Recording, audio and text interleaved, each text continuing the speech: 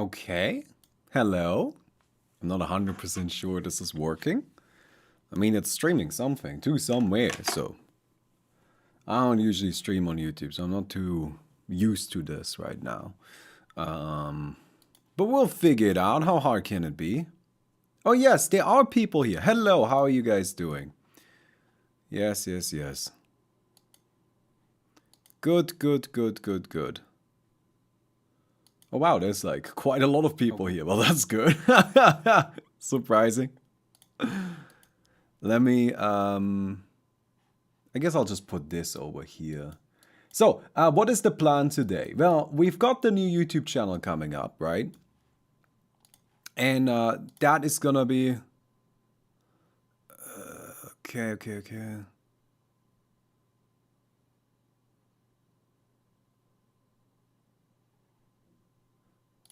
Okay, this is something for later. I will deal with this later. Sorry, I just got a message. I will deal with this later. Okay, let's come in over here. So this is the new YouTube channel. We're currently at 704 subscribers and 710. The video launches at 5 p.m. It's currently 2:20. So we've got about 2.5 hours to kill. All right. And after those 2.5 hours, we will watch the video together. I think that's my plan. We'll watch the video together. I hope that's all right with everybody. And until then, we're just going to go ahead and play some Dota. I should use a different scene. No, that's the wrong one. This one. There you go. That'll do. Hello, there you go. That's where I am at. Because we don't have a Twitch chat and I don't feel like setting up the YouTube chat in here. That would be reasonably easy. Oh, Game Dev Tea Time. That is actually genuinely the very first super chat I've ever had. Thanks for the 690. Never had that before. Appreciate it. That's very nice of you. Alright, this is where I can see the viewership. Very good. I like keeping an eye on that. Okay, I have everything ready. So I was thinking we could start out by just playing some games together. Is that alright with everybody? There are some options that I can present you. We can either play, where is it? Hungry Dota, which is a weird mode that has only become available very recently, like released a few days ago. It's still in development mode, so I haven't made a video on it yet, but it is basically a sort of solo Angel Arena. It's like Angel Arena, but you don't play with a team, you just kind of play on your own. It's actually really fun. It's quite enjoyable. Where's the link to the new channel? Oh, I should probably put a link here, shouldn't I? Okay, let me... yes, let me do this. Let me do this. Yeah. 1 second. Here, okay, it should now be in the description. In theory. Do this. Oh.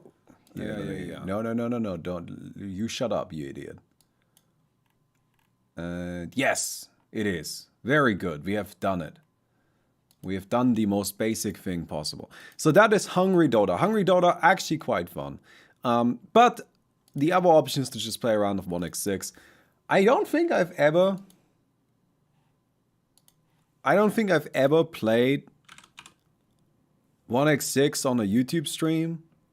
So maybe you guys, I thought maybe we could play around together. All right, password is MNI. In case you don't know how this works, I just host a lobby with a password. Anybody can join.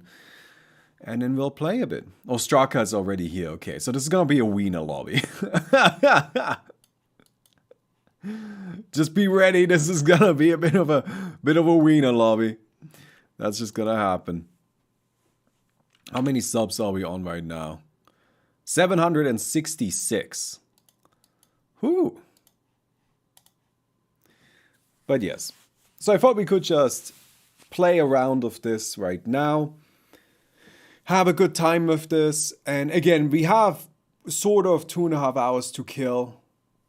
So until after launch day, we will just be playing some games, or launch time. We will be playing some games. I hope that's okay with everybody. That seemed like the best way to do this. And yeah, that's about it. I don't think I can play any music because on Twitch you can just play music, right? On YouTube you get hit with problems. What is some music I can play on YouTube? Aren't there like royalty free? Okay, here we go. Royalty free streaming music gaming.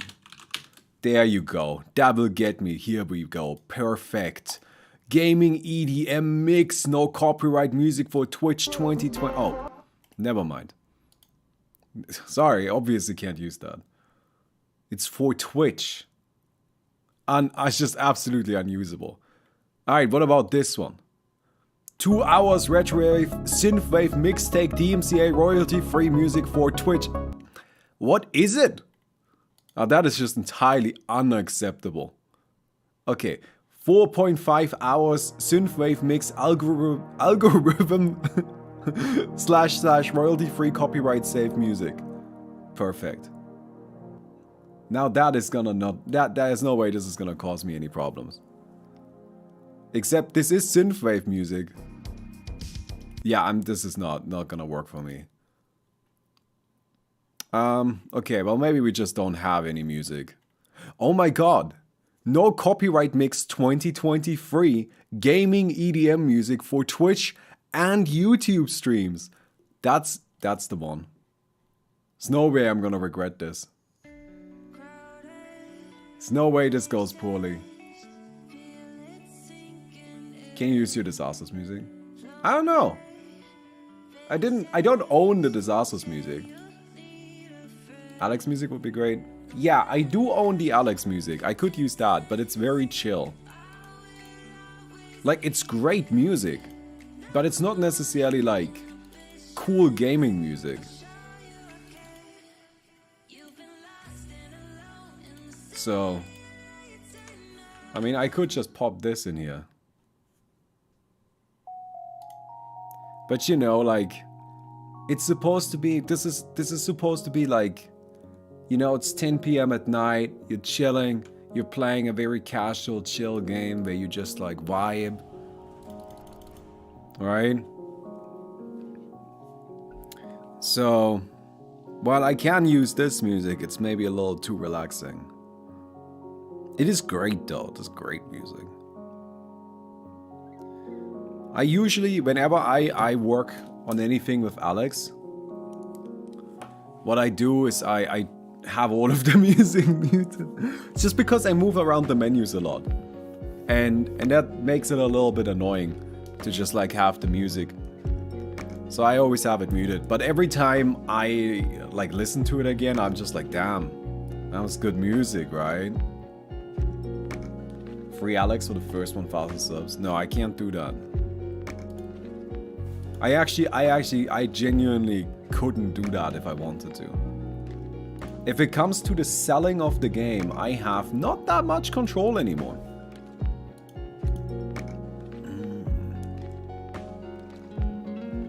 That's up to the publisher. I mean, I could probably insist on things, but I'm not going to. I'll leave it up to them. Oh, this is such a good title theme. Is it not? Oh, such a good vibe. It works so well. It works so well.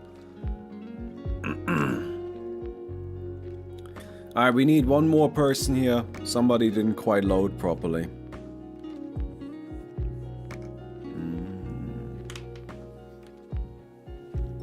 This evokes Celeste's music. Does it? I don't know. I've not played Celeste.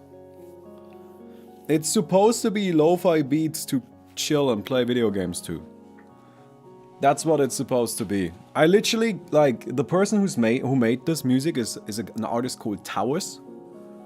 And Towers specifically actually like worked for the Lo-Fi Girl channel.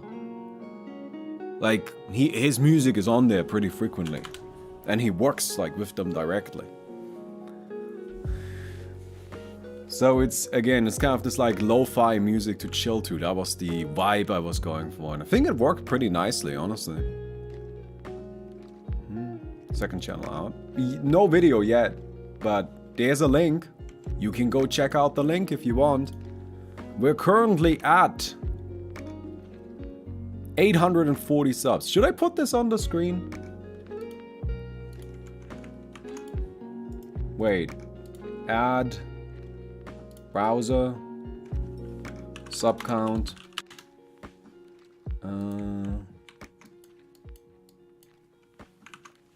Let's go 1920 by 1080. So it's a bit easier to manage. Okay. I just clicked the button. Okay, good. Perfect. Alright, 1 second. And now we trim this bad boy down. I gotta reconnect here. Oh, in case you're wondering why I keep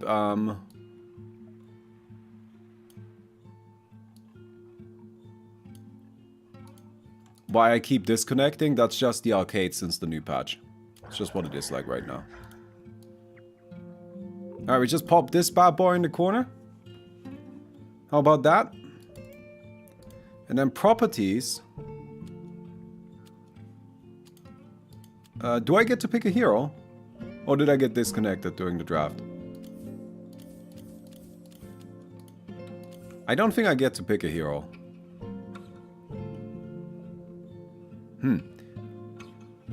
So I need to just manually refresh it, I think. Yeah, I don't think I can like automatically refresh it. Alright, well, we'll just refresh it occasionally. Do I get to pick a hero? Something just happened. No. Alright, we'll see what we got. Yes! I'm happy. No complaints. No complaints here.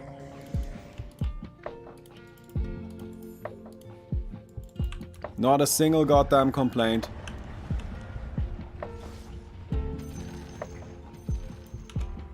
Alright, let's go back. Boom, boom, boom. Nice sub count from Social Blade. I guess I could use other software. Now you're really putting a heavy burden on me, like, give me a break here. I barely know how to use normal software. Now you're asking me to use other software? Alright, come on, this gotta be it. Yes! Clean. Look at that timing. Look at that primal stomping. And now, ideally, come on, we can do it. Please, please, please. Ah, it'll be tight. Shit, this is a shitty creep void. Run. I think I got it. I'm the best. Did you guys know that I'm actually like super good at video games? What a good first cycle here. Absolutely incredible. And we'll just get ourselves a Tumblr's toy for some extra mana. I think I'll just go back here.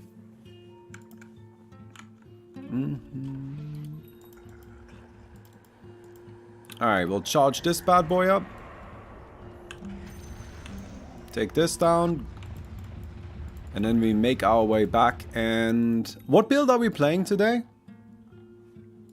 Chad, what build do you want to see? Any vicious? Probably get status resistance either way, but like...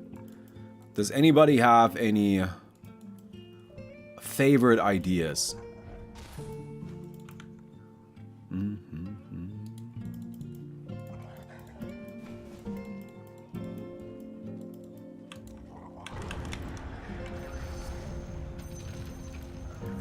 Get this.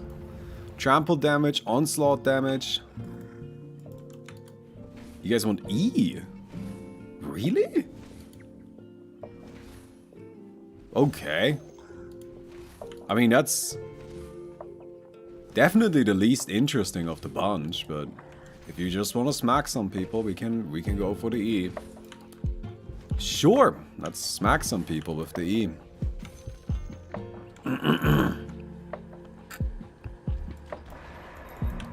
Alright, charge this bad boy up.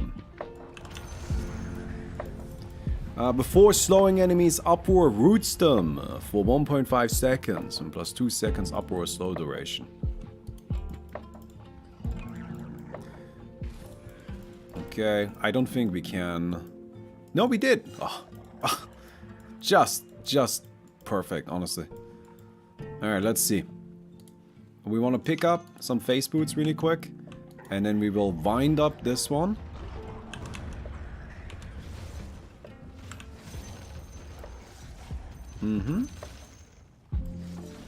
Get stunned by everything, pick you up. And that's pretty good.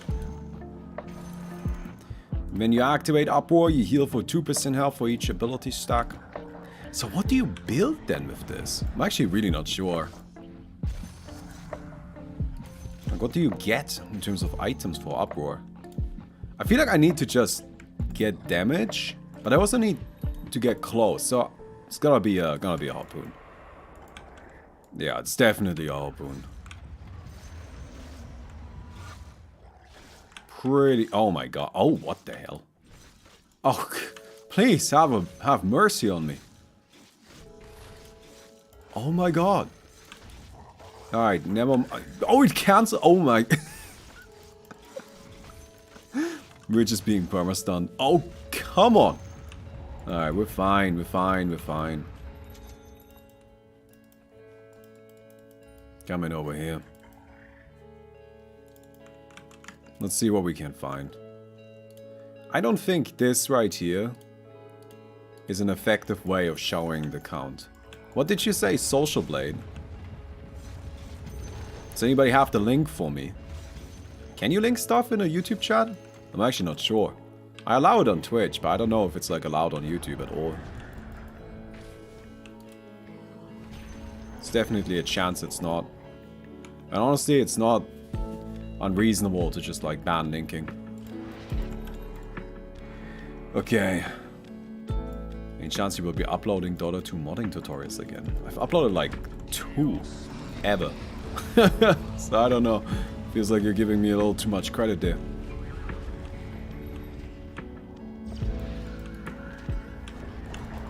Alright.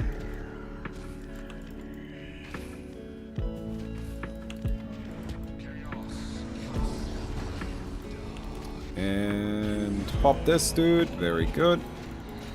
New ability. And now I should probably level up Uproar. Because we're gonna be needing that if we wanna use the legendary. But honestly, I don't think we are necessarily in the right spot to be doing that yet. Okay. Alright, good. So I can... let me just add that in.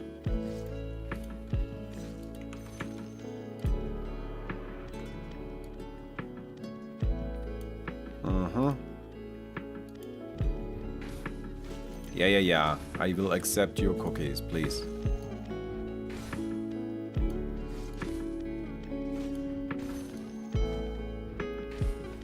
Wait, what just happened?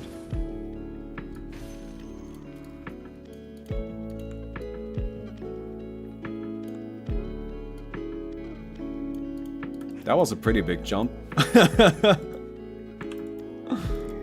Wouldn't it be more thematic to play Pudge for launch? Do you just want to do a session of like all the Pudge builds? Alright, I'm gonna go ahead and we're just gonna try out this. Hope we don't get banned from YouTube. Oh, don't forget about other mods too. I didn't forget about other mods, but people stopped watching them. In case you ever wonder why I stopped doing a certain game, the answer is in almost every single circumstance, in almost every single scenario, that people stop watching it. And that's it. And that's pretty much the whole situation. Oh, we're pretty close to 1,000. Oh my god. Now I gotta be honest, I don't really know how I feel about people subbing when they haven't even seen a video yet. Like, I'm worried people are getting too excited. Like, what if it's no good? But that's just the general worry I have. What if it's not good? But I think it's alright. I hope so. Alright, we've got an Echo Saber. Do we try to... Oh, hello. Ah! Okay, I don't have charge ready. I want to see if I can wind this up here.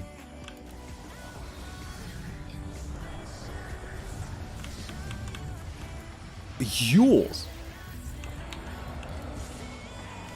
Alright, 1, 2, 3. It's not enough. Damn it! Wow, you received so much eating. Okay. Hey, you gotta go for it. Didn't work. Oh, are we at 1,000? Oh yeah, look at that! I really don't know if that's a good thing though.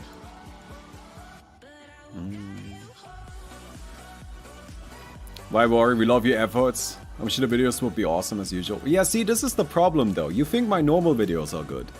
You don't have taste.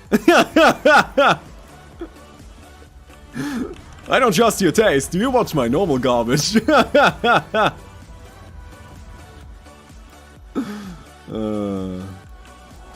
Hey, we had a clean 1,000. Look at that. Alright, beat this guy up. We'll just take down these creeps here. No big deal. Uproar increases my attack speed. Yeah. I know that I died to the Zeus, and that's probably not ideal. But like, honestly, in 1x6, there are such strong comeback mechanics in the game now, that even if you get fucked up, or even if you play too aggressive in the early game, it's kind of fine, as long as you just, you know, don't lose. Because you can get quite a lot of resources just by staying alive, clearing the creeps, and then getting the free resources that Xeno like just sneakily stuffs in your pockets. Because like in every game of 1x6, there's always Xeno who's just like sitting right around the corner and sneakily stuffing a bunch of candy in your pocket. And it's very nice of him, but also, you know, it just kind of means that what happens in the game matters less than you might expect. As long as you stay within like a certain reasonable realm of what's going on. Okay, so we have this bad boy. I think I just get crits. Yeah. Just gonna get some crits. Because with this build, we're ultimately just looking to punch our way through things. Okay. Because you see, I'm now bottom net worth here. So I'll just take these down. And then I don't get a bonus, even though I thought I was gonna. I guess it comes later. Here's my broadsword. We should be able to... No, Marcy's so far ahead. God damn, what's that? Ultimate build. Yeah, ultimate build is good at farming. Sniper's E, so that's terrifying. Alina's Q, so that's nothing. Zeus's Q, that's a little scary. Juggernaut Q, that's fine. Alright, Marcy's around the corner. I don't know if this is a good idea, to be honest. No, she got Desolate on crit. She would absolutely destroy us if she were to attack us. We would just die. There's pretty much a 0% chance of us surviving a fight with the Marcy. So... what do you think? Do we go for it? I don't like this music. Okay, this music is boring. Alright, no music. That's fine. Who needs music anyway, right? Get myself this bounty here. Okay, there's the Marcy. Oh, nice, nice, nice, nice, nice. This is good, this is good, this is good. They are fighting each other. That means they're gonna be dropping low. Oh, I didn't get that, but I do have... Oh my god! Pick her up. Just one hit? Nice. Well... I mean... it could have been worse. It could have been better too. I was hoping I would get the Zeus as well. So the fact that we didn't is just ever so slightly unfortunate. But ultimately, I think a kill is a kill. Is the stream blurry? What? A blurry stream? Never heard of this. What are you talking about?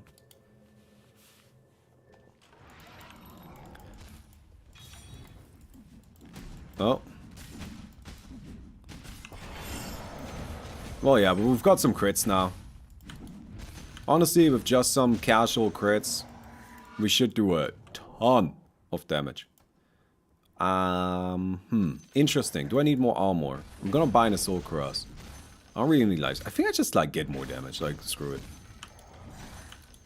Really, the only thing we care about is damage. Oh, is that a Juggernaut? Is that a Juggernaut who's wanting to fight? No way. Juggernaut is going up. Oh, come on. Fuck, it was too late. No! Still too late. Alright, we got this. Come here! I don't like that you're running away from me. Alright, we'll slam this bad boy. I'll just go ahead and activate this. 1, 2, sick. Each time you lose 25% health, your attack speed increases by 300 for the next 3 hits, and these attacks also do a critical strike. Here's my Daedalus. So that is gonna be good.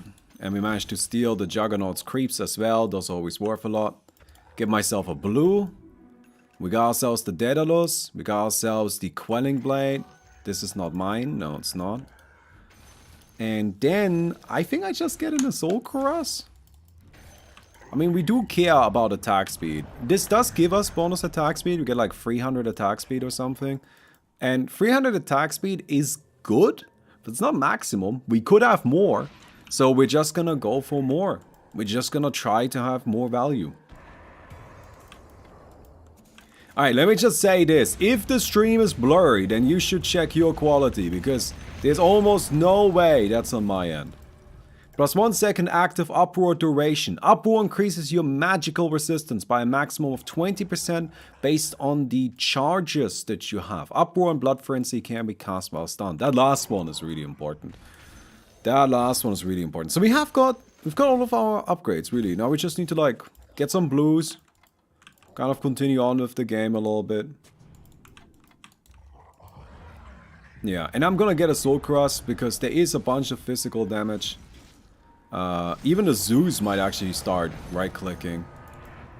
So, want to make sure we're kind of keeping that in mind. This is like a balmy video, but I can't fast forward. That's how it goes, my friends. Yeah. I accidentally, this morning, we were watching some older TI games together. And I accidentally forgot to put it on fast forward. And I made Twitch chat sit through literally an hour of the most boring TI1 Dota that I have seen in my goddamn life. So frankly speaking, you guys should be happy that we're not doing that right now. Let me just put it this way. It could be a lot worse. Okay, that's fine. I am currently E-bladed. Oh my god. Oh my god, we do a little bit of damage. We do a tiny little bit of damage.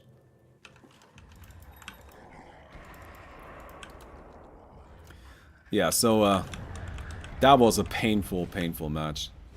You know, something I wanted to do today as well, I don't know if anybody cares, but I just kind of wanted to, like, we watched the Pudge video, and then I wanted to kind of, like, show the research that goes into it. Because I don't think anybody really is gonna appreciate just how much research I do for these videos. For the IO video, I watched 70 games of IO. That's not... It's not an exaggeration, that's the actual number. So, you know. But we're not watching the IO video today. The IO video is being released in a few months. Still a little bit of time until then.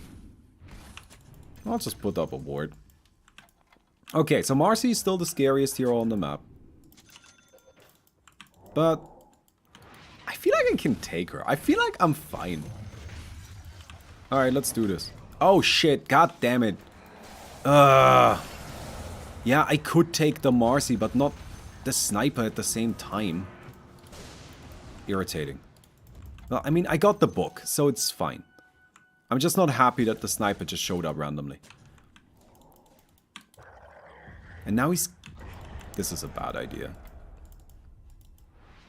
He's TP'd out. Okay, let me just take my stuff then.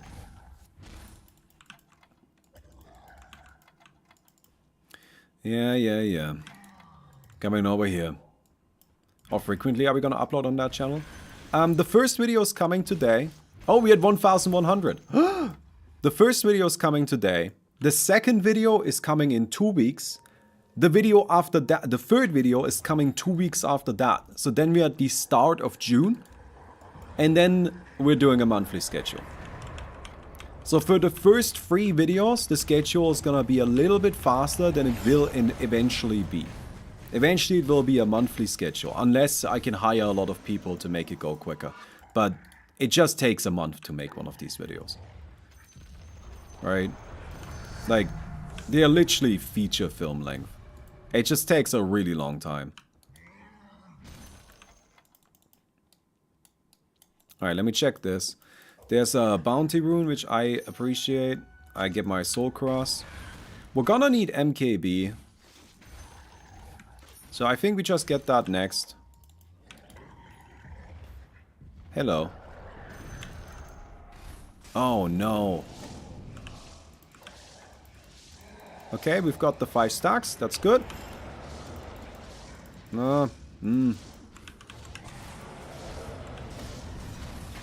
Nice. Just kind of slap him. Just kind of slap him. Trample this down. I'm hoping nobody shows up. I am very low on HP. So if somebody shows up now, we might just be screwed. Hey, thank you, Tiny Size. I do not know how much money that is. But I appreciate it anyway. That's very nice of you. Sorry, I have no idea what IDR 20,000 is. But thank you. That is very nice. Yeah. We got these. We gotta use them. Let's go ahead and... Hand of Midas you. I might actually want to get some lifesteal. But I do have this now. I have the... What's it called? I have the Paladin Sword, which is pretty good. But thank you very much, friends. I appreciate it. It's $136. Is it really? That's a lot of... That's a big number for not that much money. Sorry, still appreciate the thought, but that's funny to me.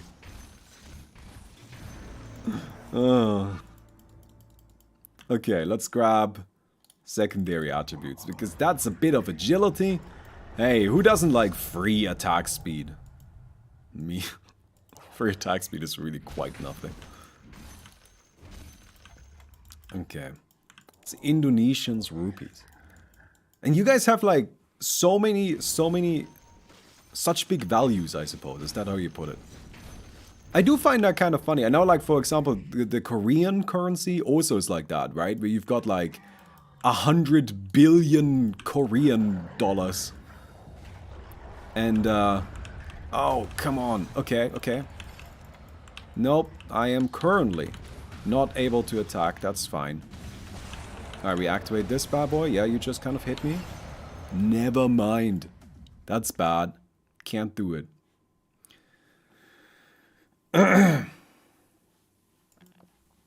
No, you get, like, how is it? You've got 1,000 won to $1 about. Something like that, I think. That's just kind of like big values. Could anyone tell me what Stories of Dota is, please? Stories of Dota is my new YouTube channel. What is it? It's basically, it's just kind of like going through the history of Dota heroes from both a development and from a gameplay perspective, like from a tournament performance perspective. So what I basically do is I say, hello, between TI2 and TI3, Puch received these changes. At TI3, Puch performed like this.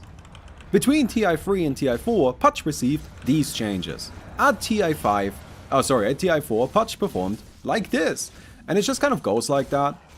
Except, you know, interesting, hopefully. Not the boring way that I just described it.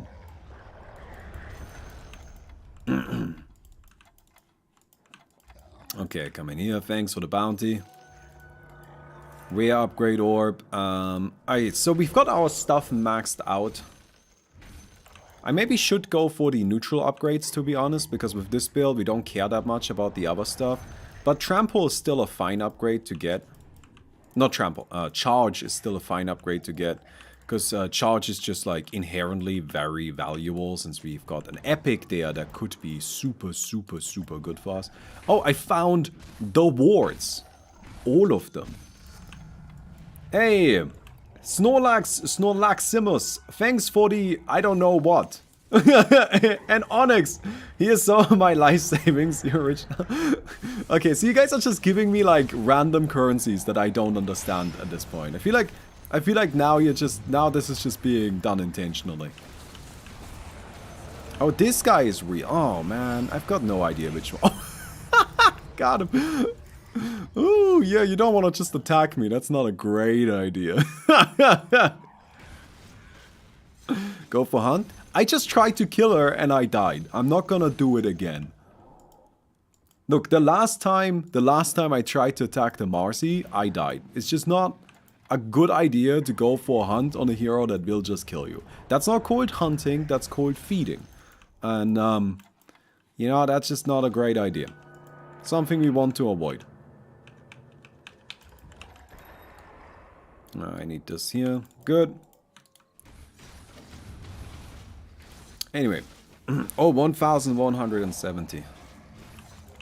But yeah, I just think it's really interesting how Dota has changed over the years. Right? I think that's super cool. I think that's fascinating. Because Dota has gone through so many iterations of so many different things. And what the new channel does is it just explores specifically that, right? Like it's an exploration specifically of those changes and how they have impacted the game and how they have changed the game. And it's not a critique, right? So don't expect me to be there and like, well, this change was bad and this change was good. That's not really what it is. It's just kind of an assessment of, well, what changes happened, like which ones were made and what was the impact of them. Oh, this is not gonna work. Okay, good news, the creeps slowed her enough to fuck off. But other than that, not the best outcome. Alright, she doesn't have an ultimate now, but I'm still super dead. Like, sorry, this build is just a stronger build. This is one of those cases where I said at the beginning, I don't think this Uproar build is all that good. Okay, I am sorry. You guys seem to be absolutely dying that I'm apparently blocking some of these incredibly important stats. So I don't think this Uproar build is a good build. I think it's a bad build. Wow. Yeah. I wouldn't even say it's a mediocre build. It's a mediocre right clicker, and right clickers need to work hard to be good. And this build just doesn't do that. The big problem is really that you just don't have any tools. Well, that's a detailed description. Yeah, but that's really it. That genuinely sums up the issue. Is you just don't have any tools to do any stuff. You cannot force any fights. Basically, it just comes down to you attack things and then you hope they hit you back at bad moments. And that's it. And ultimately, if they don't, then you can't really do anything. So, yeah. But we're just gonna go ahead and try. It would be really good if we could get ourselves another epic, and then we could get this, the Earthquakes. This is such a nicely synergistic upgrade, but of course it's gonna be difficult to find.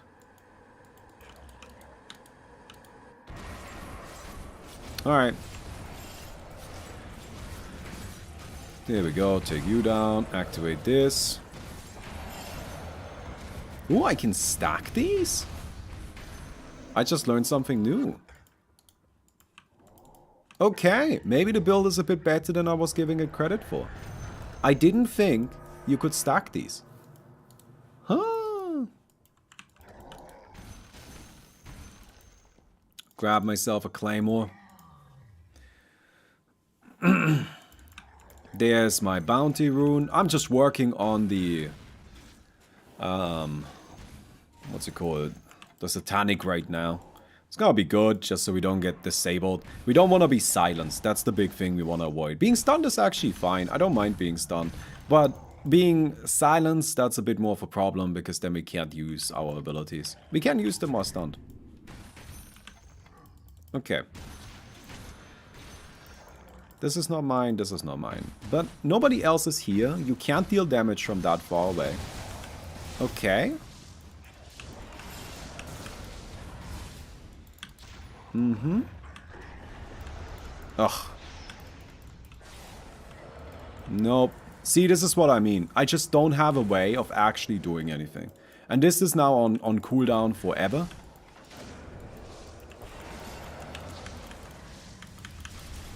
Mm-hmm.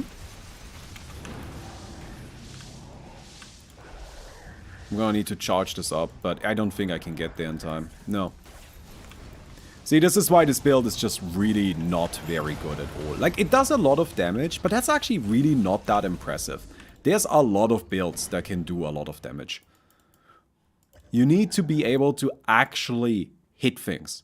It doesn't matter if your build has the potential of dealing damage, if it doesn't actually have a way of dealing damage, and that's what this build lacks. The only thing we can do to really, like, secure the damage we need to deal is hope that we can get close enough with the charge and then stick to them with Uproar. And we probably also should buy a Skadi, but, like, that's just not gonna be enough. That's why I tend to buy just more damage, because we get like 2 or 3 attacks in on people, and it's best to just really hope that those kill whatever we're attacking. Like, that would be ideal. If whatever we're attacking those 2-3 times, that's... or like, that it dies. Right? That those 2-3 attacks are enough. That would be ideal. Okay, I don't like any of this, but I guess I'll get a Mindbreaker. I mean, I don't need the extra lifesteal anymore. Okay. How about Hex? Oh, that doesn't do anything. Ooh, 1,200 subs. Yeah, but like, okay. But y'all gotta actually watch the video, right? Like, I actually don't care as much that people are subbing as I care about people actually watching the video. So if I do this... yeah, I can totally stack this. Ah, cool. So that's gotta be the key, I guess, that makes this all work. So we need to buy the Essence of Speed next. Unfortunately, I think the rest of our items are pretty much a given. Like, this is just what we have to do.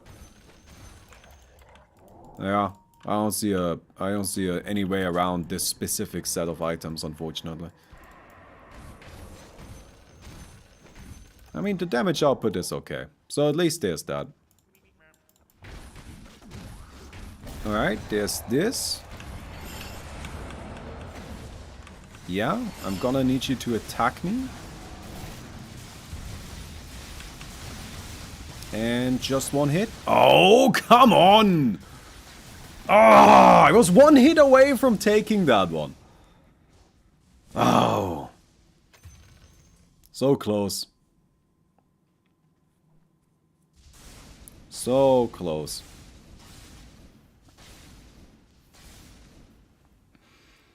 Will you try doing that Premiere timer edging that Spiffing Brit found out to increase the views of the video? You know, with those kinds of things, the instant a big YouTuber makes a video about it, you know they just disappear, right? That's just not gonna work again.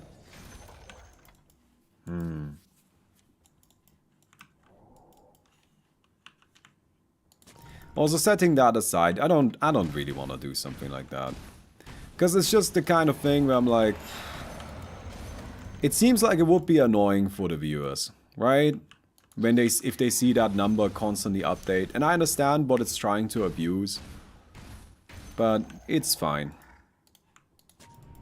I'm honestly not super sold on the idea of a premiere in the first place. And I'm kind of thinking maybe I shouldn't be doing that. Okay. Alright, grab this.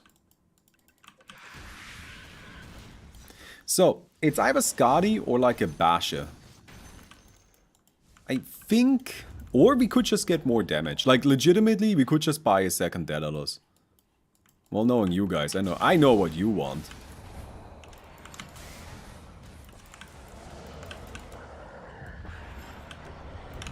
Alright, come on! Pick him up! No! Oh, come on now! Oh, this is such bullshit. I hate this. Oh, god damn it. Ah! I'm getting more crits. I'm getting more crits. No, you guys are wrong. Basher wouldn't help, Skadi wouldn't help. What I need to do is I need to actually kill things.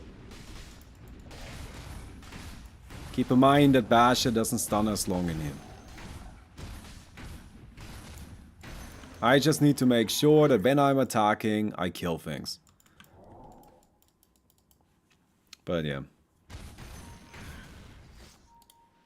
BKB. Screw BKB. BKB doesn't do anything for us. What we need is to kill, not survive.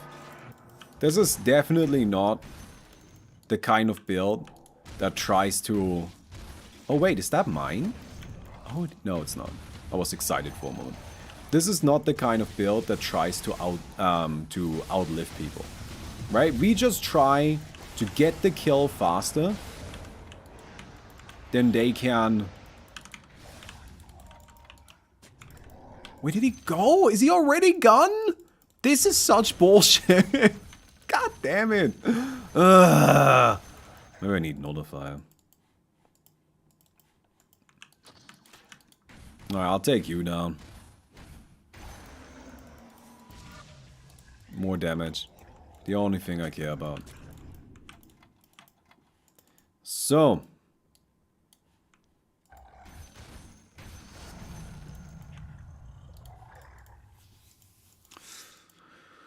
I could also get like a Bloodthorn, I guess. No, that's not good. If anything, we get a Nullifier. Alright, that seems to be the actual good answer. Yeah.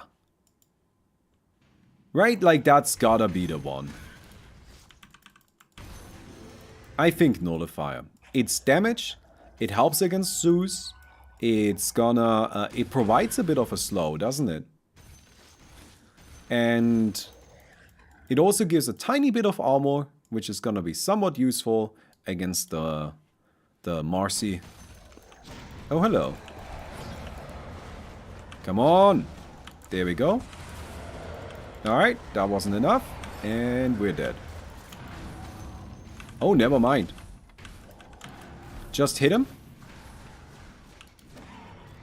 Pick him up, pick him up, pick him up. Activate this. I just need to punch the shit out of him. Alright, we've got another harpoon. It's not enough. Ah! It's just... you see, those builds that just have that extra utility, they're not stuck just standing there.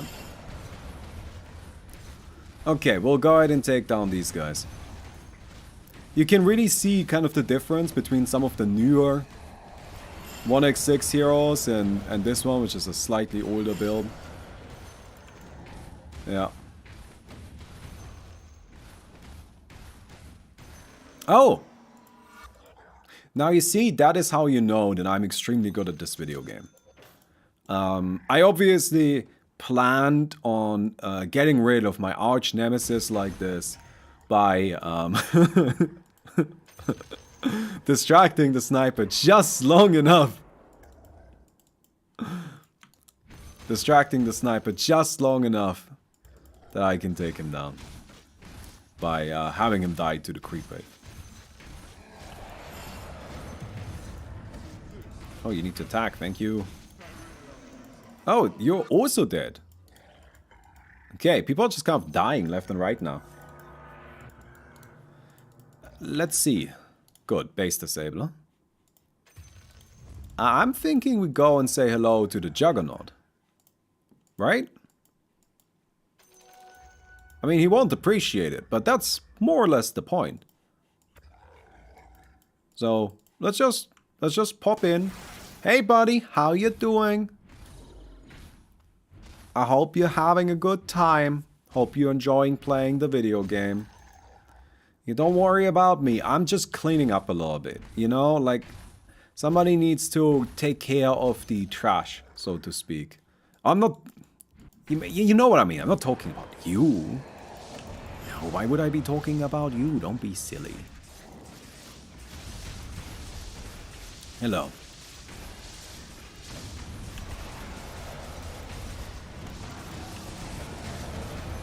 Got him.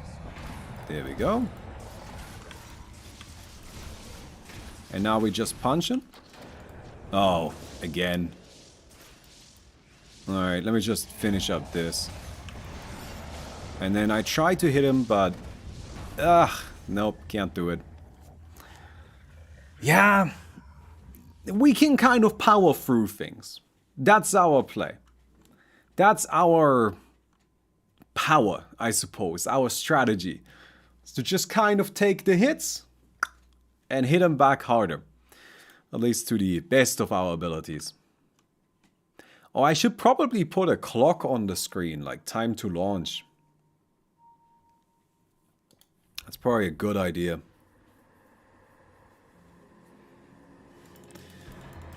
Alright, coming in here. Hello.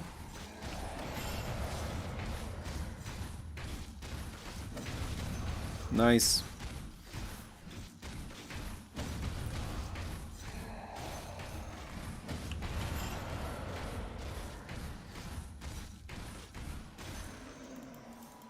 Okay. I will get some extra attack speed, and on that note, let me buy this. Attack speed is gonna have to wait. No, I don't like these. Yes! We got the earthquakes. Perfect. Good. And now let's see if we can maybe put a Juggernaut out of his misery. The fact that this doesn't dispel is really quite annoying.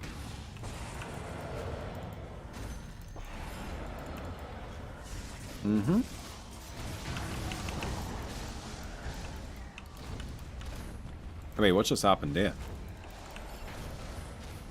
And one more, good. So, question now is, can we make it through? Yes, this does heal a good amount. Okay. So that's a Juggernaut done.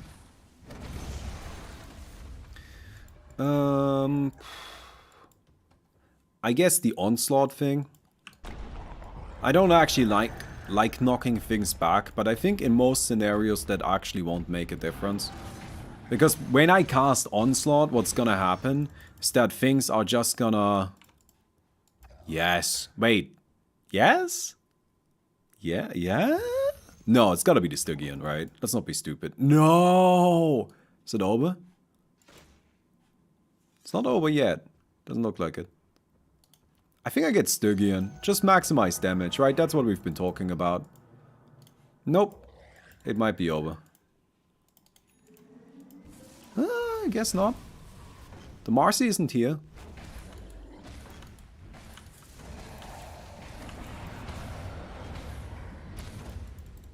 So I will just take this down.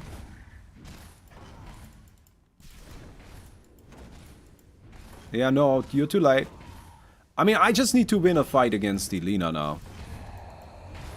That's what this comes down to.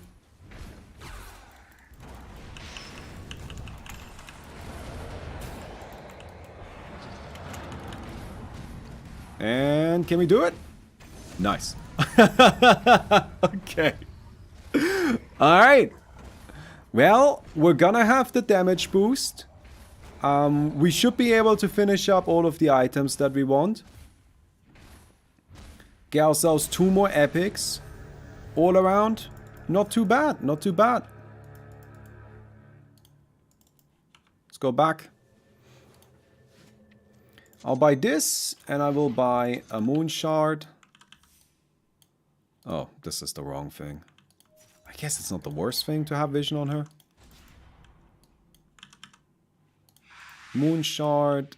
Get myself my rock. And that's it, I guess. Let's see.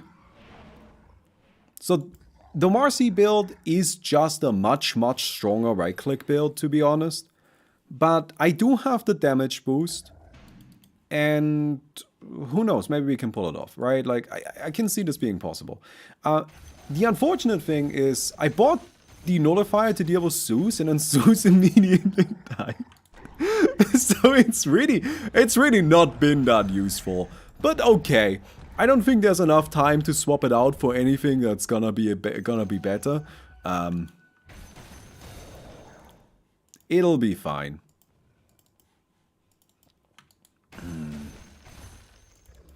Okay.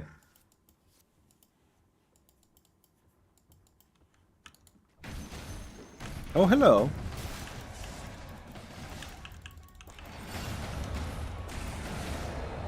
Okay. There we go. Let's figure this out here. Alright? None of these shenanigans.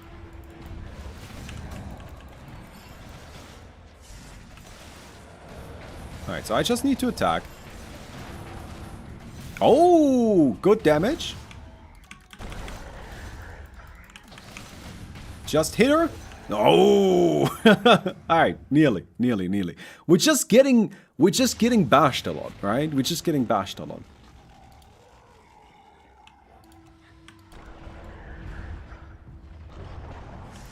Alright, good. Uh-huh. Just kind of keep hitting her. I'm just always silenced. Yeah. Okay. Well, she got us. She got us. The problem is really like I'm constantly silenced. I'm constantly bashed. It's just a better build. But I don't feel too bad about getting second. Right? That's fine. That is fine. Any word from Danny? Yeah, no, they said they're gonna share the video once it goes live. Okay. So, since today is about Pudge, I do agree, I do like the idea of doing a Pudge session. Let's just play some Pudge games, right? That sounds like a bit of fun. Is this the right software, what I'm opening right now? I'm trying to put a timer on the screen. Yeah, this is it. Cool.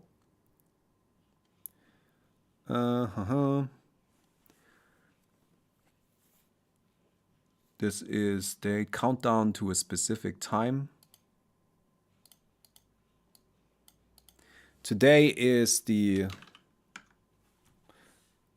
5th and 4th, 20. Wait. And I would like to count down to 5.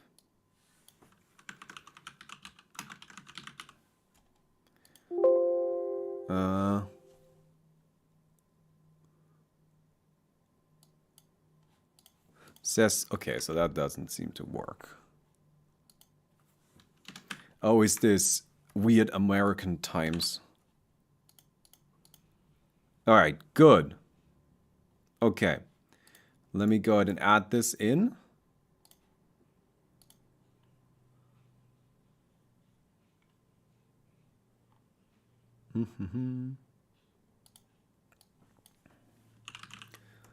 Okay, we had 1,330 subs. Damn, that's quite a lot.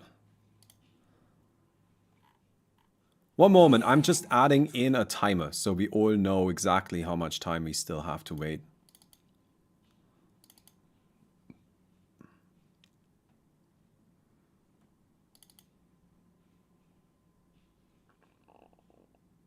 I think it's this. Yes, good.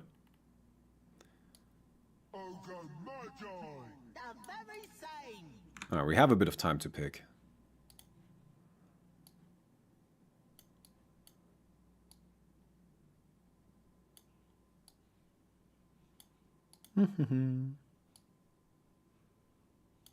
Make that be about the same size here.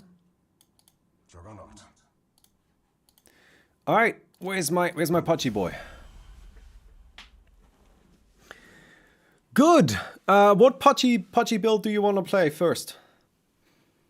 The strong shall eat the weak.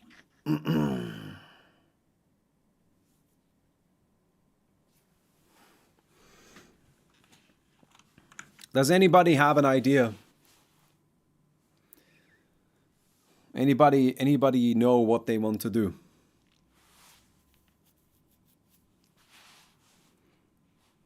The C is not under the image thing? What? Is it not? It's really hard to tell. Oh yeah, it's a little too big, I think. Should be good now. I think I fixed it. Oh, you guys... Why do you guys always want the worst builds? You want to play this? Really? In defense. Screw you guys. I'm not doing that. I'm not doing your garbage. Here's what we're gonna do. We'll just pick one of the first two epics and see what we get there. That's fun. Looking at the lobby...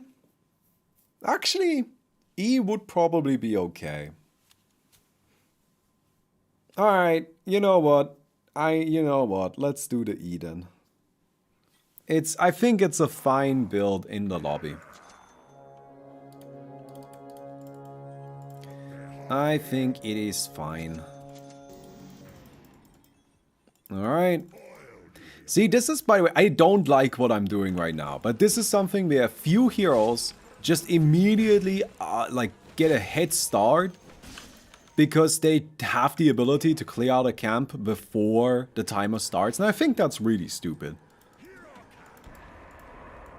Alright. Coming in here. Take this down, thank you. We will get ourselves 3 mana per second. The 3 mana per second is entirely just because on a hero like Pudge, that is infinite mana. Right? We just have infinite mana now. Turns out getting one upgrade that just instantly gives you mana for the rest of the game is pretty good. Then let's see what we get here. This is all bad, so let's just get the Pig Bowl. We don't really need any more mana, as I already said, because we already have infinite mana. So turns out more than infinite mana, not really needed.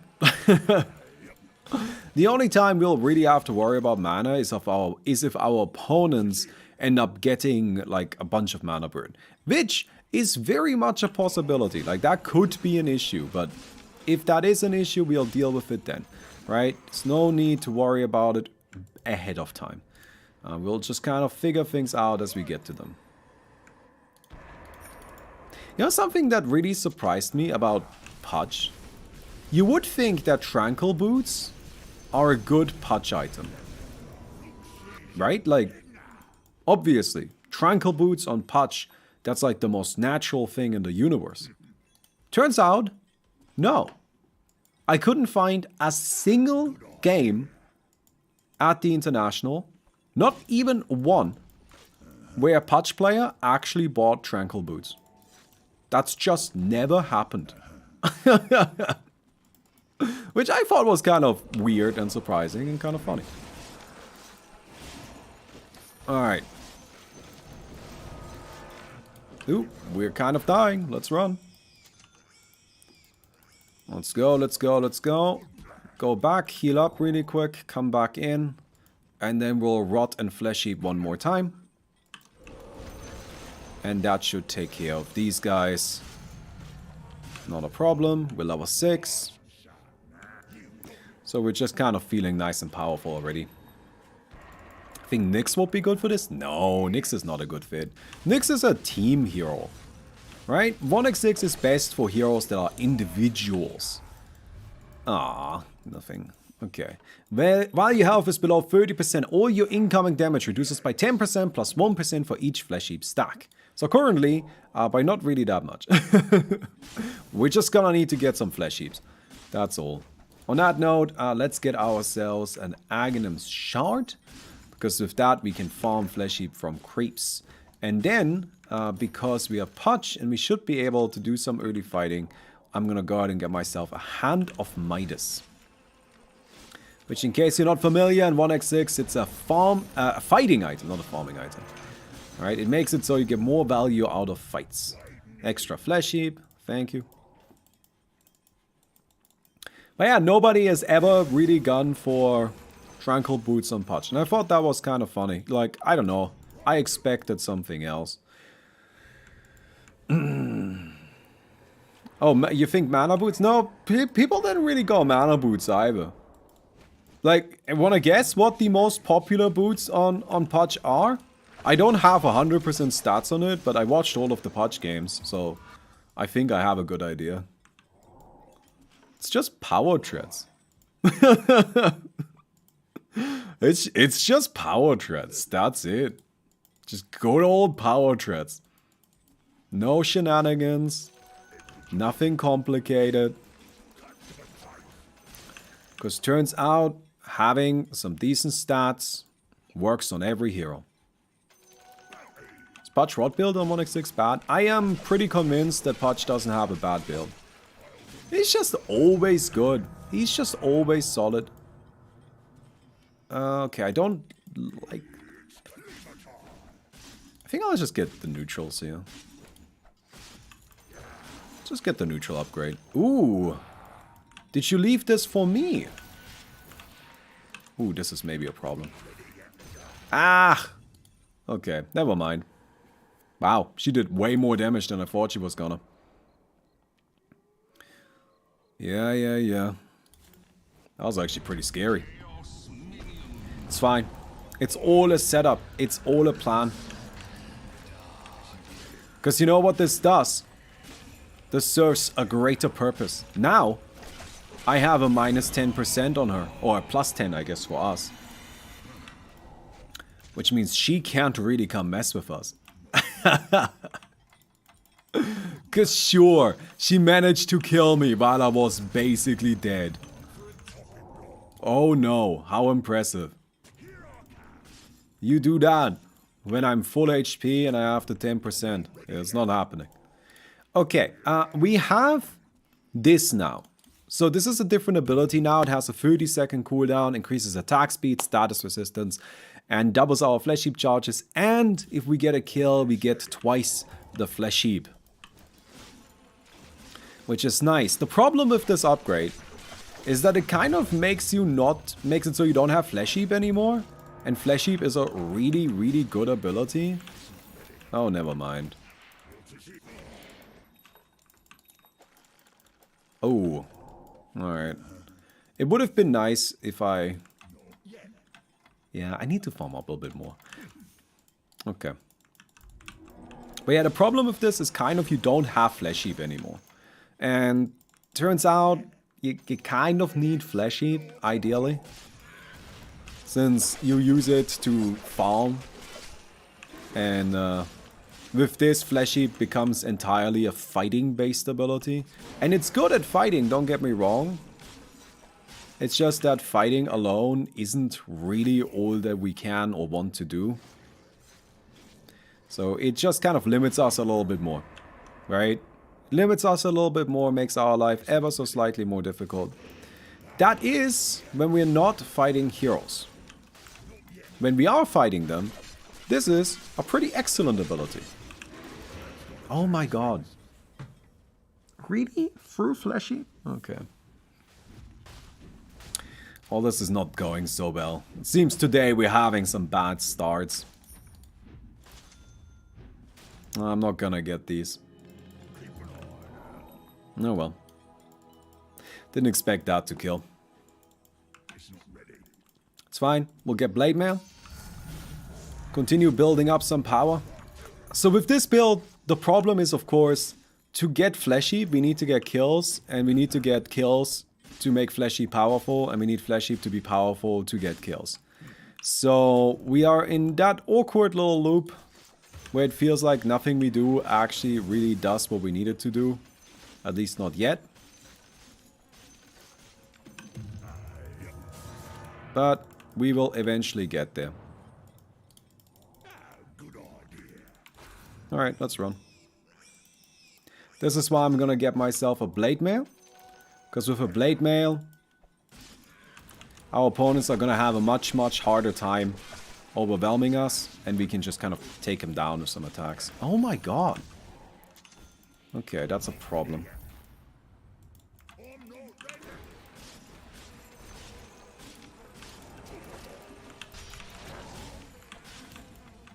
Alright.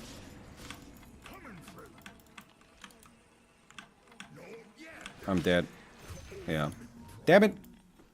She was ever so slightly faster. Yeah, well, we gotta go for it. If I disengage that, I also die. I just need to go for it. This TA is like right on top of me every time, no matter where I go. Well, that's just how it's gonna be sometimes, right? Let's get ourselves some extra movement speed. Pudge is a bit slow. And now, what? Any suggestions, friends? I mean, we want to get this Aghanim's Shard as soon as we can. Oh, you're here again.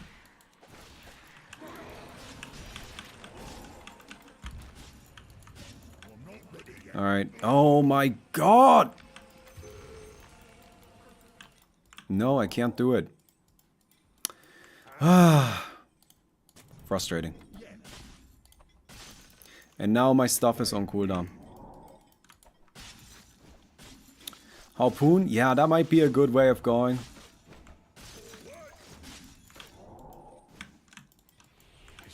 Oh. Alright, that's just ultimate. There we go. Finally! We'll get 8% strength. It's an excellent upgrade. 8% strength is just a lot of strength. Oh! That was a grind. But we got there. Ultimately, we did. So, could be worse. Grab myself a bounty. And now we should actually have like much more power. So hopefully it'll be possible to actually engage in fights a bit better. And I do think we probably want to build a harpoon. Do I? Yeah. Yeah, let's get a harpoon. It's a pretty easy item to fit, I think. Ah, yes, armor, please. Absolutely. I will greatly appreciate some armor. It's still important, though, that we get ourselves the... What's it called first? Get ourselves this Aghanim's Shard. In case you don't know what it does, it allows us to farm up stacks, flesh heap stacks from creeps. And considering we are playing the fleshy build, we really want to make sure we get that as early as possible. Hello. Okay. But yeah, there's the problem. There is the issue. Don't think I can really do anything about that. I don't know if I will ever be able to properly do anything to the, Oh, hello. If I will ever be able to do anything to the Ember Spirit. That might just be out of reach. Okay, well, she already got it on the first creep. So that ran out, that's good. And then we just attack her here. And there's the kill. Good. Once each 10 seconds, one of your attacks empowers, does a stun, deals extra damage based on your strength. Okay, good. That's another kill. Now we have 4 stacks of Flesh Heap, and we are starting to farm it up from the creeps. Whew. So we're sort of kind of making our way back into this. Dave, do you think they should have kept the Harpoon as the attack modifier? Or do you think the current version is better? Well, the one that existed was a bit pointless. The one from before, I don't see the reason, like, for its use. I feel like it's only useful for Huskar and nobody else. This one, I see much more of a reason to even use it in the first place. So I think this is clearly the better option. 1430 subs already. Ugh. Oh god, I really hope people like it. Can you imagine? I make such a big fuss about this. Spend 6 months working on it. Hype it up. Make here big deal. Come hang out. Let's watch the first video together. And then it's just embarrassing. It's just shit. It's just like my deepest nightmare. Okay, come here. I don't know if I can really do anything about the Ember Spirit.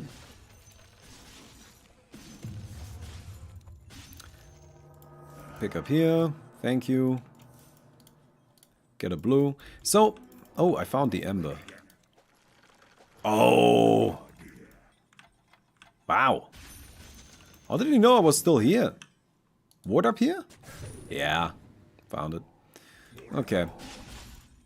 I will take this if you don't mind. Very good. I will take this. Okay, hello. No! Come fight me. Do it! Do it, you coward! That's not enough damage. I need a follow-up. Okay. There we go. I got a follow-up. Plus 2 seconds Flesh Heap duration while active. I restore 1.5% of my maximum health per second. And this is where we're getting our next epic. I really hope it's not the attack-based one. I need the... Well, both of the remaining ones are attack-based. I hope it's the one that gives me strength. Yes! Your attacks grant you temporary charges of Flesh Heap. Duration of 1 temporary charge, 9 seconds. So that's crucial, because now just attacking will give us Flesh Heap. And that makes a huge difference. Because all of a sudden, we actually get value out of attacking. Like, before we were just attacking to kill things. And I know that sounds like all we're looking for, and like, in a way, sure. But in a... Okay, well, somebody has a ward. Hello. Alright, let's go. That's a kill. In a way, yes. In a different way, though. You kind of want to have your attacks scale. Right? Because otherwise you eventually get overwhelmed by people that have attacks that scale. What? No! Annoying. Okay, I don't think I want to feed to the Ember Spirit. What's Ogre? Q? Juggernaut is Q. Troll is E. Yeah, I don't really like any. I guess I'm just gonna try to survive. Sometimes I will, like, actively seek out aggressive fights. And then die to somebody who is, you know, in a position where I feel like I can tackle them in the late game. But everybody here... Actually kind of scary. Alright. How tall is Barmy? He seems taller than I thought in this video. Wait, how tall did you think I was? I mean, I don't particularly care how tall you think I am. But I am curious that you have had thoughts on the matter at all. Okay. Ooh, we're almost at 1500 subs. Coming in here, Hand of Midas you.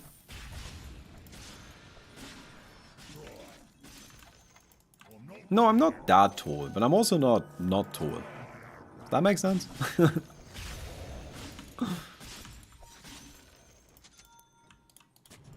Oh, hello. Yes, let's do this.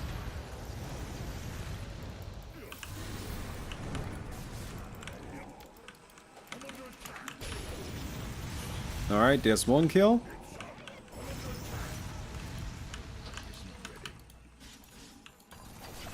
Alright, nom nom nom nom nom nom nom. I don't think I can do this, but I will try.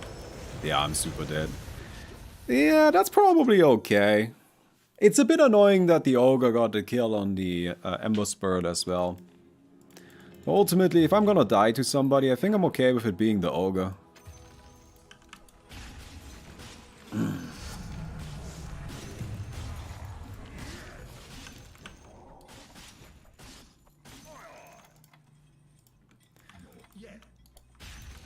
No, I am 180.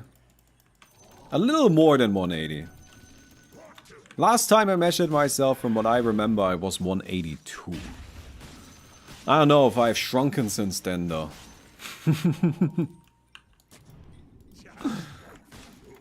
Well, I keep finding all of the awards, but also I'm having a bit of a hard time finding a award spot for myself, because turns out they just kind of get rid of them. So we have MKB. I think next up we just get an Assault Cross. I will get more strength, thank you. We get a Soul Cross because it's, of course, some more attack speed, and we also do want some extra armor. So it's just like a good item, I think. I will get extra attack range, that's always great. And classic ward here. Let's do an annoying ward over here. People don't really check for that anymore. Ember Spirit just bought back? That's curious. Admittedly, not a bad call. I would have walked into that base. Hello. Oh, you're not there. What do we do about this guy? It's just a little far away. Oh yeah, that blocks spells. Okay.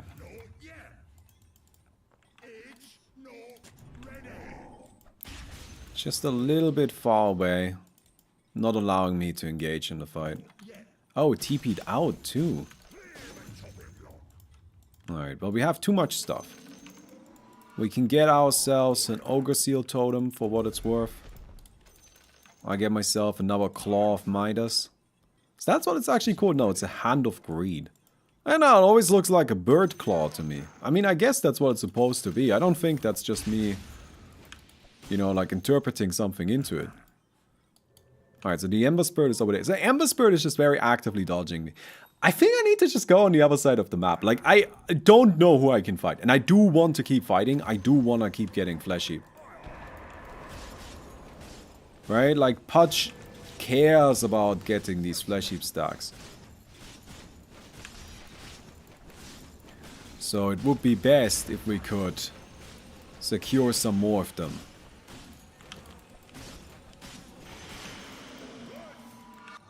More strength.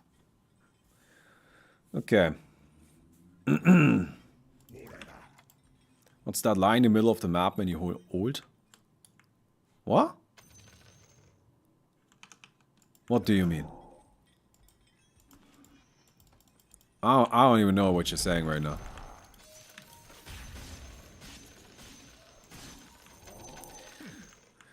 Okay, let's say hello to the TA. She keeps finding this ward, which is very curious. I'm just gonna go... Oh! Alright. Aggressive blink. Oh my god! Yeah, I'm not getting her. I will take your stuff, though. I will be taking all of your nonsense. Because it seems she's not letting me do anything else. So to catch up to her, I need to first get close once. And then use either the hook or the hurricane pike after. Ugh, she's gone. Of course. Oh my god! What an annoying lobby. Am I the only one that's just annoying? I can't get him. Keep running away. This is why I like playing caster builds. Right? Not these straightforward attacking based builds. Because with these, sometimes you just kind of can't really do anything. You just hope you can catch him somehow. Alright. Hello. You've got a yours? Oh my god. Alright, jump. Oh, nope. Can't. Alright, just need to hit a hook.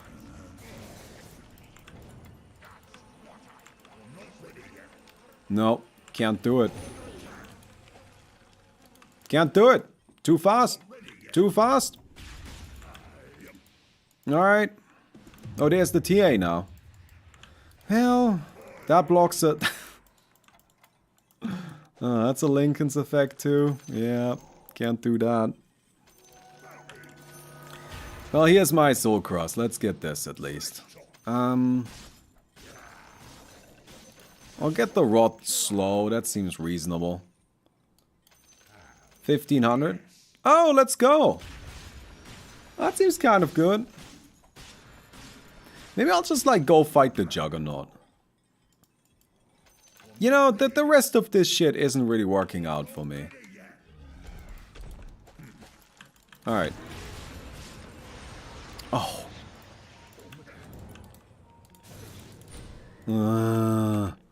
They have so many Lincoln's effects. They have so many Lincoln's effects. By the way, there's nothing I can do about that specific Lincoln's from the Ember Spirit Sleight of Fist. That one actually just blocks anything. It's not even just a single effect.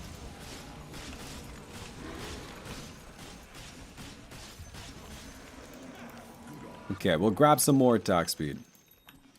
And now I'm gonna go for the Juggernaut. I've given up on this. I'm not just... Look, Juggernaut will at least fight me. Right? That's what I'm hoping for. Just come on. Fight me. Fight me! Okay, maybe he won't. Oh my god, of course he's not. Come here! I'm just gonna fucking dive your base because I am so irritated by everybody running away from me. Just fight me! Oh my god. Okay. Yeah, now you're gonna fight me, you coward. Now. Sure. Yeah. I can't. Ah!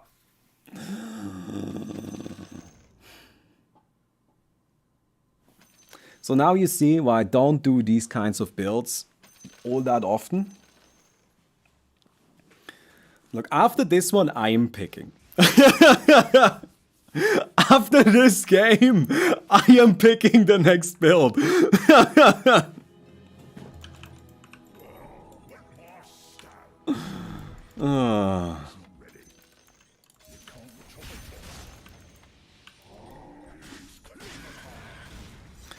So, what do we get then?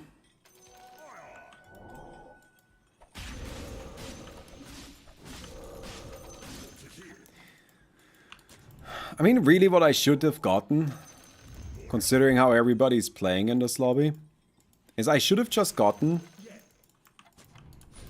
Oh, great. Okay. No. Yeah, sure. Come on. What I should have gotten is a Battle Fury and a Radiance, and I should have just farmed Flesh Eat from creeps. It's Guardian Satanic easy win. How exactly would Guardian Satanic help in like any way? Sorry, you're gonna have to explain that to me. Like, what exactly are Skadi and Satanic gonna do? Do you not understand that the problem is that I can't really get close to them because they keep running away? Hey Sailor, how you doing?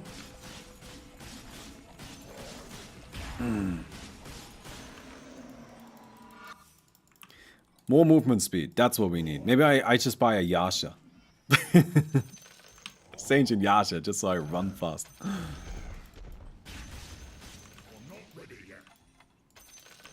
Yeah.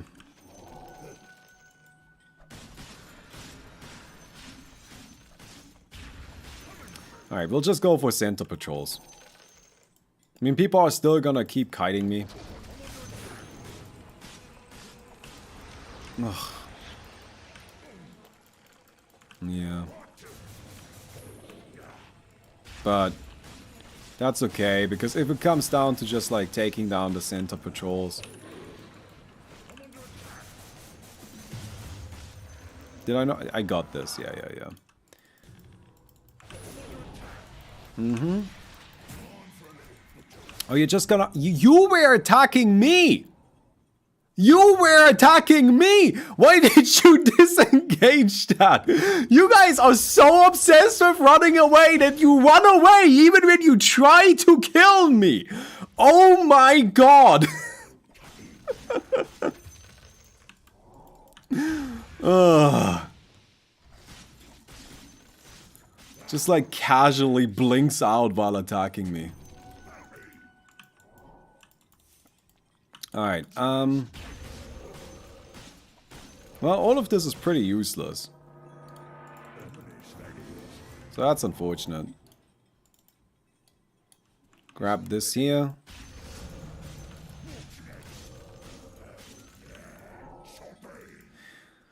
So, we could get Aghanim Scepter. That's generally a really good way of like increasing our presence. But they have like so many blinks. I think unfortunately I need more than one item. Like, I've just been so unsuccessful in my ganks that I don't have as much money as I would really need. Like, I know I'm still, like, up there net worth, but honestly, this is low net worth. I don't know what everybody else is doing. They're too busy running away to farm. So what I need to do is I need to get some sort of... Do I just buy a Battle Fury? Like, genuinely, do I just buy a Battle Fury?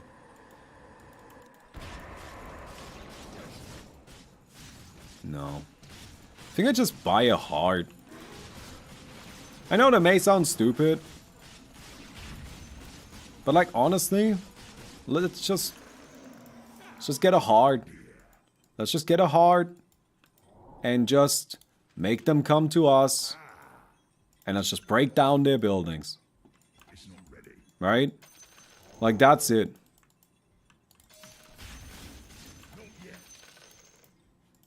Because I'm just... If I have more HP... Eventually they're gonna have to fight us. So let's just do that. While I continue farming up here.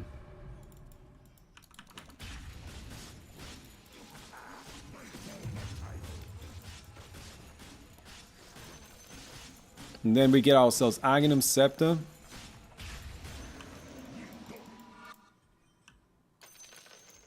Alright, I have too much crap.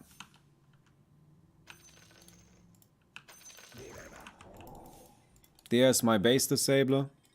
So now I'm just gonna go for the TA space. Like, that's the thing, right? Like, we can continue to try to deal with their shenanigans on their terms. Or we just go for their bases. Like, whatever. If you're gonna keep running, then keep running. I will just kill your home. If you want to survive, you're gonna need to fight me.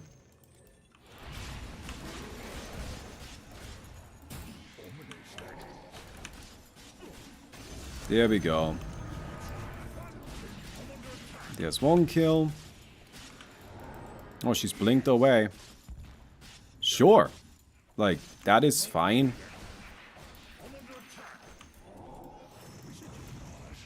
Because now I just come over here. I take down the rest of this. And as I said, this is my kill. But as I said, I'm just gonna clean them up. Right, this is like one of those situations where it's just like, screw it. If you're not gonna fight me, then don't fight me. But you will die. So I don't know if that's the better idea. This is a great effect. When you receive lethal damage, you gain immortality effect for 1.6 seconds. Under this effect, you automatically cast Dismember on the nearest enemy. It's great, great effect. Very, very happy that we got this. See? TA is done. Not a problem. Not a problem. We get her out of here. We deal with her. Kill her.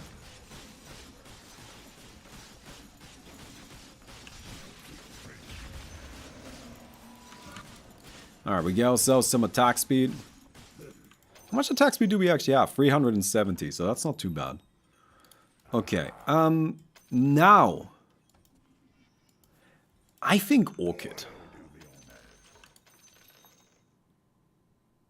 Oh, I actually don't quite have enough. But like, we'll build Orchid.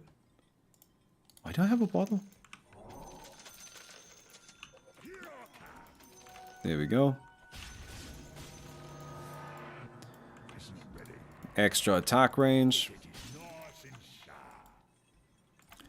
And now we'll probably aim to just knock out the Ember Spirit. Because that's what the Orchid is for.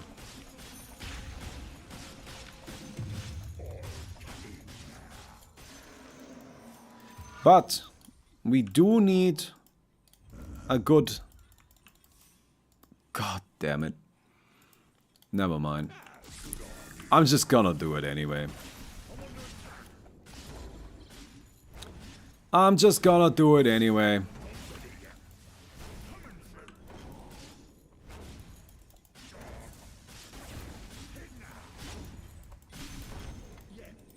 Alright, we gotta leave. What are you doing here? Okay. Alright, just attack. I've got him. No, don't attack me at the same time! Oh, that's it. I can handle each of them individually, but if they're like pincering me, there's nothing I can do. Ember has yours. Yeah, so what? I think generally speaking, with a mode like this, what you play for with these lesser builds, right? With these lower power level builds that are just like more honest, more straightforward. What you play for is opportunity. So I need the Orchid not because it will work every time. Very, very frequently when I will cast the Orchid on the Juggernaut, the Juggernaut is just, not Juggernaut, on the Ember Spirit is just gonna use himself and get out. Like, absolutely, you're 100% correct about that. But sometimes, that won't be the case. Sometimes, he's gonna mess up. Sometimes I can maybe catch him out in a lucky moment. And sometimes, it just makes his life more difficult because now he always has to keep this in mind. And it's just one of those things where what we do is we just increase the burden of skill on our opponents. Right? We don't necessarily say, oh, this item is gonna fix the problem. But we just say, we need them to make a mistake. So let's give them more opportunities to do that.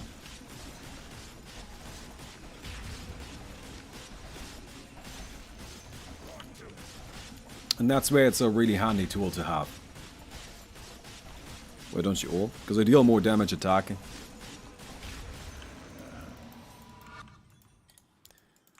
Gotta keep in mind that we have quite a lot of attack speed. This is kind of the problem with right-click builds like this. Like, yeah, I do have a channel ultimate, but like, if I'm channeling, I'm not attacking. Well, that's not so good. It's kind of annoying. If I had gotten a base disabler from the last patrol wave, I could have killed the Ember Spirit. But because I didn't, I died.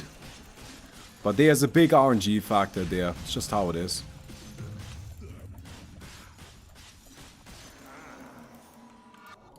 Alright, run, run, run. Let's see what we do this time. Ugh. Okay, we're already too late. I didn't get it anyway.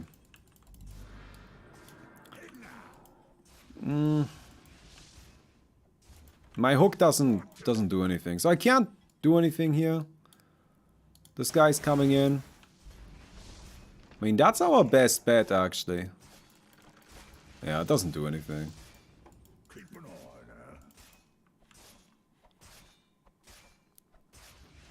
Okay, you might have messed up. No. Can't do anything. Alright. Well, the Juggernaut's base has taken some damage. Maybe we should have just run over to the Juggernaut anyway. Maybe I should have said hello to the Juggernaut right away and dealt with him that way.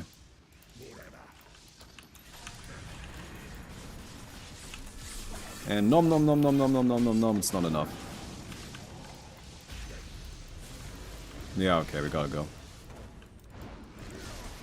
Yeah, well.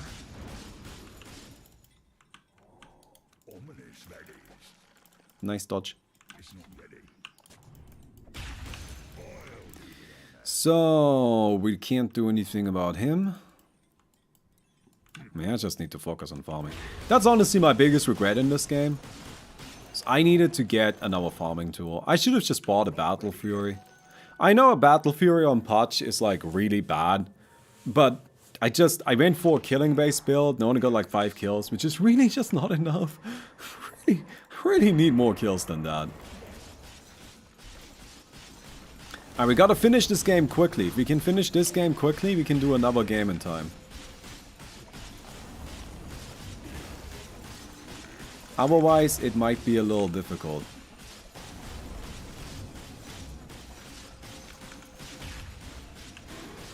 Yeah, our damage output is really just not high enough, is it? Gotta get some crits. Just when we attack things, our attacks should matter. And I don't know if they currently do. Alright, into the center we go. We should be able to hold a position. Or maybe not. Alright, chill.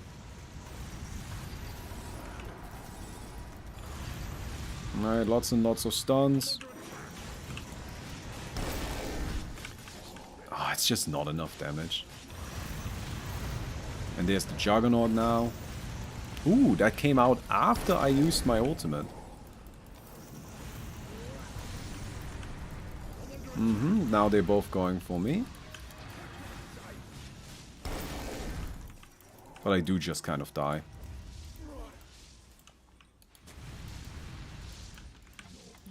Well.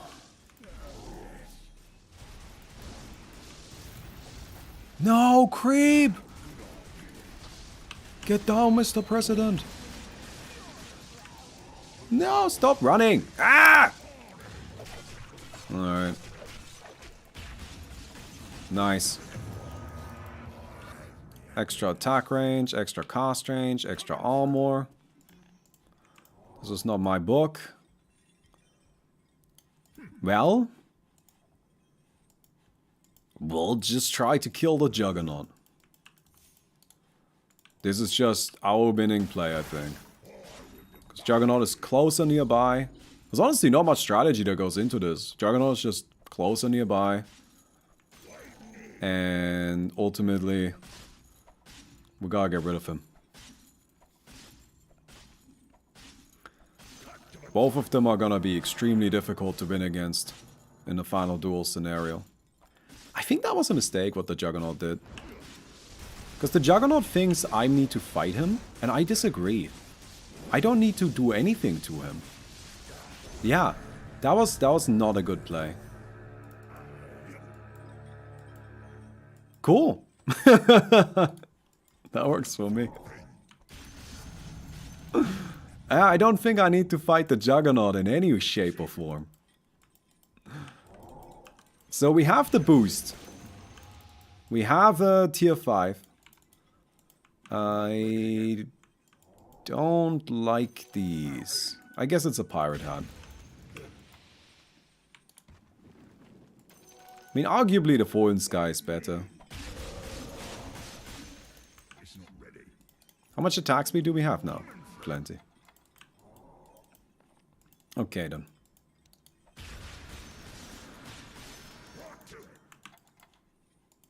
Get a bounty.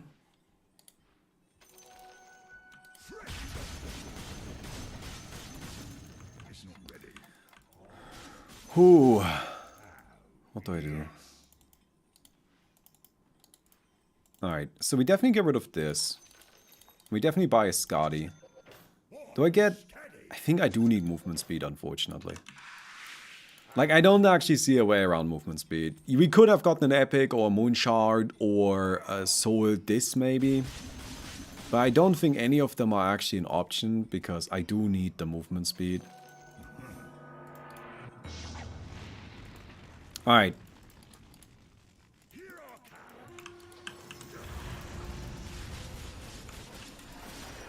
Mm-hmm. Okay, again. And... ooh, that's annoying. Nom nom nom nom nom nom nom nom nom. Silence. Ooh, okay. Are we just kind of like really big now? It's just it. We're just kind of a big lad.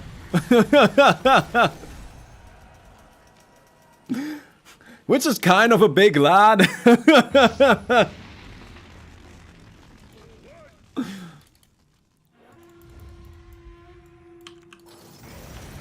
Mm-hmm.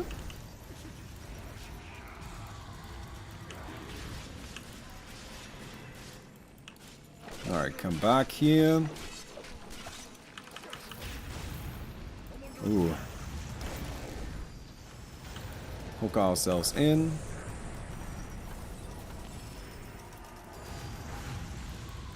Yeah. Flesh Heap has a pretty long cooldown. Ultimate. Okay, we're chilling.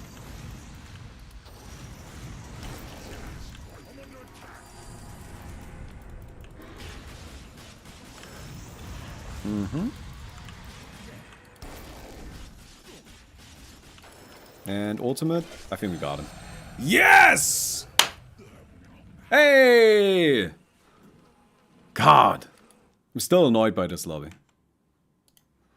I mean, we managed to win.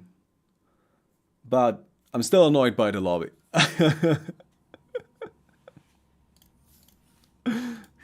just the most annoying game. I've earned myself an easy one. We'll just play Patchrod, okay?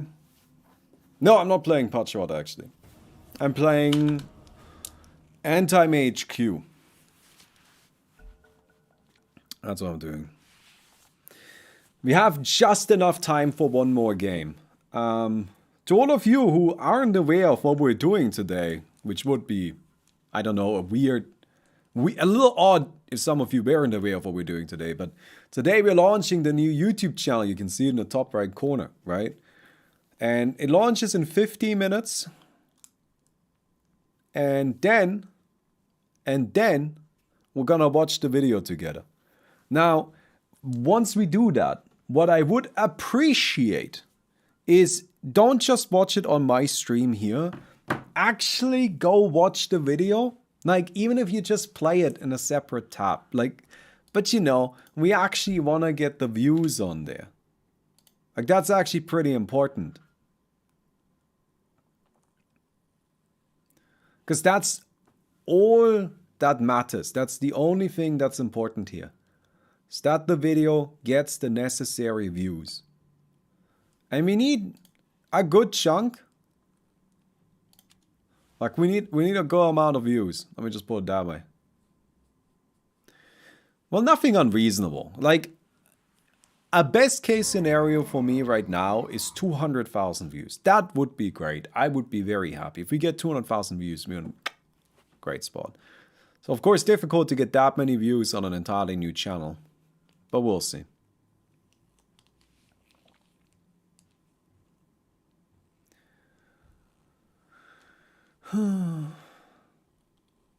Alright, friend, can we pick?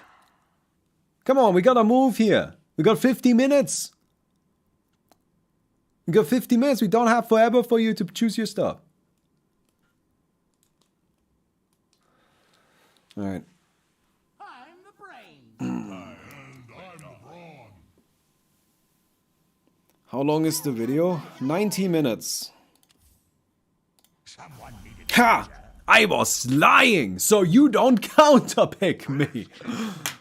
Also, you did a really bad job if you're trying to counterpick Anthem HQ. I guess you weren't trying to counterpick me. You're making a Reddit post. How does that work with a premiere? 200,000 views in how long? A month.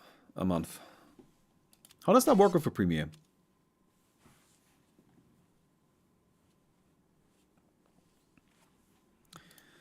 Alright, let's get ourselves boots of speed.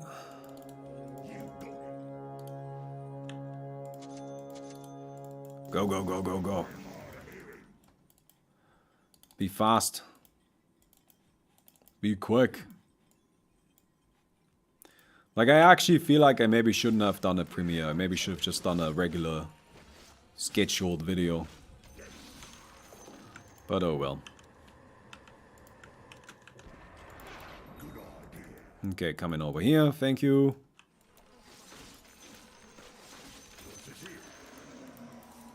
Here's this. We'll get ourselves some extra damage against creeps.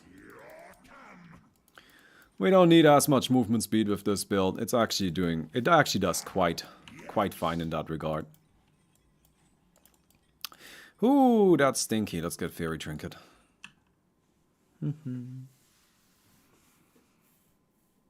I'll spread the video over Dota 2 Reddit. Okay, but please, like, if you're gonna make a Reddit post, I do appreciate that. I do really want to actually have a post on Reddit do well. But please don't, like, spam multiple Reddit posts or anything like that. And, you know, let us know when you do it. And don't do a weird title. Don't mention me. Very important, don't mention me. Right? Don't say my name on Reddit. People don't like that. Alright, let's go back.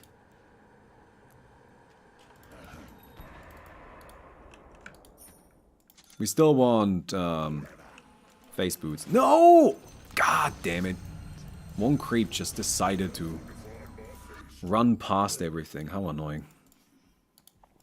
Okay then. Get also some more mana. But yeah, I hope you all enjoy it. Like, by the way, don't get too excited yet, right? Like, I'm a bit worried now that people have expectations that are too high. I'm a little worried about that, I'm not gonna lie.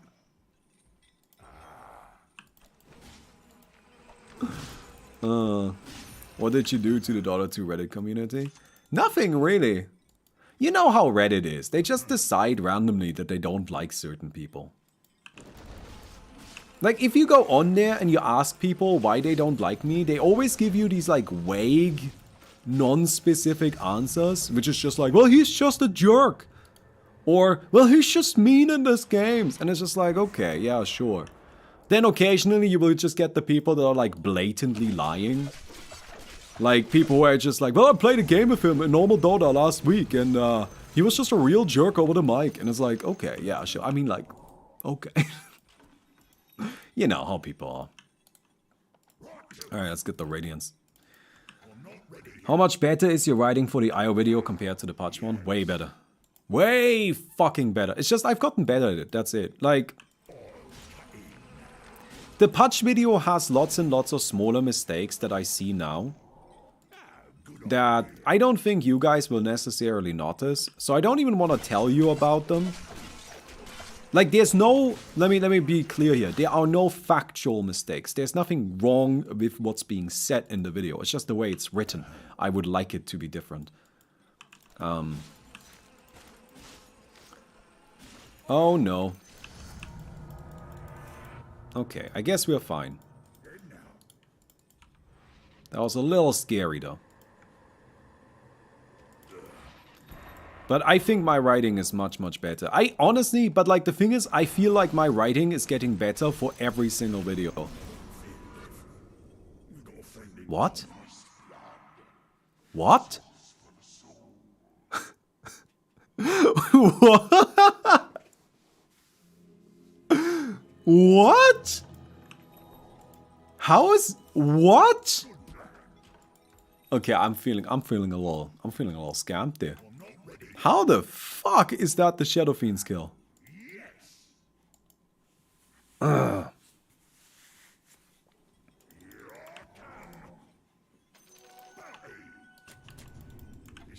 Alright. Creeps on Shadow Fiend's team? I think so.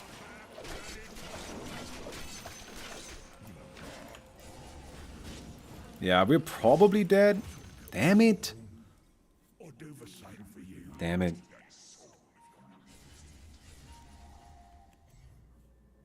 I mean, I didn't have much of a choice there. Okay, we're having another tough start. I don't know why every game is like this today, but that's just okay. That's just how they're gonna be, I suppose. Right? I mean, where would be the fun if it was easy? Well, I think it would still be fun if I'm completely honest. If I may be completely honest, I do think it would probably still be fun. But oh well. Rot is passive and no longer damages you, and I can activate it to make it way stronger. Which is good. So it's a great, great farming tool. Because we can just like use it passively like this. And I can turn it on and then I nuke myself down. Which, yeah, it's cool, I guess. But that's really not the main use of it. At least not if it comes to the creeps here.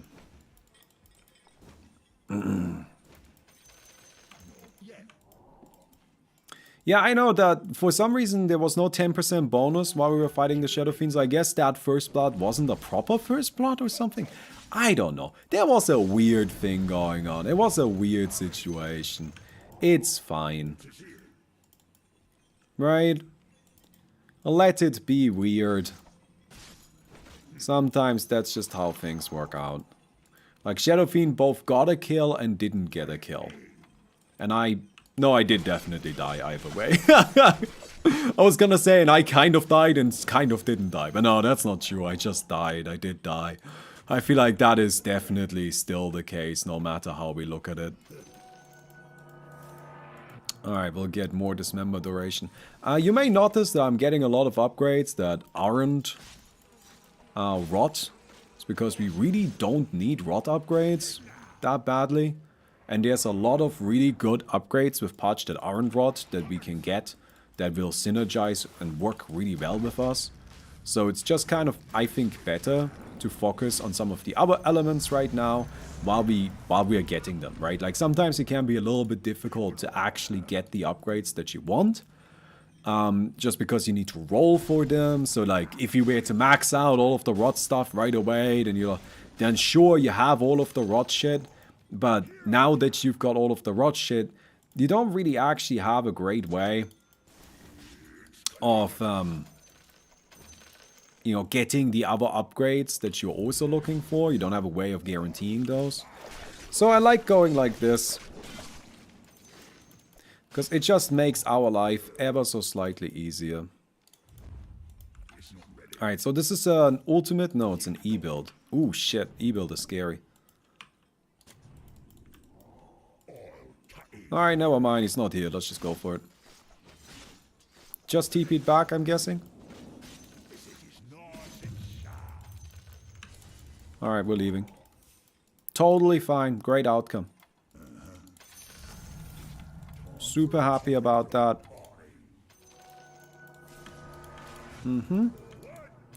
We'll get primary attribute. Yeah, we don't really need more of the rod upgrades right now, as I already said. Like, that's totally fine to skip those. Okay, then. 1670, 1680. Woo!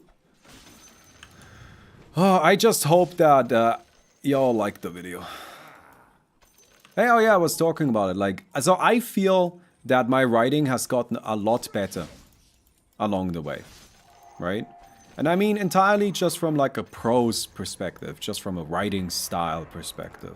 I've just gotten a better handle of it. But it's like one of those things, when you're working on something, anything, really, you can't get stuck in the mindset where you always want to fix up every tiny mistake, perceived mistake that you made along the way. Right? You can't just go back and keep fixing up everything. Because if you do that, you're never actually gonna release anything. You're just never gonna actually end up with a product. And that's not good.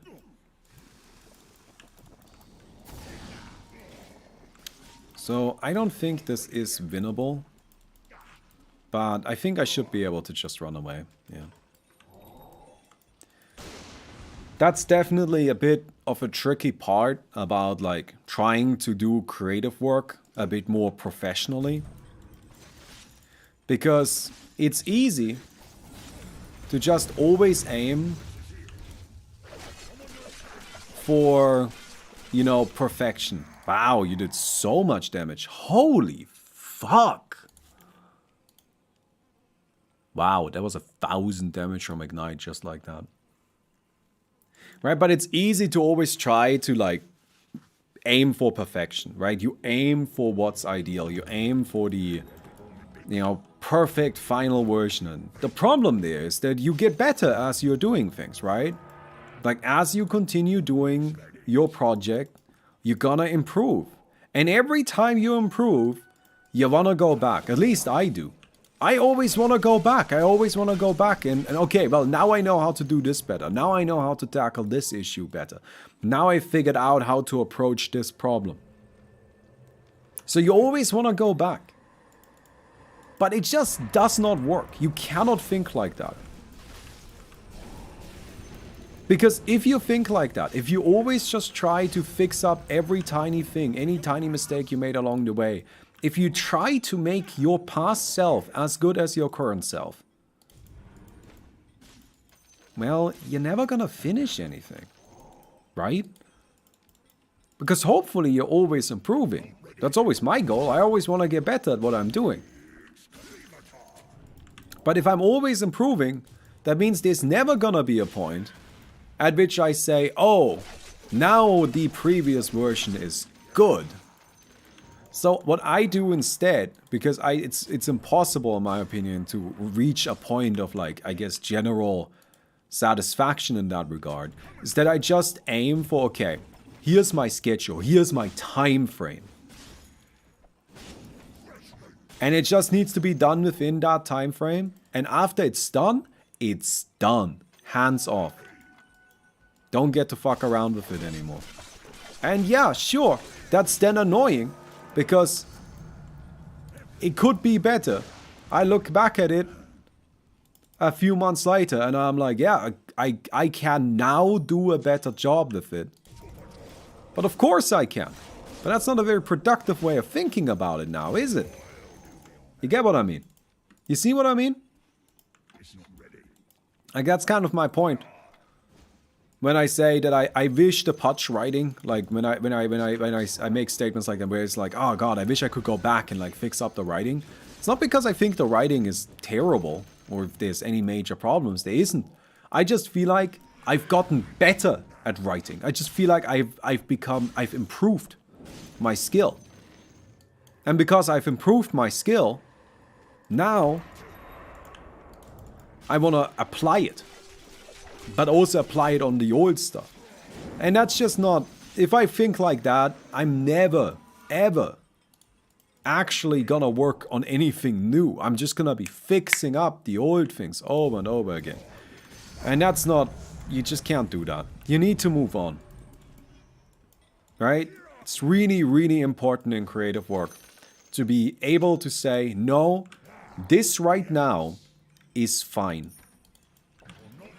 This is good enough.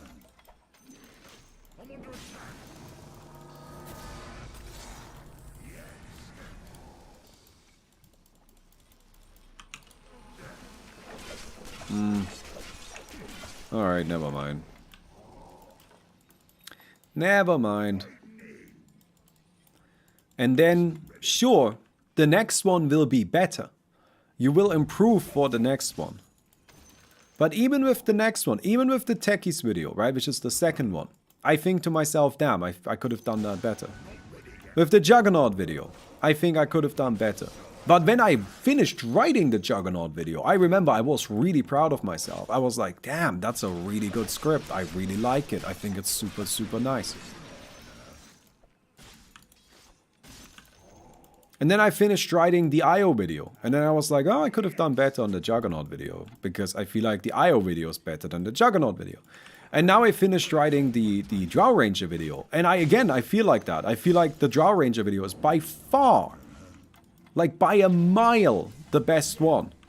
And I wish I could go back and do the same kind of writing tricks that I did for the Drow Ranger video for all of the other videos. But naturally, again, I would just be fixing up problems with the previous ones over and over and over again. I would never be making progress. You just can't think that way. As much as I wish I could just do that over and over and over again. Ultimately, eventually, you need to release something, right?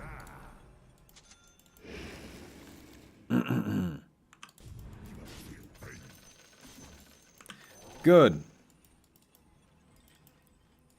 33 minutes. We have, okay, we have 33 minutes to win this game. Or lose. I mean, currently losing looks more likely, but to be honest, we're just gonna focus on farming like we have been. That's fine.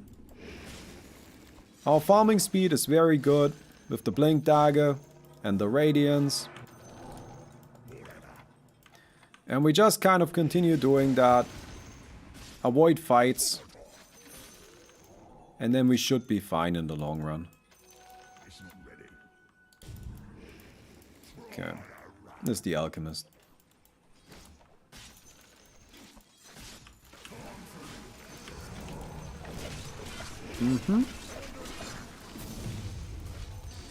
Alright, cool.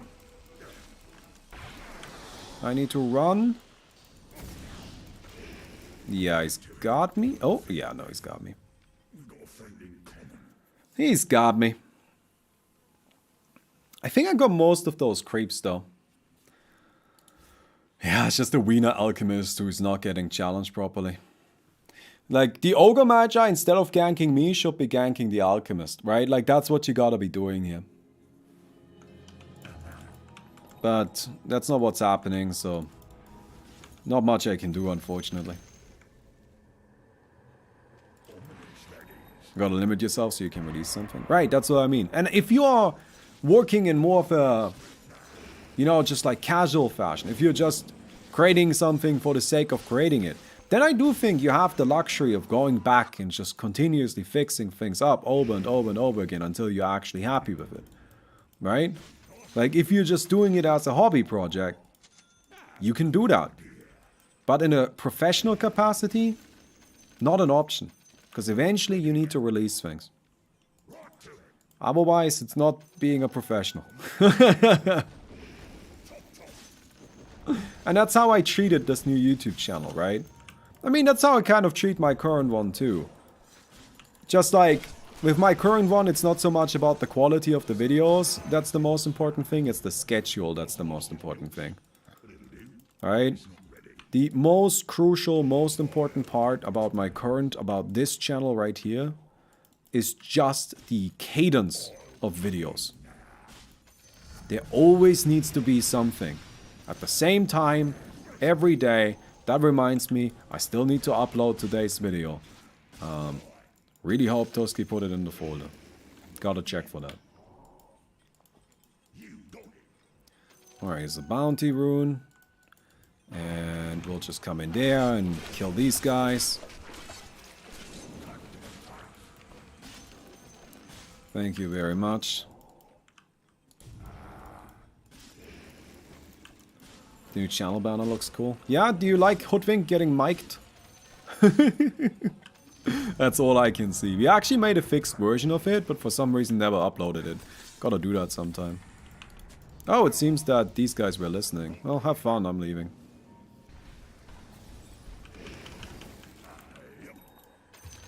I can't win.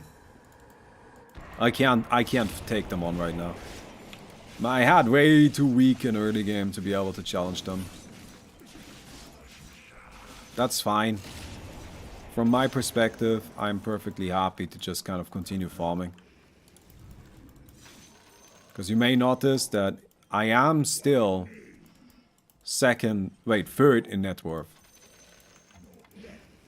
Just fine. That's a fine outcome. And in that way, our farming speed only keeps going up.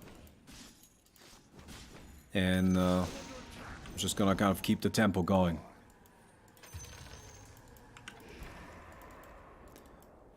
Okay. Shadow Fiend just died. That's really good for us, because now we can steal those creeps.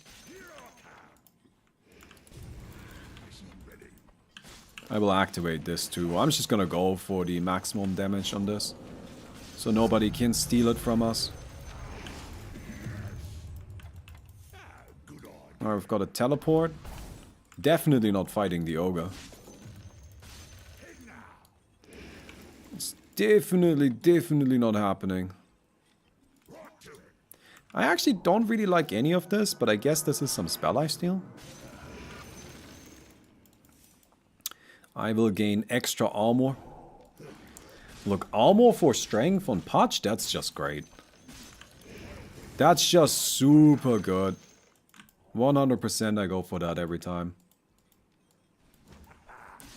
Okay, so we've got a hunt on the alchemist.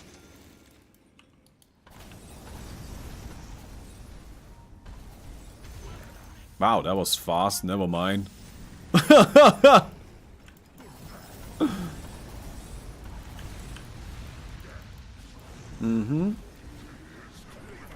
There's Wraith King. I'm gonna just go for this guy. Come on! Why would you stun me? You... Oh my god, Straka!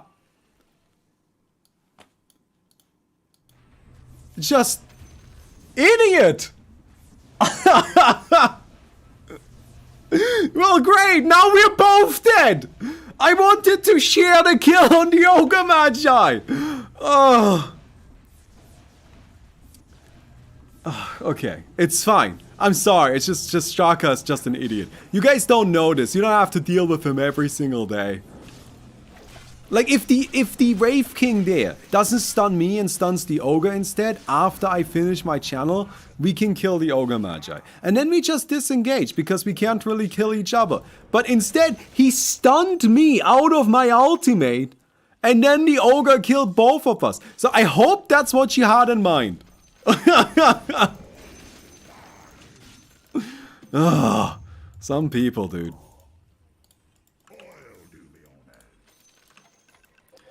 Some people.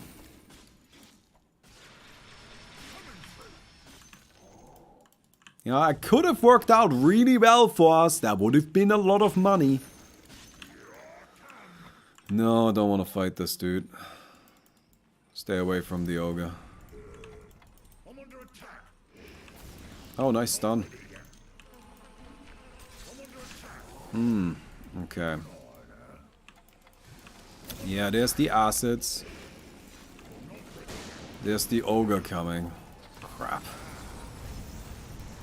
Yeah, I'm still dead.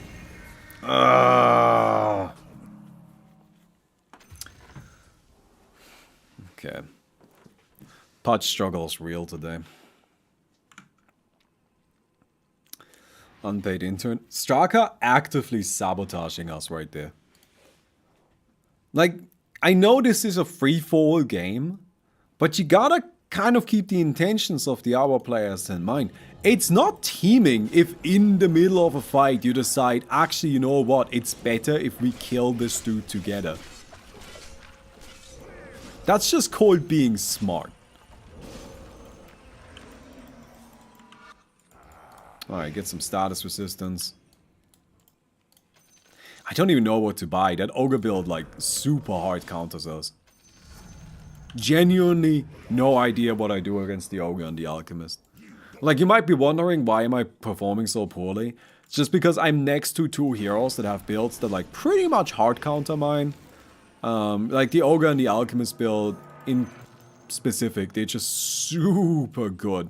Super good against us. I do fine against the other heroes here. You can see, like, if it comes Wraith King, Shadow Fiend. Basically, the other side of the map, not a problem. They are not an issue. Alright? But these two assholes? Oh, dear. Oh, that's not happening.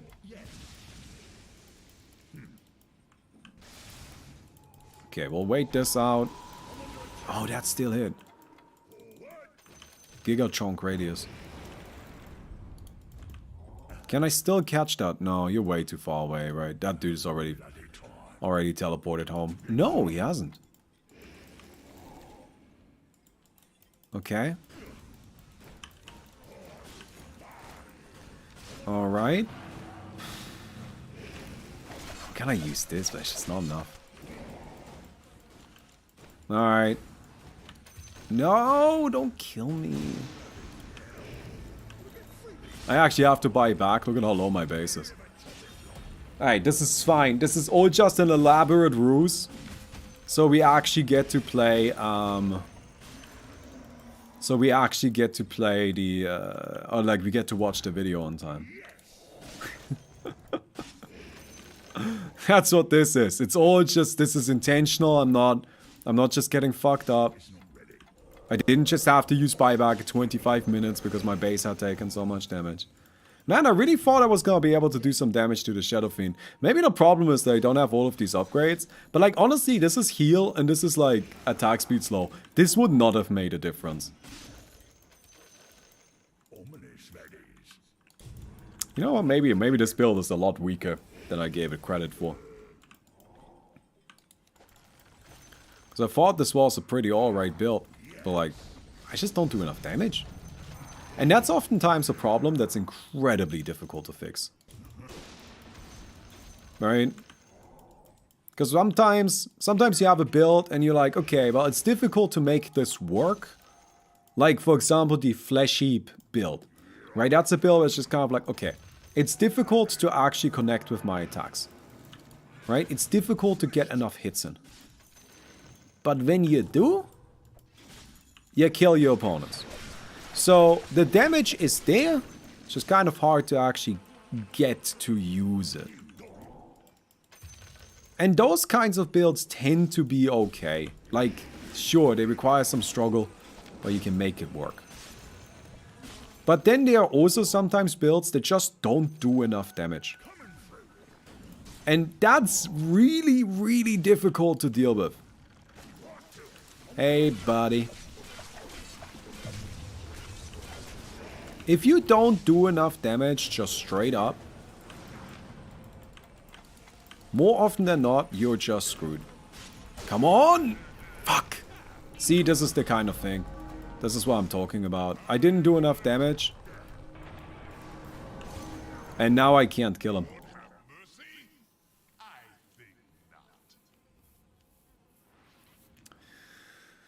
Alright. Alright. Yeah, sorry. I don't always get everything correct either. Sometimes we just lose. That's the nice thing about watching the YouTube videos, right? With the YouTube videos, you don't necessarily get to see all of the bad matches. Alright.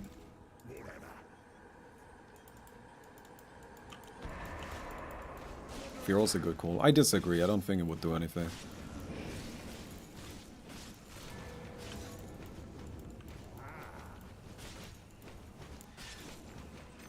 My problem is also I just don't actually have the epics that I need. Alright. Thank you. Appreciate the charity. So there's a Shiva's guard.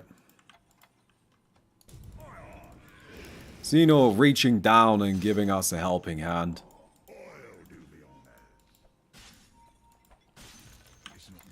Let's get a bounty rune. You know what's like maybe actually the biggest problem? This may sound a little weird, but I think the big problem I have is that I didn't really do well in the early game and I didn't get any kills. Wait, you're dead? What happened there? And then I was farming too quickly. Because I am still doing fine in net worth. I am actually second in net worth right now. So that means I don't get those free epics. I'm not getting any assistance from Xeno.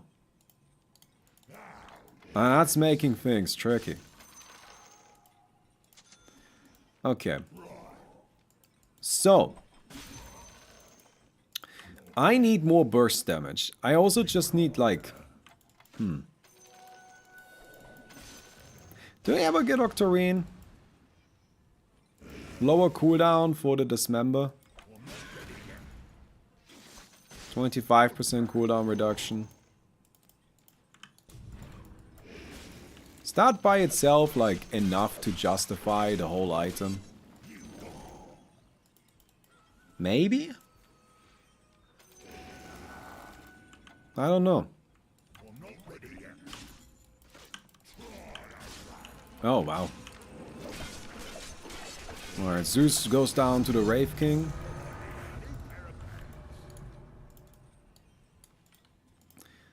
Oh. Timeless Relic. Actually, Timeless Relic is fine. Because I could also just get a Dagon and start blasting shit. No, if anything we get E-Blade, right? I think that's gotta be the item, ultimately. Because that's a pretty significant increase in our damage output. And it's also some decent utility against certain heroes here.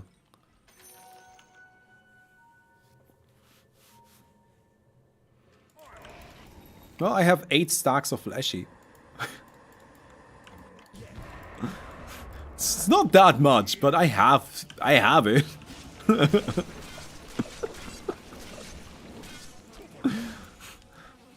Not gonna lie, I'm not particularly impressed by our stacks of fleshy, but at the very least we've got some.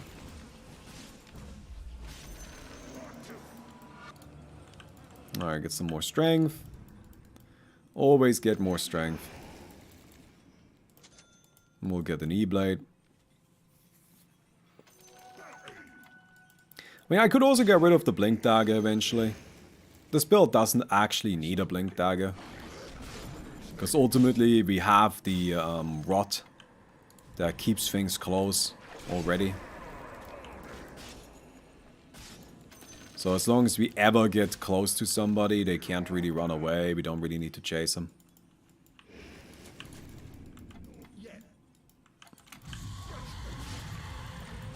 Okay. Just quick ultimate. Just kind of trying to take these down quickly. Nice. I don't know what... Oh yeah, the Ogre Magi is down there.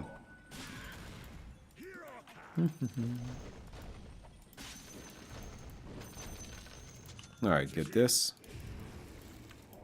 Thank you.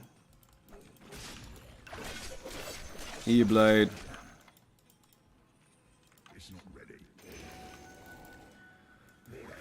When does the channel go live? There's literally a counter on the screen. 15 minutes! Oh my god, I'm so nervous. Like, I'm genuinely just, like, very worried. I just hope it's good. I just hope it's good. I just hope I made a cool thing.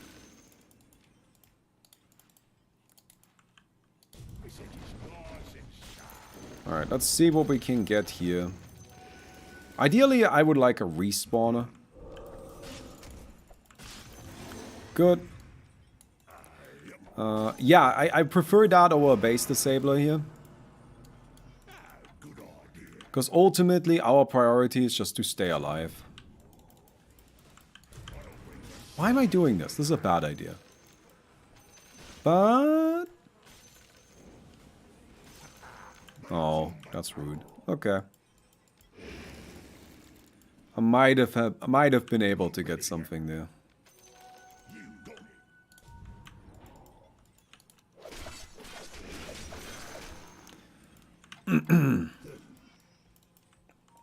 Alright, let's go back. Heal up, toxic spiders.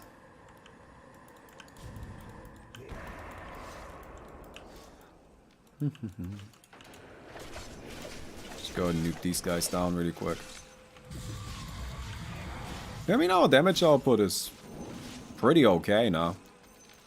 Took us a little while to get there, but it feels perfectly acceptable.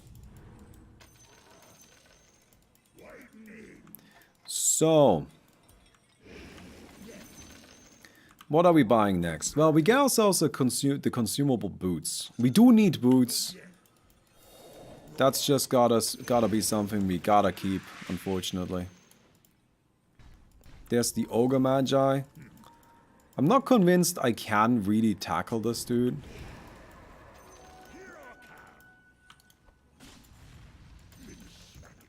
I might be better off just keeping my distance. Yeah. He's also got an item build that's quite tailor-made for me. The Skadi and the Spellbreaker. So that makes it difficult to really challenge him with pure magic damage. But it's okay. Honestly, we can continue playing defensively and farming base. There's still a lot of money to get. There are still things we can buy.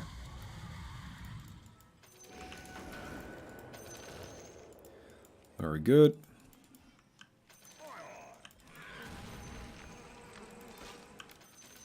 Thank you. Take this guy.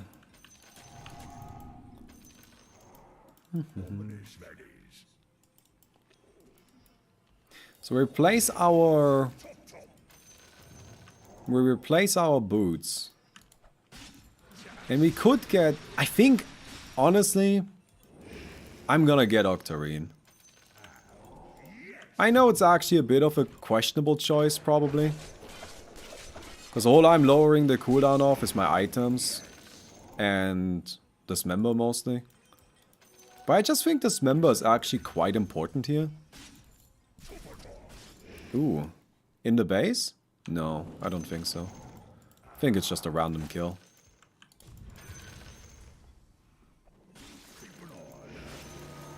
Get this. We'll get extra strength per flesh heap. I do have 12 flesh heap stacks.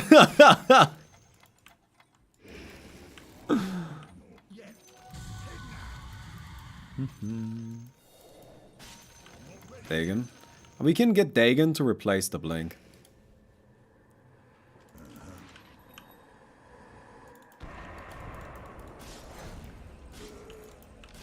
Alright. Nuke you down. E-Blade you. And yeah, our damage against these is still perfectly adequate, perfectly good. And the biggest problem we have is just that we don't have the necessary amount of epics. Like if I had more epics, we would actually be in great shape. But I also feel like at this stage we might be able to start fighting a bit more. Like Ogre Magi is still gonna be tough. Just because that build very much counters our build. But, oh well, I guess we'll figure it out.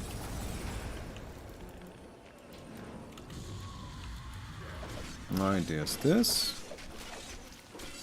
No. No, we can't win. Not even close. Not even remotely close. Yeah, it's just such a hard counter. It's the most brutal hard counter I can imagine. In case you don't know what's going on here, each new ignite on the target no longer extends the duration of the ability, but instead casts independently, so you can stack multiple ignites on a target. And every attack has a 20% chance for ignite. And then there's stuff in there like ignite heals you, right? Or attacks, or it reduces our healing. It's just brutal. It's a build that wants to just be close to us and attack us. And guess what we want to do? We want to just be close to them and fight them.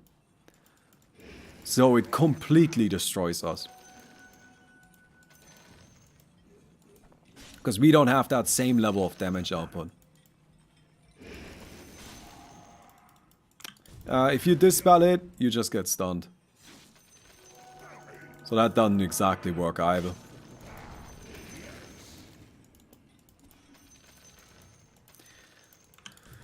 Alright, we could get a Heaven's Halberd and just really try to lean into the idea of disabling the attacks. Or we could get Dagon and just try to kill the Ogre.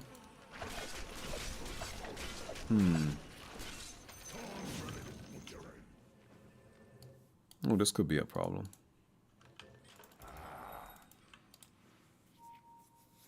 I mean, what else could we buy?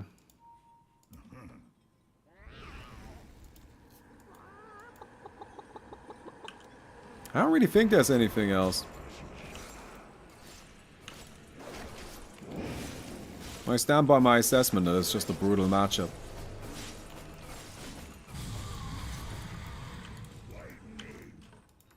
Okay. Gotta take it easy for a moment.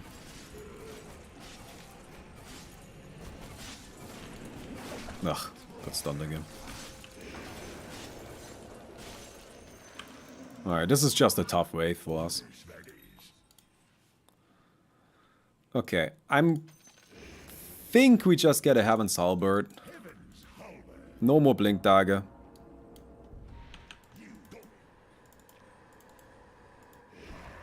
And we'll see if we can make that work. Is Dagon enough to take him down? Dagon is a very, very strong item. Alright, that's good. Ugh. Yeah. Whose is that? Alright, Giant's Ring gotta be. It's actually bad. Like, honestly, I think Giant's Ring is like super the wrong item. But it gotta be, right?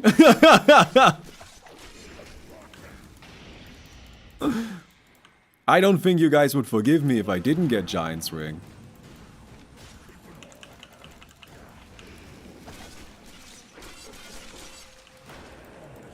And... hey, an epic! We got one! We did it! Okay.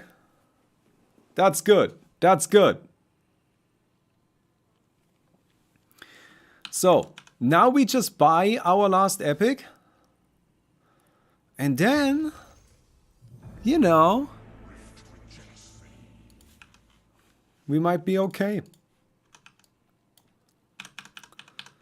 It is Struggle City, but sometimes Struggle City is just where we are. Alright, we got the Envenom effect. All it took was another death. That's fine, who cares? You just can't think about 1x6 the same way you do with normal Dota. Like, you need to just say, okay, whatever. I trust that Xeno is gonna handhold me through this game. Also, yes, I was right. Okay, that is very exciting. I actually wasn't quite sure, but I thought that this wasn't our tier 5. This is the Shadow Fiends.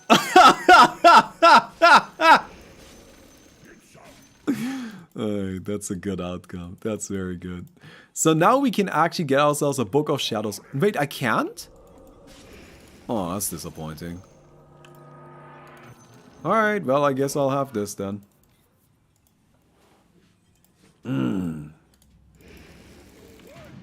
But yeah, the Shadow Fiend... Oh no, the Shadow Fiend is dead.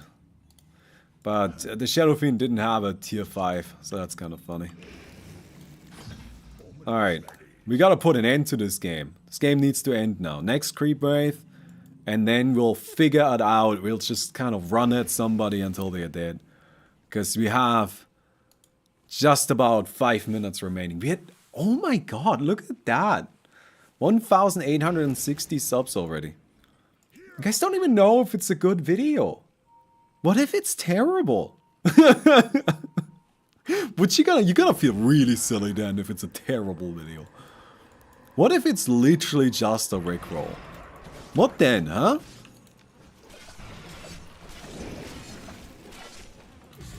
Oh, well. Well, I appreciate the faith.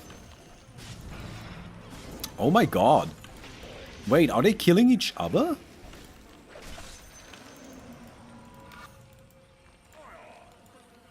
Wait a second. Did the Wraith King just knock out the Ogre Magi? Yes? Holy fuck.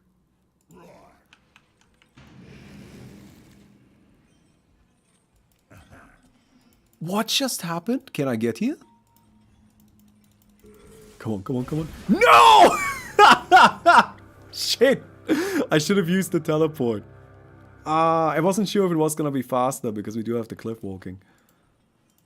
Oh my god. Okay, we've got... Well, thanks, Wraith King, I guess. You have redeemed yourself for the absolutely horrible, embarrassing garbage play from earlier. I mean, I'm 1 in 10. By the way, I do want to say really quick, because I always worry about this, that people are like, yeah, they only kept you alive because you're a streamer. First of all, yeah, probably. Secondly, that's not my decision. I didn't ask them to do that. And third, actually, I'm not sure about that. Because, like, while I couldn't necessarily kill the Ogre Magi directly, I couldn't necessarily fight him directly, that's still not... That's not the same thing as the Ogre Magi being able to push my base, because I have a lot of disable, and I do have just enough damage where I feel if we have the tower backing us up, that changes that dynamic a little bit, and suddenly it becomes kind of difficult for the Ogre Magi to actually come in and fight us and take us down. Right? Okay, well, there's not enough time or money to buy anything, so we just go for it. I'm not even level 30. I'm not even level 30. Okay, you're Radiant City. Nice, you don't have True Strike. Perfect. Okay, well, we are just welcome to everybody's favorite place, Radiant City, for all the players, all the people. Everybody today is welcome in Radiant City. Alright, here's an ultimate. There's a death.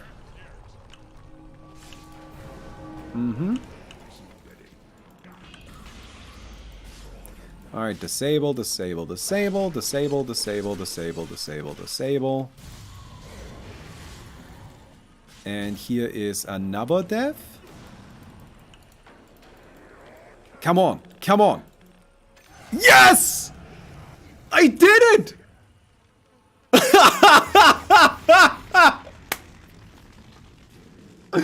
I am up one! Oh, I can't believe that we're actually up one. Alright, disable, disable, disable, disable, disable. Disable, disable, disable, disable, disable, disable, disable. There's the kill. Nuke. Wait it out. Slam this bad boy. Yeah, it's actually fine for me if you run away. Come on, come on! Come on! I won!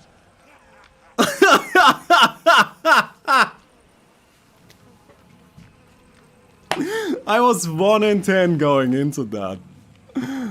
I was 1 in 10 going into the final duel. And look at the timing on that.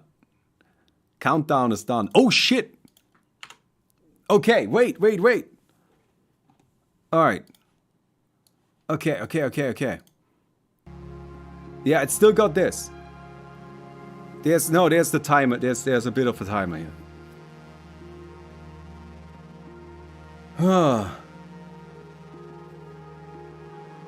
Okay. Oh, I need to share this in the Discord. 1 second.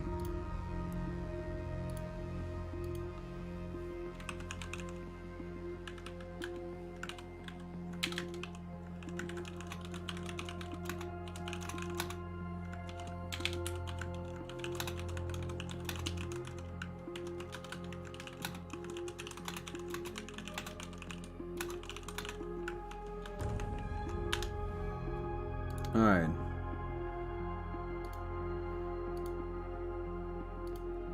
I need to do some social mediaing really quick.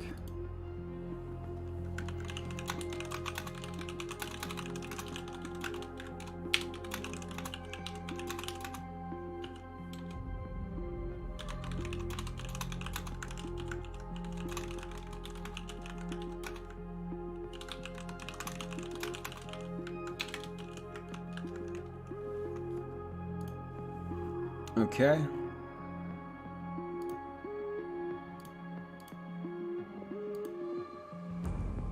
All right. Please go here. Please actually watch this video.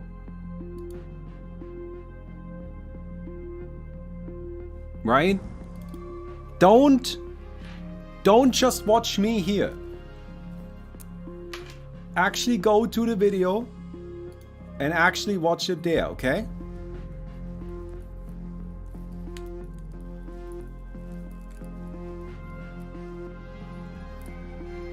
Like, if you wanna watch the video together with me, that's fine, but at least open the stream like this in another tab.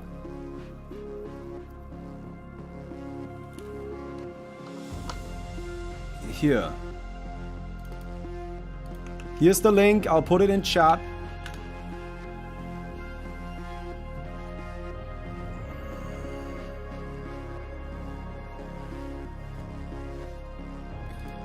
Can I do...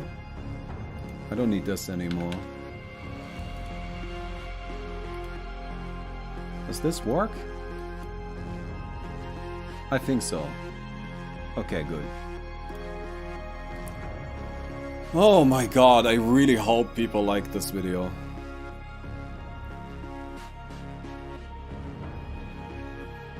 Yeah, there's still, I did a pretty lengthy like start time. I did the maximum, which is 5 minutes.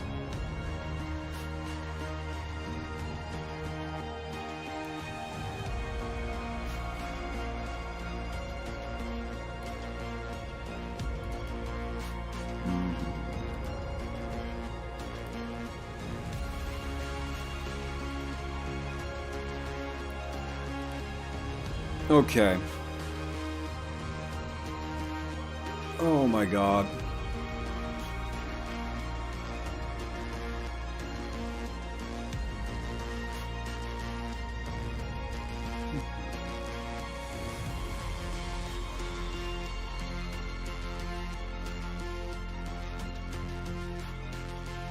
Here's the link. The link is in the description of this, so I put it in the chat. Like here, I'll put it in the chat again.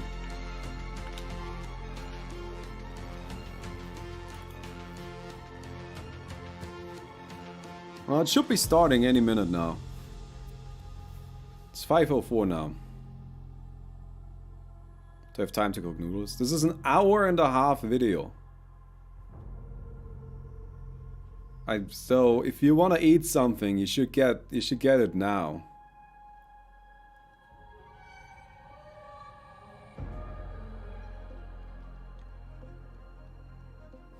Pin it.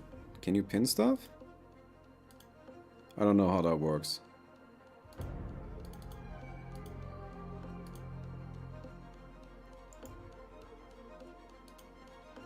No, I don't know.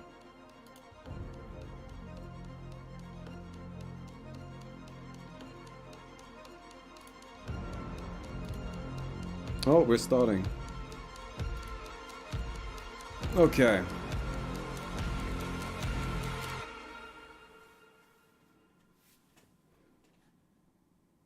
Putsch is as synonymous with Dota as the game itself. A gameplay design so strong and iconic that variations of it can be found in every MOBA. The all-time most popular Dota 2 hero, closing in on 1 billion games played. The pros who use him are fan favorites. The teams who enable him always have the crowds cheering. Putsch has been here from the very beginning. In that time, he has instilled in players new and old a fear of the unknown, a fear that should their attention waver for even one moment, it might already be too late.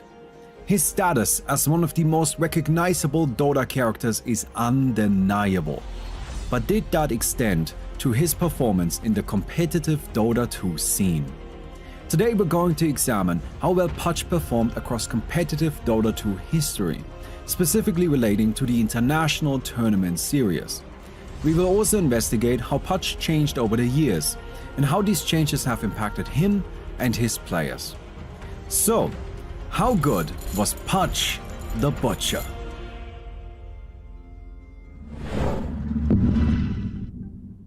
We are currently accepting sponsorships for our next videos in this series. If you are interested in purchasing an advertising spot for your product or service, please contact us with a competitive offer at the following email: baumeforhire@gmail.com. Again, baumeforhire@gmail.com. Putsch was a melee strength hero and was ported to Dota 2 in 2011 during the closed beta period leading up to the first international. His abilities closely resembled what they are today. Let me tell you what they were at the time and how they worked. His first ability was Meat Hook. When used, Meat Hook threw a hook into the selected direction. This hook traveled until it either hit a unit or reached its maximum range. If a unit was hit, the hook immediately returned to Putsch, dragging the unit along. If the unit was an enemy, they also took significant damage. Meat Hook was Putsch's bread and butter. It could be used to start a fight by hooking an enemy hero vastly out of position, or to protect a teammate by hooking them out of danger. Since the ability had a low cooldown and high damage output, Putsch could have a significant impact on fights just by hitting Meat Hooks over and over again. However, that came with some caveats. While when maxed out, Meat Hook had 1200 range, which was quite a lot. At level 1, it only had 600. This only barely outranged most supports' attack range, and hiding to throw the hook from the shadows was basically impossible, as the distance was simply not far enough.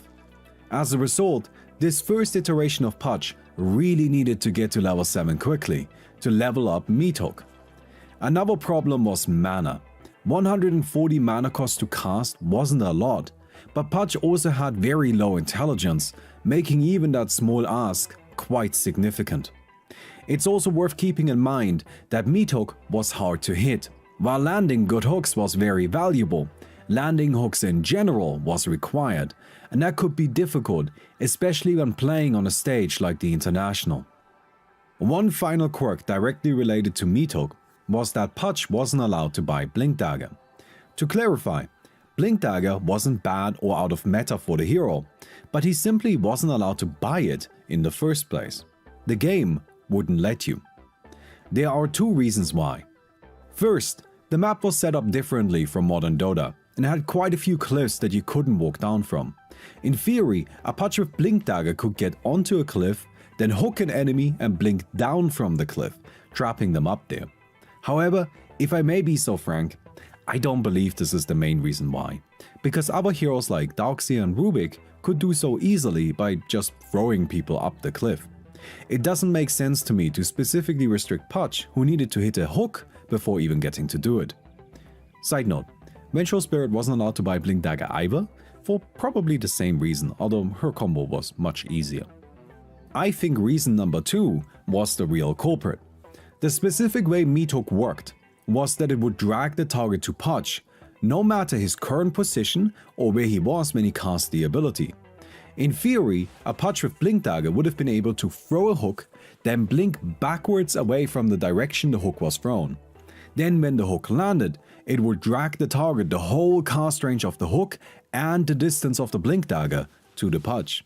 This would effectively more than double the hook's cast range, which could be devastating for getting people out of position. It wasn't uncommon to use the specific rule of Meat Hook in combination with Force Staff to increase its effective range. Pudge's second ability was Rot. Rot had no mana cost or cooldown. It could be freely toggled on or off to be activated or deactivated. While active, Rot constantly dealt damage to Pudge and any enemy units around Pudge, while also slowing all enemies. Its damage was high, but its radius was small. Rot had great synergy with Meat Hook, as Hook could be used to get enemies close to Pudge, at which point he would activate Rot to deal damage to them and stop them from running away. Rot gave Pudge an ever-threatening presence, since at any point he could start dealing a substantial amount of damage by activating it.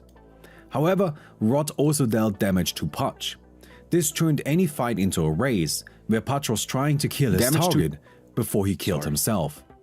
On that note, Pudge could deny himself using Rot. It was in fact possible to kill yourself with this ability. Flesh Heap was Pudge's third ability. Flesh Heap was a passive that provided bonus magic resistance.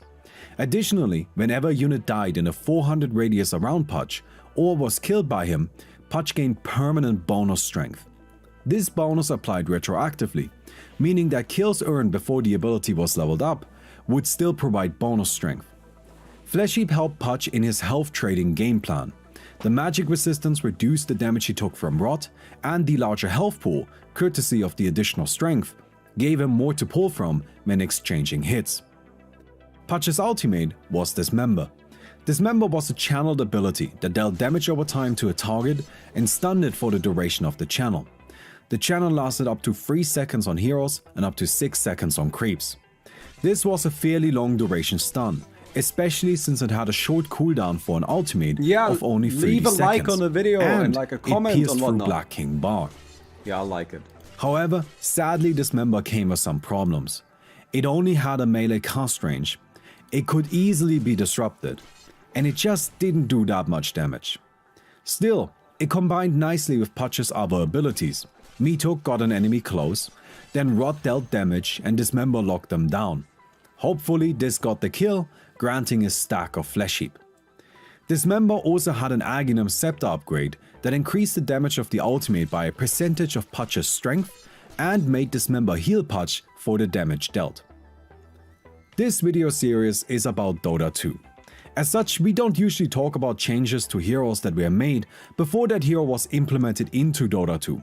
However, it is worth mentioning that Pudge has remained fundamentally the same ever since his very first implementation back in Defense of the Ancients All-Stars version 5.76 in 2004. The only abilities that received any design reworks before Dota 2 were Flesh Heap, which used to gather stacks from any unit killed, including creeps, but at a much slower rate, and Rot, which didn't slow until 6.0. This is the version of Pudge we saw played at the International 2011. The first International was a curious tournament. At the time, only very few players had access to Dota 2. Even the teams participating in the tournament had only been able to play it for 2 to 3 weeks before the tournament started, and finding other teams to scrim and practice with was really difficult. According to Dendi, Na'Vi only played around 5 to 7 scrims leading into TI1, and most of their time was still spent with Warcraft 3 Dota. It's safe to assume that the other teams were in similar positions.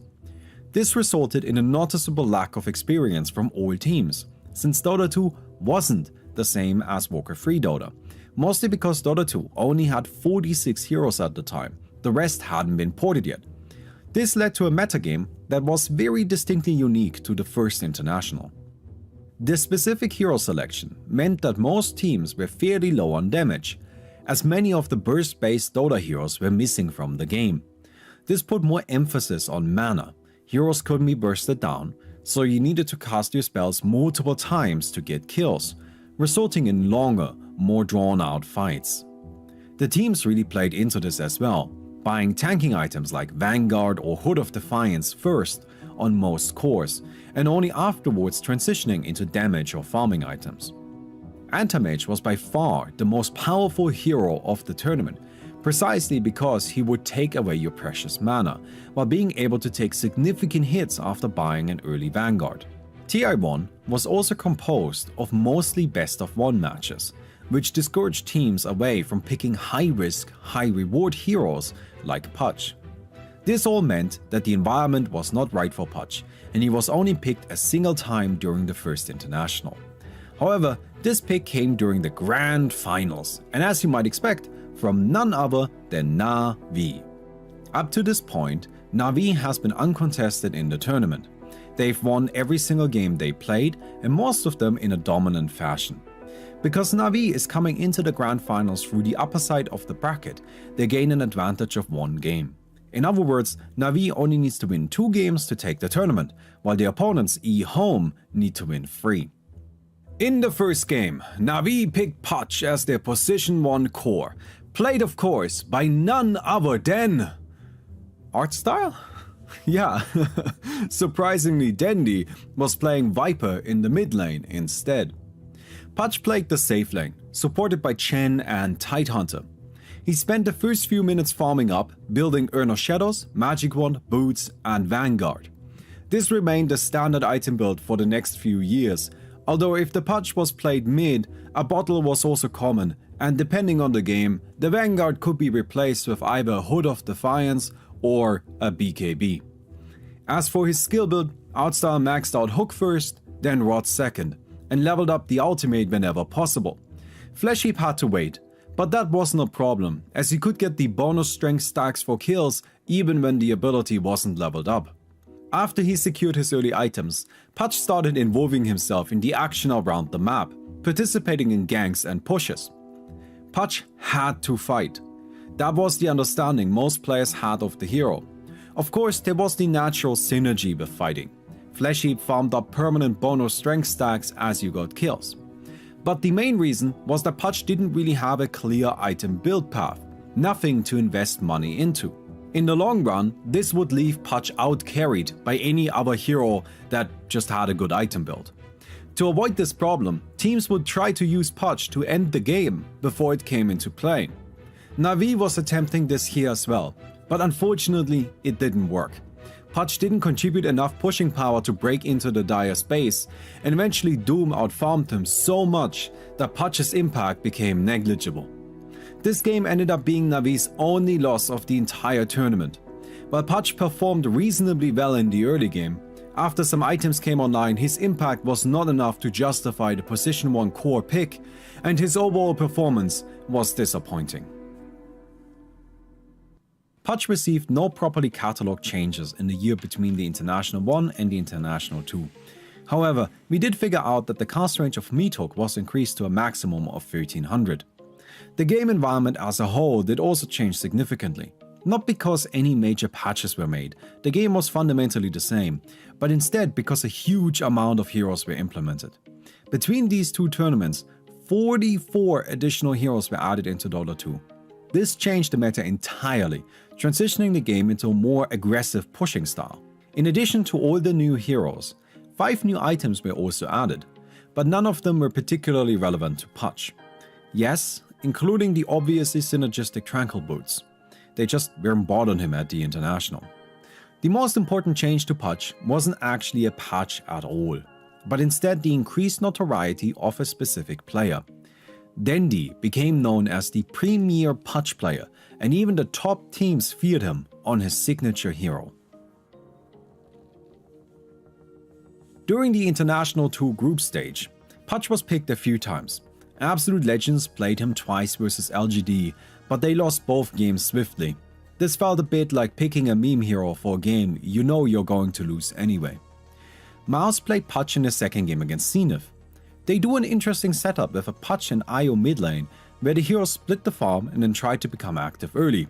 This doesn't work at all, and apart from one funny moment, this game ends up a complete disaster for Pudge and Mouse. A similar strategy was tried by Na'Vi in their match against Darrayr. They play Io Pudge in the safe lane, with the Pudge taking the farm, and use Io's relocate to gank the other lanes aggressively. But this time it works.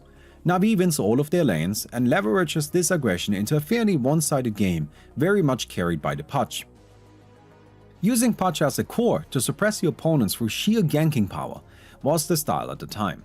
His item build reflects that, going for an early Urn of Shadows into other utility items.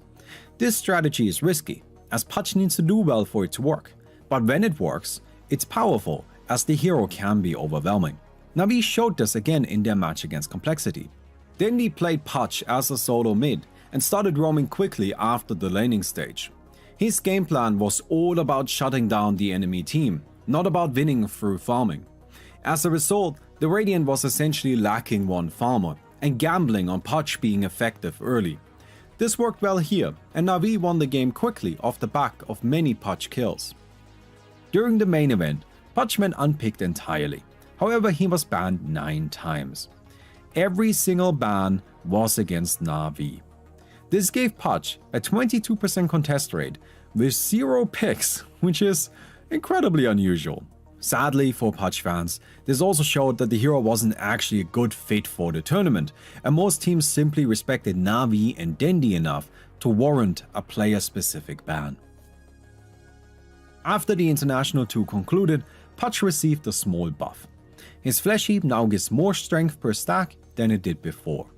This doesn't address any of the issues that made the hero difficult to use, and as such he remained unpopular in the competitive scene. Going into TI3, the legend of Dendi Pudge became more and more pronounced. Despite that, the hero went unattended to by any team, until the very end of the group stages. Good. Na'Vi, comfortably leading their group, decides to draft Pudge in their second game against LGD China. Dendi played Pudge in the mid again, going up against the Puck. Unfortunately, Pudge had no way to threaten a hero like a Puck. It was incredibly difficult to hit a hook on him, and even if he did, Puck could just teleport away. This was a huge problem Pudge had. He needed fast levels, but he wasn't strong enough to win a lane on his own, as many heroes had tools to deal with him. Unfortunately, Dendi fell behind quickly. However, as we have already seen, laning and farming weren't priorities for Pudge players. They focused on map control and aggression instead. As soon as the laning stage was over, Dendi started roaming the map looking for kills, and he was so effective in doing so that the game only lasted 15 minutes total. This game was a best case scenario to show what a Pudge can do. He applied so much pressure that his opponents were afraid to move around the map without having their full team as backup. This severely limited their farming and objective opportunities and quickly let Na'Vi outcarry them. Going into the main event, Pudge saw no action. Nobody picked him, nobody banned him. Yet again, it was all down to Na'Vi to represent the hero. Round 2 of the upper bracket, Na'Vi vs Tongfu Game 1. Pudge is picked. Tongfu actually respects the threat the hero can pose. They change their draft and do something unusual. They play Clockwork in the mid lane. This ends up working out great for them. Mu not only wins the last hit war, but also manages to secure an early kill on Dendi. You'd think that this would put a damper on the Radiant's plans, but Dendi is of another mind. Instead of focusing on bouncing back in the mid lane, he starts roaming aggressively at only 6.5 minutes into the game. This first gank results in a quick kill on the Shadow Demon, but Clockwork teleports in to punish and takes down the Pudge again. But Dendi doesn't care. He has started ganking and he won't be stopping anytime soon. The Radiant mid lane is left empty, although occasionally a support finds their way there for some crumbs of farm. Pudge's aggressive rotations continue, and he hits quite a few excellent hooks, securing good kills for his team. At 14 minutes, Na'Vi groups up and pushes down the top lane. An incredibly long fight follows. The wickets, King J disrupted to bail him out. Here he comes back out. Wall's going to go down and does not get it off. There's the death. Havost in trouble now. Call down, melting down Banana, and Chen got him home. Funnick is dominating indeed, and a hook from Dindy again. And Moo and Hao hanging around. There's the telekinesis. Will they engage? He's looking for a hook. There it is. Moo brought back in beautiful chain on the hook into the ice path. It's always fun Banana seeing going to be those Dendy surged and going to plays. look to find Every time. someone. Kuro going to be the target. Good angle, good shot. Kuro locked down. Do they have to fall? That was a double ice path. And the hook right after the telekinesis. That's what we call an alley-oop, ladies and gentlemen. Dindy, the high-flying hook thrower. Gonna chase him down one more. Why not? In the meantime, though, Na'Vi doing work and bringing down another tier 1. Na'Vi is now leading significantly. They slow down their ganking aggression and instead transition into a more pushing-based strategy. Their lead builds and builds until they go for the game-ending objectives. They take the bottom barracks, then Roshan, and finally move for the mid. Hooks missed, now he'll look to re-engage. Walked up and noped right out. Now we're going to have Havost caught out, going to BKB through it. His damage output is good enough to sit in man mode. There's a disruption to try and save Moo. King J surrounding him. There's the heal. Havost force-staffed out. And Hal trying to find a target. Looked at Havost, looked at Punch. Good arrow going to lock down Moo. And the hook brings him back. Funnick trying to make a run. He's taking a lot of damage. Dismember on the Hal. They turn their attention to the carry. And down he goes. Dindy is indeed godlike. 36-13, wandering through the ice path, looking for another hook. Four staffs out, actually. Rare moment of Dindy not wanting a fight, but the end result gonna be the same nonetheless. Down goes the second melee racks, and GG! Na'Vi. Game 2 was patchless, but it showed that Tongfu was very much capable of beating Na'Vi. They played a traditional carry strategy centered around an anti-mage and won without too much of a problem. For Game 3, Na'Vi decided to take another risk. He'll be free to pull, Na'Vi's and Tongfu turn right to now pick. don't look like they were going to be contesting. They're picking a Gyrocopter Rubik, which means that you're going to be able to split the experience really evenly between Na'Vi's trial lane. And oh, they pick it! They took the punch! You can see Dendy smiling right now. Oh, yes. He wanted it bad, and Puppy gave it to him. Patch is again played as a core solo mid. Tongfu counters him again, this time with a Darkseer, and a draft capable of challenging Na'Vi early. In particular, they employ an aggressive tri-lane to apply pressure on the Radiant side of the map and limit Chen's movements. This works extremely well, and Tongfu achieves something that was incredibly difficult during this era of Dota. They win all 3 lanes. To make sure that Na'Vi has no chance at recovery, the Dire groups up and starts playing for objectives. They win a fight in the mid lane and take the tower. Keeping up the tempo, they gather bottom and kill Alchemist before destroying the bottom tower as well.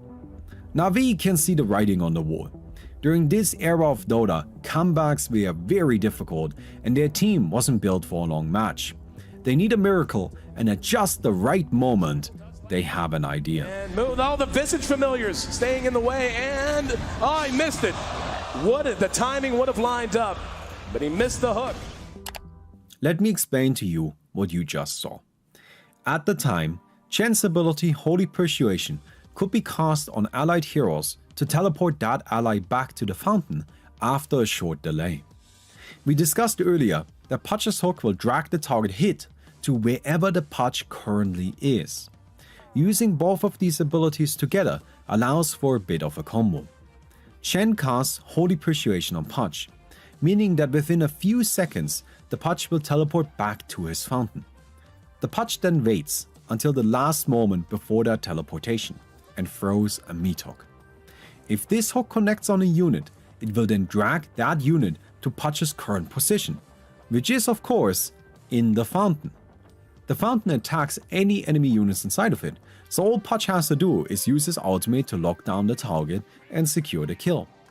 If properly executed, this combo guarantees a kill, as tanking the fountain is virtually impossible. I don't want to make it sound too powerful though. When this strategy works, it kills. but it's incredibly unreliable, because there are multiple layers of timings that all need to align. The Pudge player needs to throw the hook before they teleport, a timing they can't control after the combo has been started. This leaves a window of less than a second, and within that window, you need to not only throw the hook, but throw it well enough that it's going to hit an enemy. This was not a secret strategy by any means. Everybody knew about it, but it was widely considered to be unviable. A joke, a meme, not only because it was unreliable, but because you had to pick Pudge to do it. And who would waste a pick on Pudge? I sat down with Dendi to watch this game together, and here's what he had to say on the matter. So that fountain hook, how did that come about there? I guess we tried this one on a creep, it didn't work, and I asked to try again because Feinik is dead and we know we cannot fight them. I don't know how it came up to, it was just random idea, I guess. We had it worked once on a tournament for us on some Star Ladder or something, like I randomly hooked Morphling when Puppy sent me home. It was super close range and it was very random when Morphling fly back. And we never thought about it like, about using it seriously or anything like this. It was just random. In this game, after this hook worked, that we're gonna watch right now, I think we start like thinking that this actually might be the only way for us to win, but we never planned it. Like, So you didn't like pick Pudge and Chen intentionally with this in mind? oh no, never. We never did it. And Tong Fu is going to continue to push. They're not done. Mech still hasn't even been used. There's a hook. Howl brought all the way back to the base. Cleaned up by the fountain. And now Puppy going to be caught out. King J re-engaged upon. Weird little skirmishes breaking out behind the tower. Good vacuum, and they're going to dust it as well. Now, Dendi getting back involved in front. Sun Shang going to be dismembered and cleaned up. In the meantime, King J trying to TP away behind the fight. Shackle does not latch. Well, Shackle. We actually just saw the Chen Pudge combo at the International. That happened. Yeah, now Havos is going to keep going at Moo. They want to go for this. And he's like, There to and bail him move out, to though. Visit Familiar's trying to help out. Doom on Dendi will probably seal his fate. But Moo will be cleaned up as well. And Dendi denied himself. He got denied by the Chen creep. Puppy was following him by the Seder. big fight, and we actually came back a little bit by this fight because we got big kills. We killed the carry to Fountain, but we are still far away from actually like win or anything. Like, I actually think our draft here is like, if we snowball early, we can do things. If we don't, we lost. So we already didn't snowball, and I don't see how we come back even after killing them. You know, it's a disaster game for us. Like, we were not supposed to win it. Na'Vi survives, but a miracle it is not yet. Winning a single fight isn't enough to come back, and Tong Fu had a massive lead. They have shrunk the gap, but by no means have they closed it. However, they have found their strategy for the rest of the game. Dendi and Puppy try again, but they miss their timing, and Tong Fu wins a clash. Na'Vi ready to fight, wants to fight. They're going to walk right across the sentry, though. And here we go, Dendi. Oh, he threw it late. The Rubik grabbing the hook.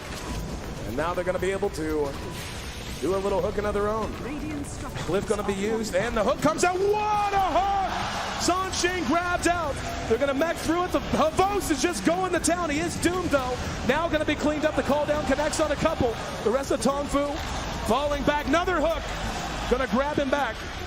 But Dendi using that haste rune. Na'Vi knows they can't win an honest fight, so they continue attempting their fountain hooks. A bit more survivability, but Tong Fu, as you mentioned, just in such a great position right now. BKB done on Hal with his Aegis. And here we go. They're going to try it again. Threw it late. The fight very similar to what Moo can do for Tong Fu. So if he had been a little bit farther up, he would have been able to throw the hook, but the thing is there was a range creep in the way. And there it is. Yep. Banana going for a ride on the Dendi Express. Welcome to the well. Backing down. But Dendi's going to do it again.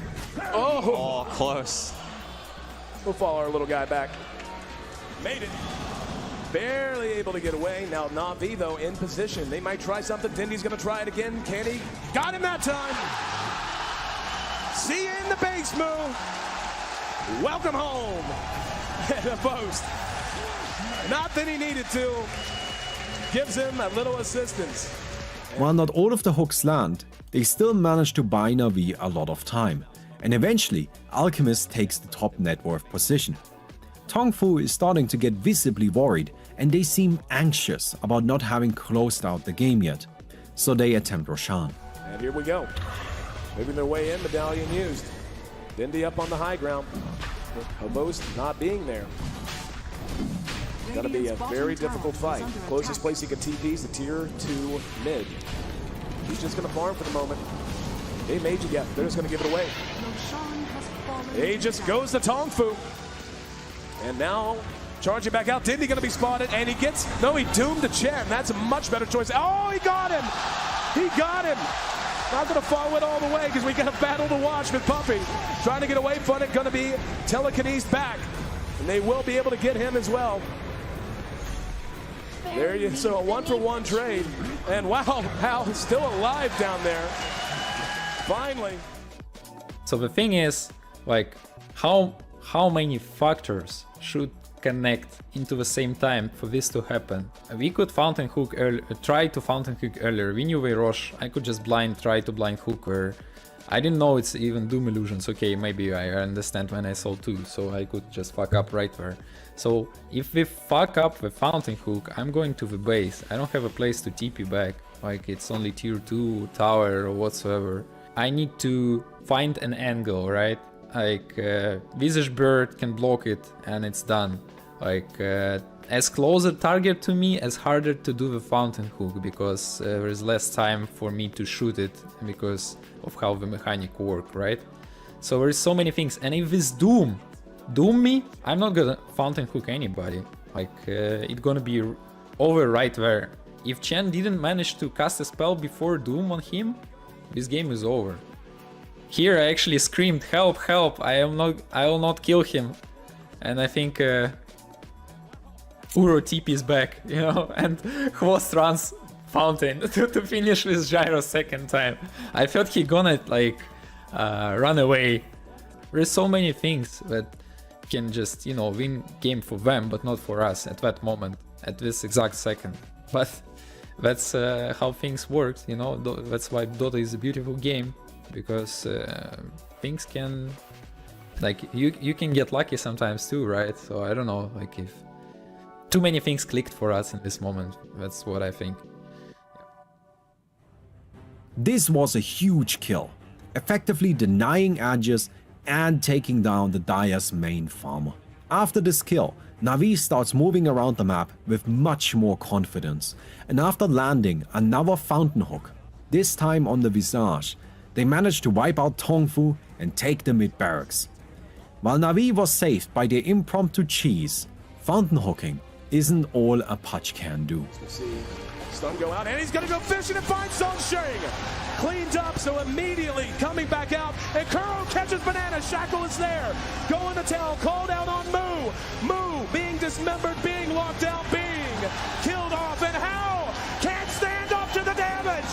Havost has gone crazy. That's a double kill for the big man with the little man on his shoulders. A game that seemed to be out of control. Banana now caught out. There's the shackle off of the creep. Carapace is up, and another kill for Havost. Na'Vi has snatched a berth in the upper bracket grand finals from the brink of defeat. A game. That was something unbelievable for us too, I think, in that game. Something that's not usually happens or never happens. Like, we turned the game but we didn't expect to turn, I believe. So I remember after this game finished, actually, I almost fainted. Some good feelings. Yeah. This game stirred quite a lot of controversy at the time. People called it bug abuse, some even decried Na'Vi as cheaters.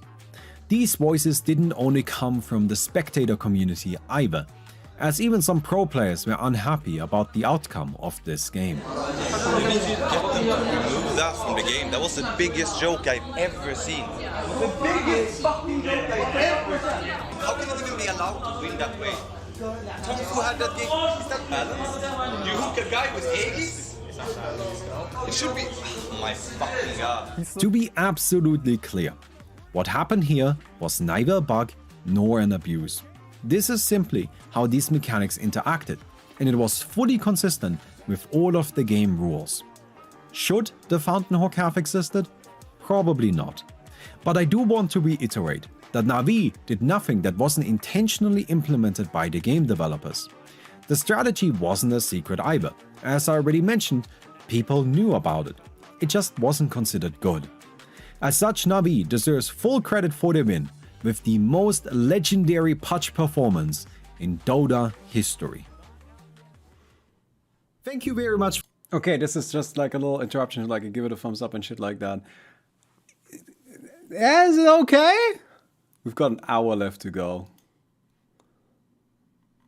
What are we thinking?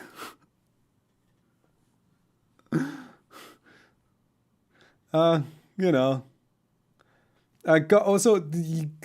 Go leave a thumbs up on the video, on the actual video. Don't just watch it here. Go watch it on the actual channel and leave a thumbs up and a comment. Right?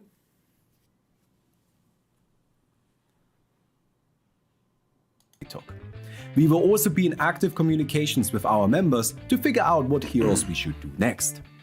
Channel memberships may not be available right away when we're launching because we aren't partnered yet, but they will become available as soon as possible. Thank you very much, and let's get back to the video. Meathook was changed immediately after the International 3. It no longer posed to Pudge's current position, but instead to the position from which the hook was cast, regardless of where Pudge currently is.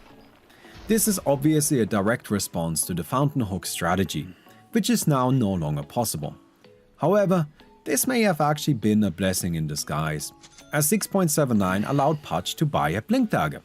This has always been an item the hero wanted, as it allows him to reposition himself easily to hit hooks, and it makes him less reliant on hook in general, as he can now just blink in and dismember.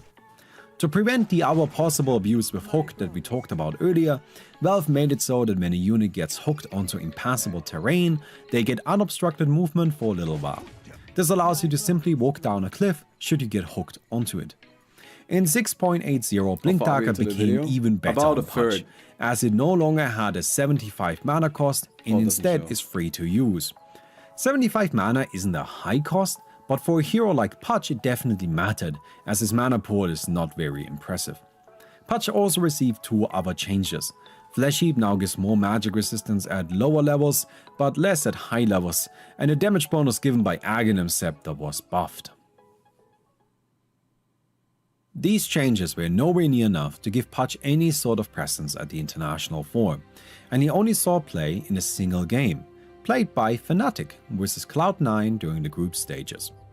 This Fnatic lineup was a curious beast, not because they were bad, they were actually by far the single best team to ever play Heroes of Newerth, a game eerily similar to Dota 2. The transition to Dota didn't initially go particularly smoothly, but they eventually made their way to the International, and in the long run, they definitely left their mark on Dota history. However, at this point, they were still known as Hon Trash, the team that played a little weirdly and didn't quite fit the mold. Their game against Cloud9 was no exception. They picked Pudge as a core and placed him in a dual offlane, completely ignoring the current tri-lane metagame. This didn't work at all, and Pudge was unable to get any money in the lane, while the opposing Silencer core was free farming.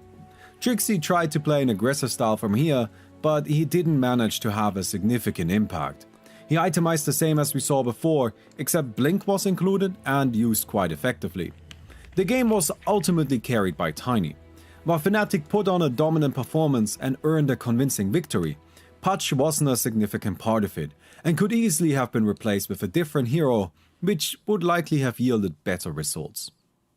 This is a good moment for us to discuss why Pudge has been struggling so much. How come the hero wasn't popular and only played by a small number of teams? There were a variety of reasons for this. Pudge had a weak laning stage. This is mostly because it was extremely difficult to hit a hook while laning, and Rot was nearly self-sabotage. The idea of the hero is to overwhelm opponents with Rot, using your own increased magic resistance and HP pool as the necessary buffer to do so. Often you also want to further reinforce your survivability with items to make the traits more likely to work out in your favor. However, during the laning stage, Pudge didn't have access to any of these tools. If you leveled up Flesh Heap early to gain magic resistance, you then couldn't also level up Rot to deal damage, because you always had to max out Meathook as quickly as possible to increase its cast range. But let's say you decided to skip Rot. Then you only have Flesh Heap but no Rot, so you don't need Flesh Heap. During the laning stage, it was also too early to rely on items, as you haven't had an opportunity to farm yet. This means that Pudge was effectively fighting on even health terms while using Rot, but that doesn't mean it was fair, because your opponents have their own abilities they can use. Often as Pudge, you would find yourself in situations where you get close enough to Rot somebody, but then they turn around, stun you, and kill you, using your own damage against you. This was particularly problematic when going up against tri-lanes, as there would be multiple heroes attacking a rotting Pudge, which overwhelms him immediately. Pudge simply couldn't function as an effective laning presence. He also desperately needed levels, so that Meathook could actually be used effectively. This eliminated any odds of him supporting. That by itself wouldn't be a death sentence. Lots of good core heroes, like for example Spectre or Medusa, had a poor laning presence. That was the whole point of a tri-lane, to protect those heroes and let them farm anyway. In theory, you could play anyone, including Pudge, as a core. The issue here was that Pudge didn't have either a good farming tool or an effective way to spend his money. Using Rot to farm would leave you completely exposed, as it would burn through your health pool too quickly, and he had no other options to take down creeps. Even if he somehow got rich, what could he even buy? Octarine Core and Kaya didn't exist yet, Aghanim Scepter was kind of bad, and even the defensive options were incredibly limited. For him to be a viable safe lane core, the hero needed an item build that would make him powerful, and he didn't have that.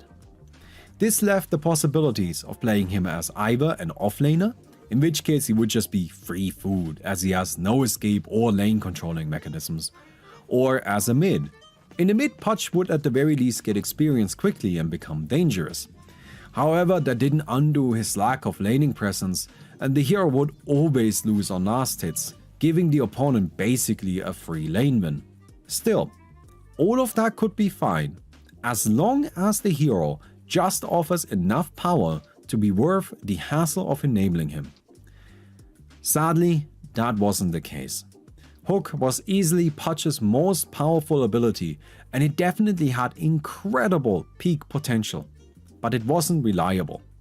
Relying on Rot too much also puts you into a weird spot, because early game you do too much damage to yourself, and later on enemies have BKB and lifesteal and magic resistance, so it doesn't even do that much damage in the first place. Pudge didn't have anywhere near as much staying power in fights as he would have needed to make Rot an effective long-term strategy. Pudge also had a bit of a weird problem with his ultimate, because this member had more cast range than Rot had radius. This means it was possible, and actually a frequent occurrence, that Pudge would use his ultimate to lock an enemy down, but they were outside of Rot range, severely limiting his damage output. As far as the overall meta is concerned, pushing was really important, and Pudge offered little if it came to breaking down buildings or defending them. To sum it up, the hero's abilities were unreliable and he didn't fit well into the meta at the time. It shouldn't be a surprise that teams weren't willing to take a risk on him when they could pick a different, more dependable character instead, especially considering how much is on the line when you're playing at the International. Dota 2 changed a lot after TI4. Building bounties were drastically reduced, the map was reworked, The comeback mechanism for hero kill bounties was introduced, bounty runes were added, and a whole bunch of new items were released. Out of those items, a few were actually significant to Pudge. Octarine Core could offer him cooldown reduction, spell lifesteal, and a nice bulk of health and mana, all of which would have been very beneficial. However, the item was very expensive and difficult to acquire for a Pudge. Glimmer Cape, on the other hand, which allowed you to make an ally invisible and grant them bonus magic resistance for a short period, was just a good cheap item that a lot of teams would buy, which could be both a blessing and a curse. When going up against it, Pudge hated it, as it limited his damage output, but having it on his team was very nice, as it allowed for sneaky hooks and could protect him from himself. Pudge himself also received some buffs. His hook received an increased maximum distance at lower levels, and Rod slowed more strongly at higher levels. Despite those buffs, Pudge is about to have his worst tournament yet. He wasn't picked a single time during the International 5 and only banned once. This ban was made by Fnatic during Fnatic vs Team Secret Game 1 group stages. This is a different Fnatic team, by the way. Fnatic ended up losing the game and got knocked out in the first round during the main event. To be frank, I have no idea why they banned Pudge. It was a very strange choice. However, I suppose, at the very least, we got this moment. How confident are you in this team? Sitting next to Dendi. All times, you know. You wish it were Dendi. Isn't it? It can't be.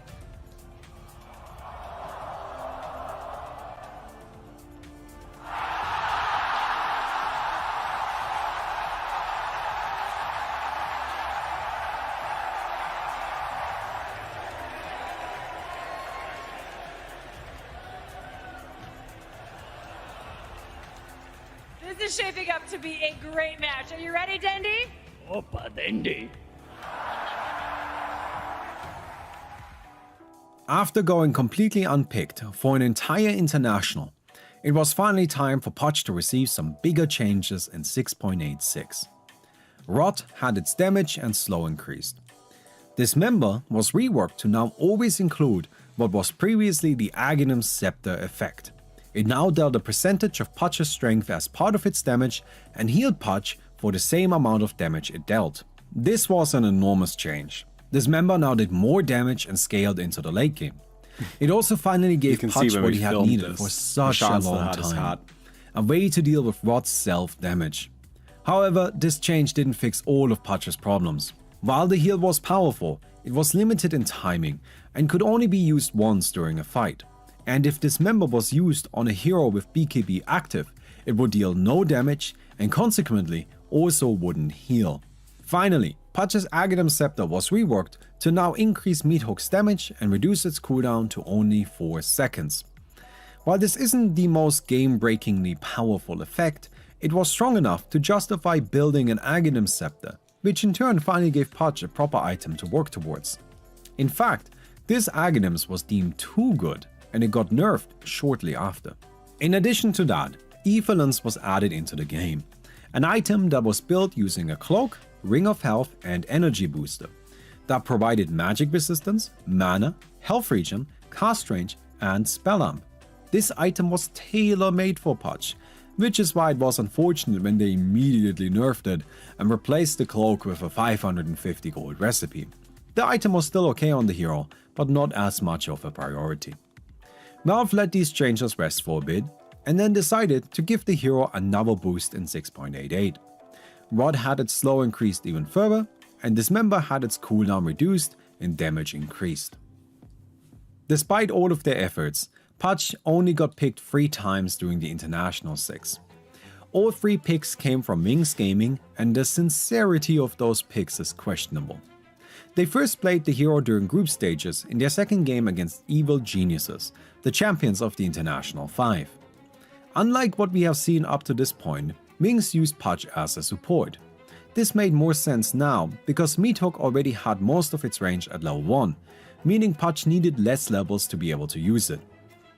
Unfortunately, a Pudge without items is food, particularly when going up against high physical damage heroes like Lifestealer. This entire game can be summed up by this one moment when Pudge hooked Lifestealer and then got absolutely destroyed as a result of it. The biggest impact he had was when he saved Slog after he overextended. Apart from that, Wings was really playing 4 vs 5 and ended up losing despite an excellent performance from their carry Slog. They would have been better off picking nearly any other support, or, as Merlini put it, a lot of the Pudge is just psychological warfare. Even picking him in the first place is psychological warfare. Wings Gaming at TI6 was a very weird team. They played with such confidence that it felt like they were just queuing matchmaking. The second Pudge pick of this tournament comes again from Wings, this time in their second game against Digital Chaos in the main event upper bracket round 1. Wings won the first game against DC in a convincing fashion and were clearly feeling very confident going into game 2. Not only did they pick Pudge, but also Techies to go along with him. This game ended up being very one-sided, and it's abundantly clear that Wings had no solid plan on how to play these picks, and they were probably just memeing at TI. Techies ended up playing a solo core in the top lane, but Pudge was an aggressive tri-lane support against a Timbersaw. This was quite possibly the worst matchup in the entire game, as Timbersaw could easily destroy Pudge while not having to worry about dying. Pudge ended up losing the lane horribly and put Wings into a terrible position for the rest of the game. The only time Pudge and Techies had any impact was when they managed to pull off a hook into Mines combo to get a kill on Timbersaw. Unfortunately, this kill didn't matter, as Timbersaw had a high stack Bloodstorm which reduced his respawn time enough for him to be back in the fight immediately. Wings conceded shortly after, and then proceeded to absolutely spank Digital Chaos in Game 3, before smoothly cruising into the Grand Finals in the most dominant, uncontested fashion. After an incredible and intense journey through the lower bracket, Digital Chaos met Wings Gaming again in the Grand Finals. DC had truly proven themselves worthy of standing here, getting better and better every game of the tournament, defeating teams like LGD, eHome and Evil Geniuses. They were an underdog team that weren't expected to make it past round 1 or maybe round 2, but they surprised everyone with their excellent play and became true fan favorites along the way. Wings promptly picked Pudge in the first game of the Grand Finals. This goes about as well as you might expect. The casters speculated that the hero might have been chosen as a counter to Faceless Void, since you could hook heroes out of the Chronosphere.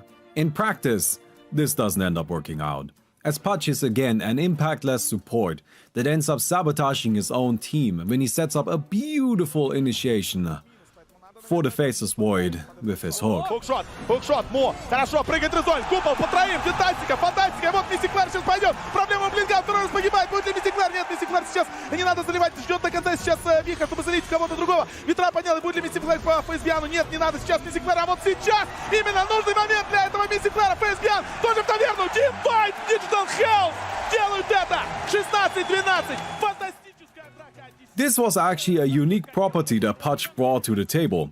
There weren't a lot of other heroes that could actively help the opposing team if their spells were used incorrectly. After this disaster of a fight, it didn't take long for DC to close out the game. Again, sadly, Pudge did nothing to assist Wings in victory. Despite their best efforts? Wings ends up going 0 for 3 with Pudge at TI6, the 2 main event losses being their only main event losses.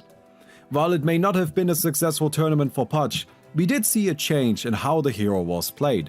No longer as a core, but as a support instead. Was that change a good idea?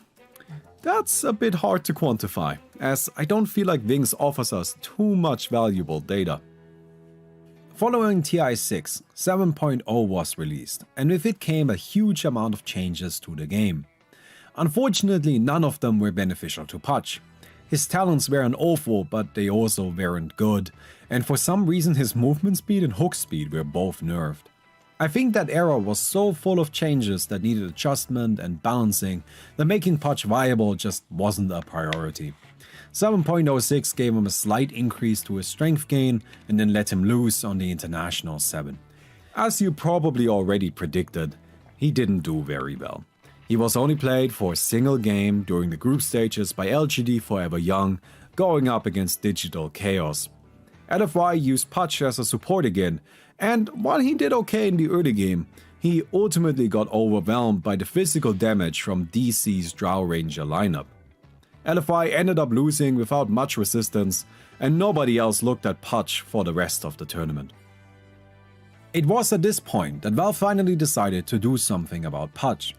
In 7.07, Meathook was given a new property, the ability to hook runes. Additionally, when it hits a rune, it will refund its mana cost. This was by no means a huge deal, but it added a tiny bit of utility that the hero didn't have before. Meathook also no longer provided unobstructed movement to units that were hooked onto unpathable terrain. Then, they made it so that Dismember pulled the target closer to Pudge during the channel. A fantastic change, as it fixed that long-standing issue of dismembering a unit outside of rot range. This made Etherlens a much better item on the hero, because you no longer had to be wary of the distance from which you were casting Dismember. Finally, they reworked his talents and made them pretty damn good. I mean, just look at the bad boys, those are really good talents. That wasn't even the end of it. Let me summarize the end result of the next few patches. Meathook now costs 140 mana at all levels, and its cooldown was increased for its early levels. These were nerfs, but in exchange, its early damage was significantly increased, and it now has 1300 range at all levels. This was a huge deal, as Pudge now finally has more options in his skill build. Previously, you always needed to level up Hook first for the additional range, but that was no longer the case. This is further enhanced by the fact that it did a ton of damage at early levels now. On top of that, Rod had its slow decreased at early levels, but mildly increased at max level, and Flesh Heap gave a tad more magic resistance. Sadly, Valve decreed that Pudge received too many blessings, and they nerfed/changed some of his talents and took away some base armor and movement speed. The International 8 denotes a clear cut in how Dota was played. Up until this point, professional Dota has always been primarily played in tri-lanes. That means 3 heroes in one lane, 1 hero in the mid, and 1 sacrificial solo hero. As Dota changed over the years, the viability of this setup faded away. The main reason here was the increased quantity of farmable resources on the map. To maximize your access to these resources, you needed to have more cores that were more spread out, hence the shift to dual lanes. This new meta was great for Pudge. He has always been best in smaller confrontations, the big tri-lanes were too busy for him. Disappointingly, all of this still wasn't enough to manifest into tournament success. At the International 8, Pudge was picked twice. Both games took place during the group stages. First, he was played by Evil Geniuses against Fnatic in an offlane support role, backing up a Weaver. If this lane seems powerful and obnoxious to play against, that's because it is. Weaver is fast and powerful enough to play off of Pudge's disabling and displacement abilities, which makes getting caught by the Pudge a much more dangerous prospect. Here is when we first see a change in skill build, maxing out Rot over Meathook, giving Pudge much more reliable damage output. This manifests right away, and Pudge bullies the enemy Terrorblade so much that he manages to kill him and completely force him out of lane. As soon as he achieves that, Crit moves out of the lane as well, applying pressure in other parts of the map. At 8 minutes, a big fight starts in the bottom lane, with Pudge leading the charge to victory. This strong performance continues. He is involved in all of the fights and usually has a positive impact. While he often ends up a casualty, that's not really a problem for EG. Pudge is a support that takes a long time to kill due to his high health pool. If he acts as a meat shield between the enemies and his more squishy cores, then he did a good and effective job. And that's exactly how it works out. Zeus has an incredible game where he gets to roam freely, crushing anyone that crosses his path. The Radiant carries, on the other hand, are suffering. Terrorblade never recovers from his awful early game, and Legion Commander does okay, but has to deal with Pudge ruining her duels with his hook. EG won in only 32 minutes in a dominant fashion, and Pudge played a significant and non-gimmicky role in this victory. The other team to use Pudge was PSG LGD, going up against Evil Geniuses. This game is frankly a disaster with many questionable plays from PSG LGD, Pudge didn't exactly do well, but nobody on the Radiant did, and I wouldn't put the blame for the loss on Pudge. He did a fine job supporting, while Alchemist went 0 on 10. Overall, while Pudge didn't see much play at TI8, I for one think that's mostly because of the general perception of the hero being bad. He was suffering from his previously poor performances. In the one game he wasn't being held back by his team, he actually did very well, and the hero was probably more viable than his pick rate suggests. Although, to be clear, Pudge was still nowhere near a top or even a particularly good hero. After the International 8, 7.20 was released, and with it came the long-awaited rework to Flesh Heap. It no longer granted magic resistance and instead provided a health regeneration bonus. This bonus initially started out at just 3 at level 1, which was mild but helpful. Over the next few patches it was buffed to 6 at level 1, which is enormous. That's basically a free, permanent tangle that you can get right away and by only investing a single skill point. The 6 health regen. Along the way, Pudge also received other nice bonuses. His base attack damage was buffed significantly, his movement speed was increased, his strength gain was increased, Insane, his right? talents were buffed, and finally, even Meathook had its mana cost reduced. It's also worth mentioning that Kaya and Sange was added during this patch, which wasn't a great item at the time, but we're going to see more of it in the future. Pudge was now at the strongest he has ever been, and it showed. At the International 9, Pudge was picked 5 times and even banned for a game. Because of the new Flesh Heap, Pudge changed roles and was a core once again, usually played in the mid, but sometimes also as a safe laner. His skill build changed entirely, shifting away from Meathook. Players would still get a single value point into it early, but other than that it was all Flesh Heap and Rot. The order would vary a bit. Some players preferred to max out Flesh Heap first to survive better in the lane, others wanted Rot for the additional fighting power. In fact, there was a general disagreement on how the hero should be built. Some players tried Blink and BKB, or an early Lotus Orb, but neither of these options will give them enough long-term staying power in fights. This would be fine for other heroes, but Pudge needs to survive to cast his spells multiple times. Otherwise, his damage output is too low to be worth the pick. The standard itemization strategy of 1 or 2 early game items and then transitioning into a bigger pickup wasn't working and would leave the hero unable to fight or farm. Luckily, there were other players that took a different approach to the hero. An example of this would be Boxy in Game 2 of Alliance vs Keen. Here he played a safe lane core Pudge, and his itemization went down a bit of a different path. Instead of trying for any bigger items right away, Boxy invested his early farm into Face Boots, Magic Wand, 2 Bracers and a Rod of Atos. Each of these items had a fast build-up and offered immediate power.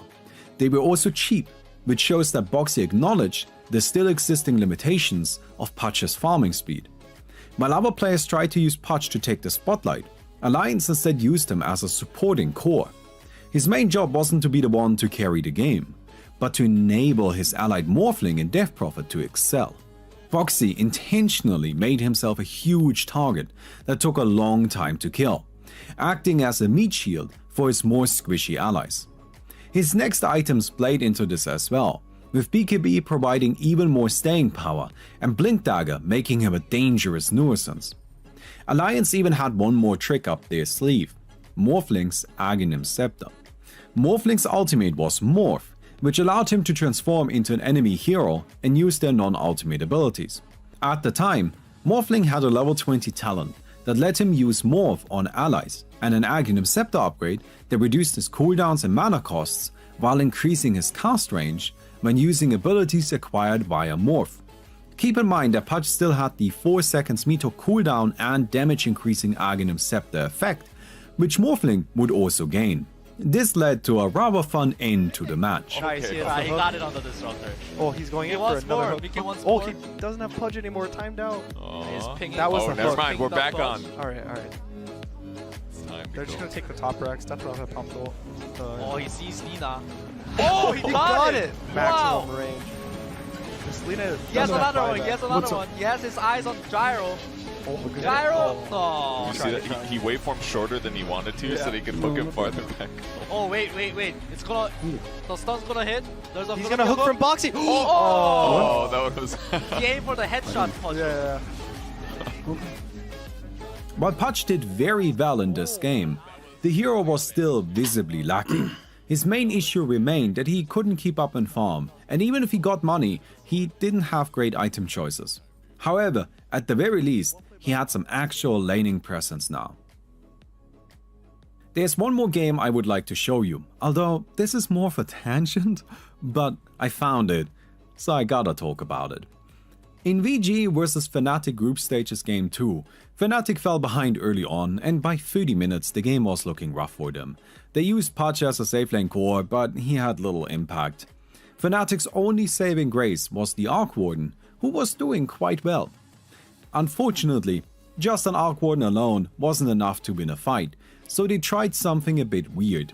They used Arc Warden to set up a ton of Spark Rays in one location, and then Pudge tried to hook the opposing heroes into it.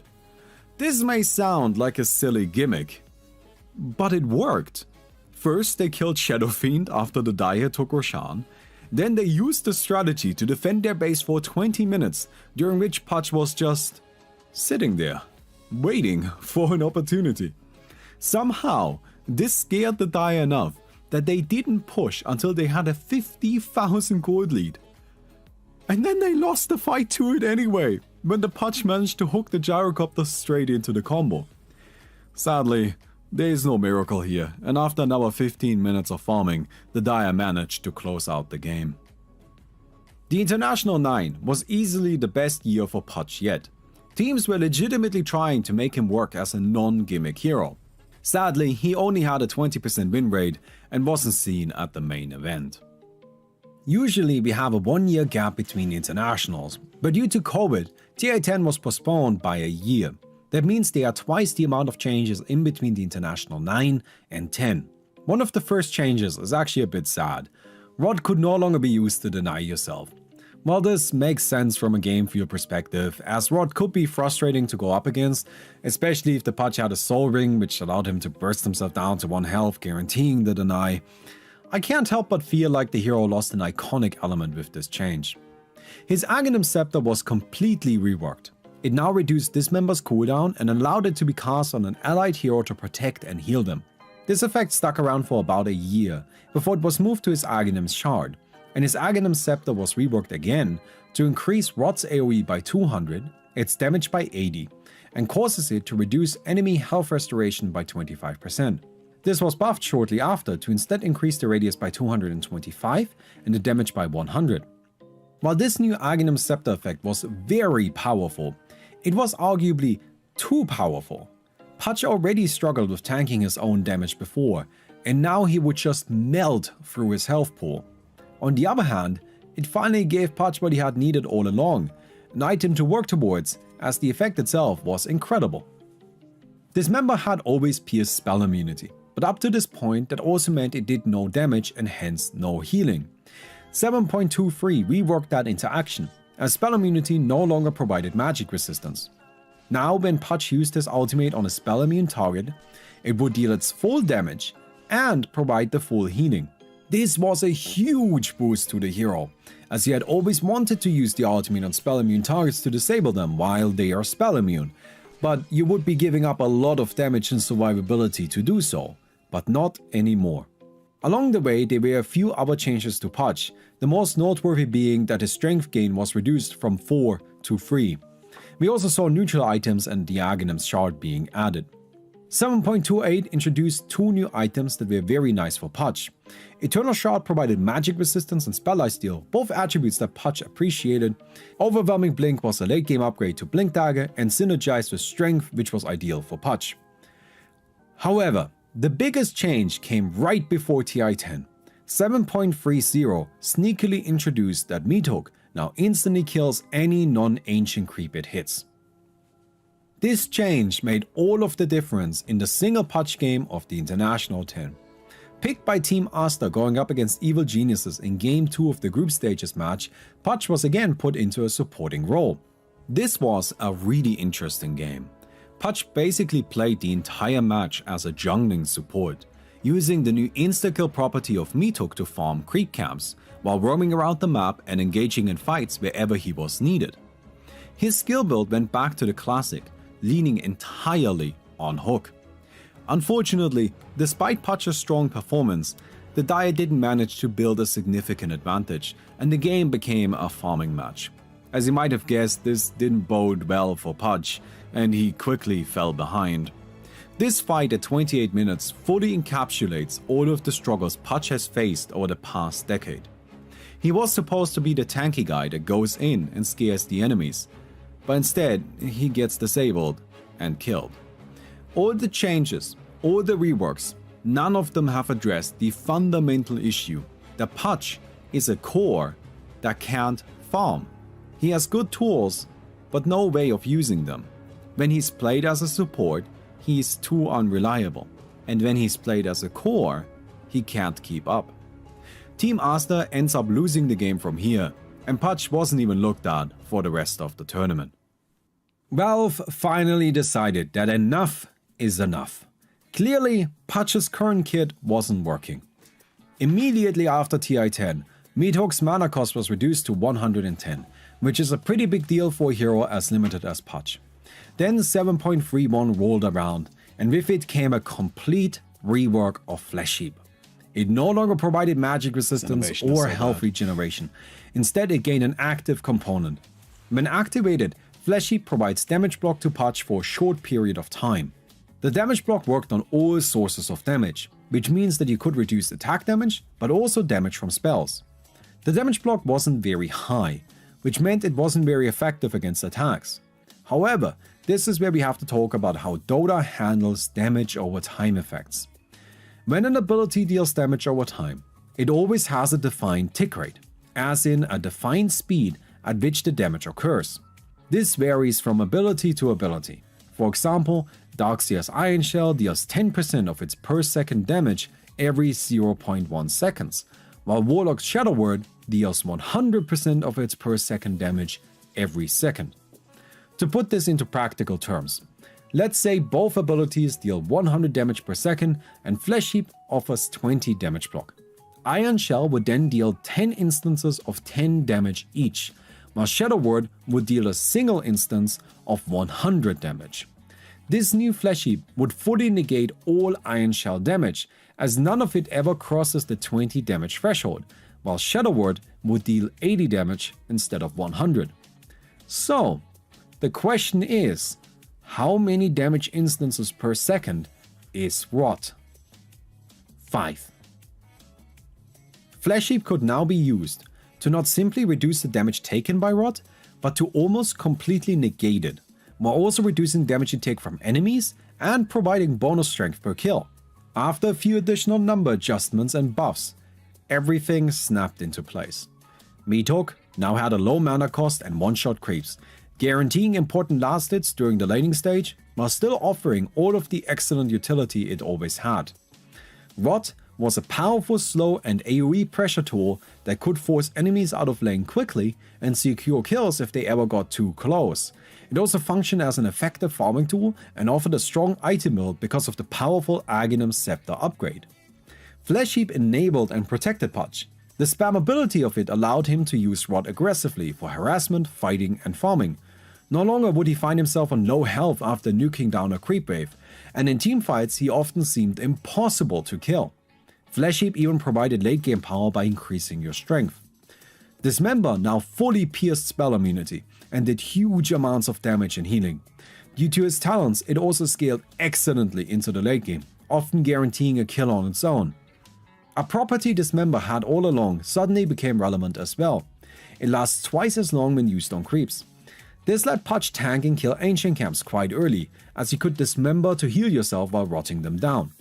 An occasional heal while farming was also very much welcome. His Aghanim's Shard, a protection effect so powerful that it could easily be a hero's whole ultimate, was just a cherry on top. The fact that I haven't even gotten around to mentioning his 73 starting damage should really tell you just how powerful Pudge was going into the International 11. During the group stages of TI-11, Pudge was an absolute menace. He was one of the most popular heroes, being picked and banned 70 times. Let me repeat that so you don't think I misspoke. Pudge was picked and banned 70 times, seeing representation in over 38% of all games played. In the 28 games he was played, Pudge always filled a core role, usually in the safe lane. The skill build is always the same. One value point into all 3 abilities, then maxing out Rod first and Flesh Heap second. His item build followed a basic structure. First, we get Magic Stick and Boots. This lets us be powerful in the lane and fixes our mana problems. Then we buy a Ring of Health. This gives us all of the sustain and health regeneration we are going to need during the early game. Now we have to make our first decision. If we're going up against a high magic damage team, we're using our Ring of Health to build a Hood of Defiance. If that's not the case, we're grabbing a Vanguard instead. From here, we finish up our Phase Boots and maybe we upgrade our Magic Stick if it turned out to be useful. Now it's time for our core items. Aghanim's Scepter, Blink Dagger and the Black King Bar. The order here will depend on the specific game. Ideally, we want Aghanim's Scepter first, as it will drastically enhance our farming speed. However, sometimes our team will need us to be more proactive, and that's when a Blink Dagger is a great first choice. It also acts as a bit of a farming tool, and it's fairly cheap, so we'll often consider it as a first option.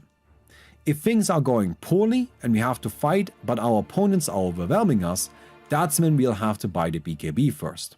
This is not preferable and is usually a consequence of a game that's already turned sour.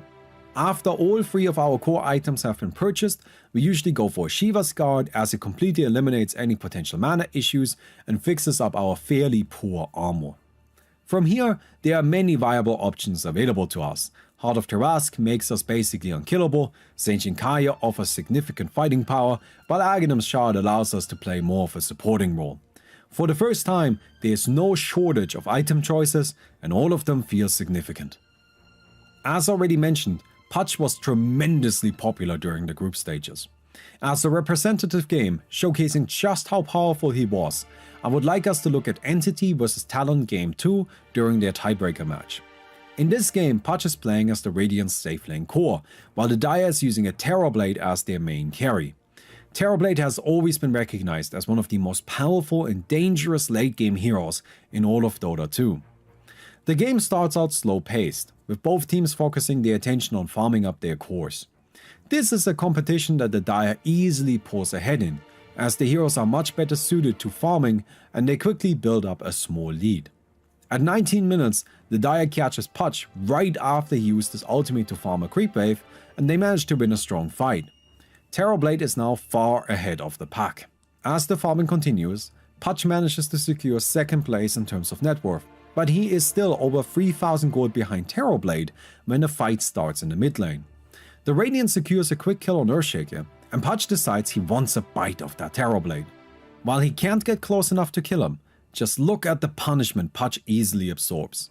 Terrorblade simply can't kill him, and is forced to retreat after his supporting cast dies. It is worth mentioning that Pudge is protected by an armor-giving neutral item and a Sven spamming Warcry, giving him even more armor and movement speed. He's become unkillable, and this gives Entity leverage that they probably shouldn't have, as they are still behind on gold and experience. They use this advantage to take an uncontested Roshan, giving the edges to Pudge, who now has all of his core items online. Sadly, no opportunity to use the edges presents itself, as both teams are still farming. Pudge opts to skip the Shiva's Guard, as his team provides him plenty of armor. Instead, he buys a Saint Kaya. In the next 2 fights, Pudge plays incredibly aggressively, jumping right into the enemy trenches and doing huge damage right before dying because he dove too deep. The fights end up being even trades, but just look at the sheer confidence of the Pudge player. He knows no fear because he believes in his hero. Isn't it beautiful how far we've come? At 36 minutes, the Radiant sneaks in the second Roshan kill of the game. This now gives Pudge his Aghanim's Shard, reducing his ultimate's cooldown, letting him eat allies to protect them. Shortly after, the Dire catches Pudge while farming. Sven is there to back him up and uses Force Staff to save him, Pudge then hooks the Sven to safety and both of them retreat. In the meantime, the rest of Entity has already teleported in and forces the fight. Terrorblade is in an awkward position and gets absolutely demolished by Pudge, who then proceeds to chase down Leshrac, suppressing his Bloodstone healing and securing another kill with Dismember, which is off cooldown again already. This isn't enough yet, and another meat hook finds the Dire's Earthshaker and he gets dismembered and killed as well. After this fight, the gold gap between the teams has closed, and Pudge is now on top of the net worth. He also has 19 Flesh Heap stacks, giving him a huge boost to his power. After another farming period, Pudge finishes up a Refresher Orb and Overwhelming Blink. At 42 minutes, the Radiance smokes up. Pudge, it's a potential double Dismember. You're just dead through this combo. If Savage gets caught out with double Dismember, he's gone. There's nothing they can do. So they're going to play around their ward. Look at the Visage Familiar scouting them out. Mikoto gets a jump, but it's going to be Pure that's in the middle first. They're trying to play around with the BKB, but it won't be enough to protect Mikoto. It was the right-click damage from Toby, too much for them to deal with. And now Pure as well. They caught him out. Savage is in trouble. What can they do to keep the Terrorblade alive? He'll somehow make it back to the high gun, turns it around with the Sunder as well, but it's Savage against the world. They don't have buybacks on Mikoto as well. The TB needs to be the main damage source, and Pure's going to make sure that's not the case. Into the middle he goes, and down goes Savage. A buyback is there, but it will do nothing. From here, it's just cleanup. Give him too much more value though, maybe the Psychic Headband, but you're gonna need to do something now. You gotta go. Throne's gonna be exposed, surely it'll fall pretty fast. That's an early BKB usage out of Mikoto, and they're gonna hook him into the middle as well. Solid Guardian will force them to split away. Maybe they can isolate the Visage. Storm is still trying to slip out to the southern side. It's a beautiful Ice Blast, and Pure's going to find the opening into the middle again. Onto Savage. He's got to buy it back, but it seems like there's no hope as Pure wants some more members. They've been able to retreat safely on Talon. Q potential with the opening, fissure onto multiple heroes, going to force up into the middle, but the Echo only tickles him, and Mikoto will not survive. They gotta go for Savage. From Savage, but it will not do enough as Pure's in to celebrate. Down goes Savage. 5-man one. In this game, Pudge not only carried his team, but also outcarried an enemy Terrorblade. Coming out of the group stages, Pudge had a 64% win rate across 28 games. He was the 17th most picked hero with the 3rd highest win rate in the top 20.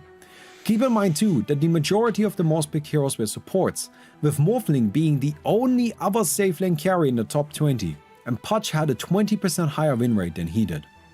Pudge was looking ready to take his excellent performance to the main event. Unfortunately, Pudge was about to face the tragedy of the meta hero. The group stages showed that his power was real and should be taken seriously, and it also highlighted which teams favored him: Thunder Awaken, Team Liquid, and Entity. As a result, Pudge was more or less permanently banned against those teams, and they each only got to play him once for the rest of the tournament. His overall contest rate was still very high, jumping up to nearly 50% of all games. However, he only saw play in 5, and he did not do well in those 5 matches. Teams would only allow Pudge to be picked if they felt confident that they could deal with him.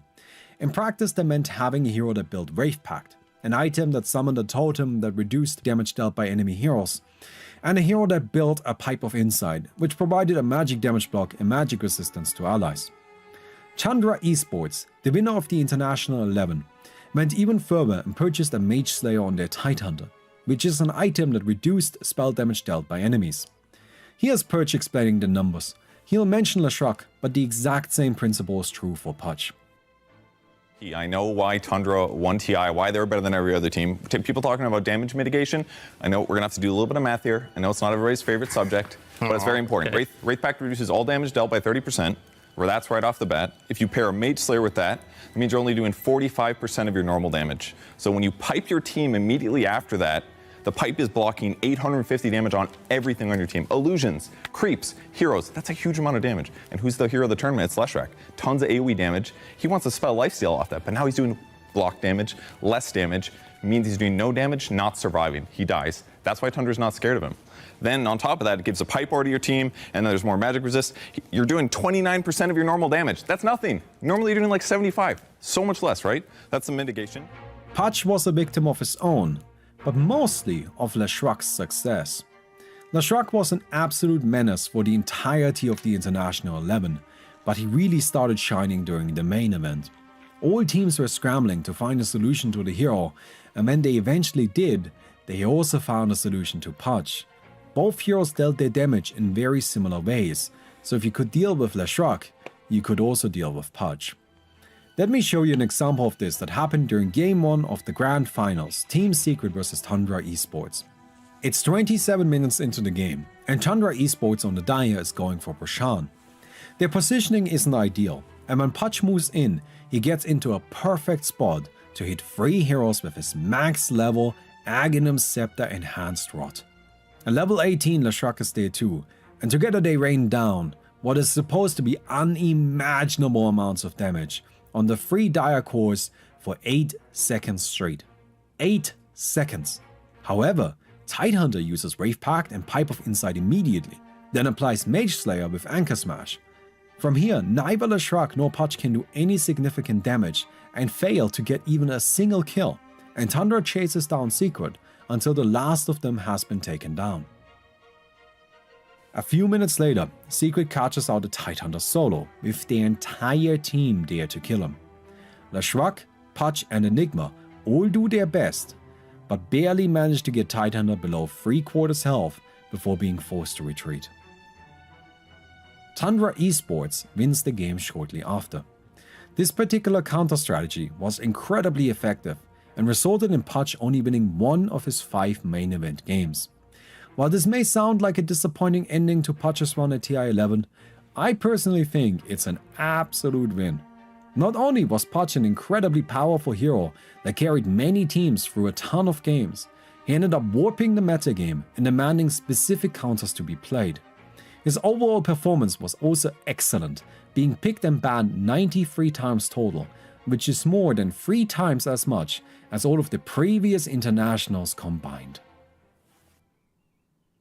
Pudge is Dota's most iconic and popular hero.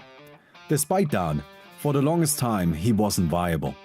His best moments during the early years came from a controversial strategy that ended up being removed from the game immediately afterwards. He was a core without an item build, a support by necessity.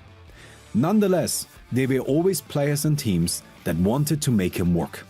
They tried their hardest and usually failed. His iconic status might have actually been what held him back the most, as a full rework was out of the question. Instead, Valve tried their best by enhancing all of his individual strengths. They gave Hook more utility, they made Rod overwhelmingly powerful through a viable item path, and they turned Dismember into one of the best self-healing and BKB piercing abilities in the game. However, none of that was enough. His main issue of being unable to farm due to dying to his own damage outweighed any of his strengths. The first fleshy rework showed a bit of what a Pudge with actual presence might look like. Then with the second rework, finally, his time had come. By changing this one ability, Pudge jumped from a joke, from a hero that you're not supposed to play if you want to win, to one of the strongest, most terrifying cores in the game. He was no longer merely theoretically powerful, but an actual genuine monster that terrorized games through his sheer overwhelming presence that lasted from the earliest minutes until the very late stages of the game. Unfortunately, he then hit a wall of damage reduction and magic resistance. It pains me to say this, but if we look at Pudge's complete performance sheet across all the different internationals, then we can't get around the fact that historically speaking, he has been one of the worst performing Dota heroes of all time. However, he will always have a place in our hearts. We will always cheer on his players, and his future is looking brighter than ever. Thank you. That's it. Oh my god. Okay. Oh, well, that gave me a heart attack. Yeah, no, there's just an outro thing. Okay. Is that... was it okay? Good video? Oh my god. Oh my god. Well, there it is. That's what we've been working on. That's the Pudge video.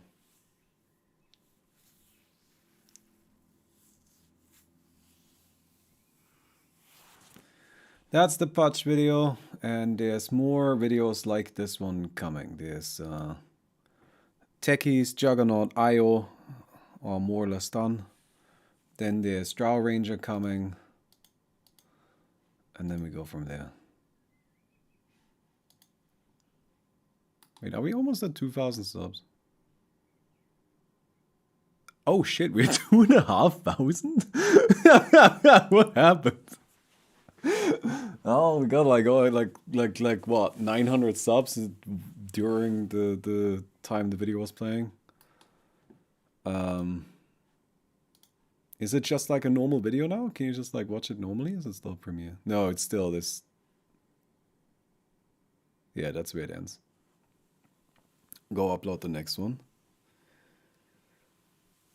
I think there's some fluff that you could probably cut out, but overall pretty good. No, I don't want that. Like, this is not supposed to be a super tight experience. I want it to be complete, right? You say the fluff could be cut.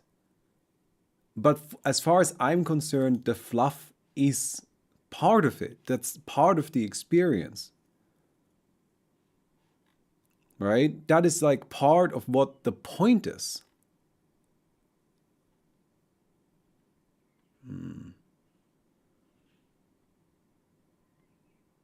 You want custom subtitle track. Do you know how hard it is to add subtitles? That takes literally forever. Okay. It takes literally forever to add subtitles. Alright. Okay, now I would like to post it to Reddit. Ready? Reddit. Okay.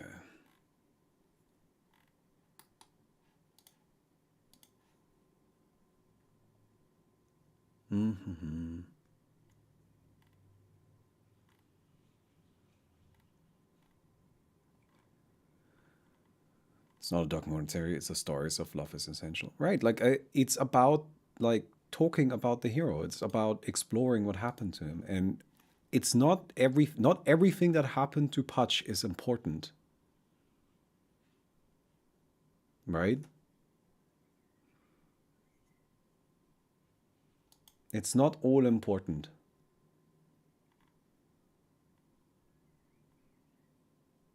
Okay. Well, it seems people liked it. That's good.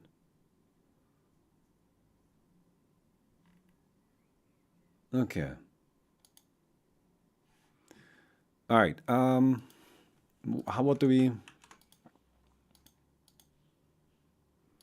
all right, submit a link. Here's a URL. It has to feel speedrun histories. I mean, it's the same style of video. It's just for Dota. All right. The story of Pudge.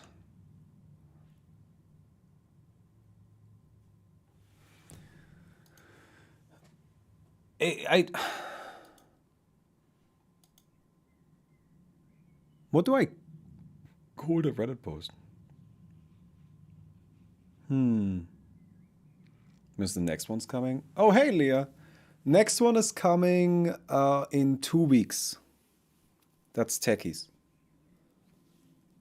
So the current plan is Techies in 2 weeks and then Juggernaut at the start of June. So like another 2 weeks after that. And then IO a month after that. So we only do, like, we're gonna push out 3 videos pretty quickly so that there's some content on the channel. But from then we're going on a monthly schedule because the videos just take a really long time. Take a really, really long time to make, right?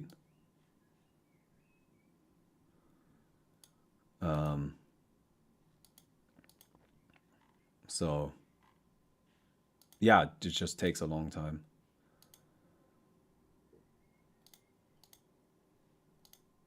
All right, we've got 1.2 thousand views.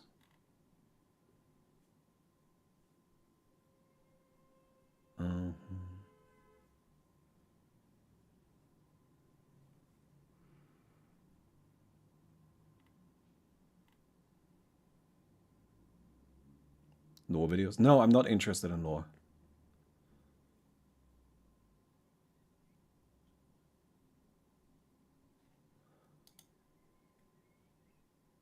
Do we just, honestly, I'll just call it the story of Pudge on Reddit. Out. I've just made a Reddit post called The Story of Pudge.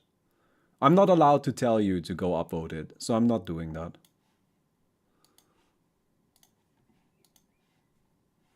And no, I will not link it to you. But you can find it. It's on the Dota 2 subreddit. Hello, what's up? Just went over 2.5k. Whee! Oh, you mean subs? Yep. Oh, that's growing pretty quickly, isn't it? We're actually 2.51. Okay. Oh, okay. All right. Oh, yes. Please go to the video and give it a thumbs up. Give it a thumbs up and share it with people. Hey, George MTZJ, thank you very much for the $65. I have no idea how much money that is, but I appreciate it.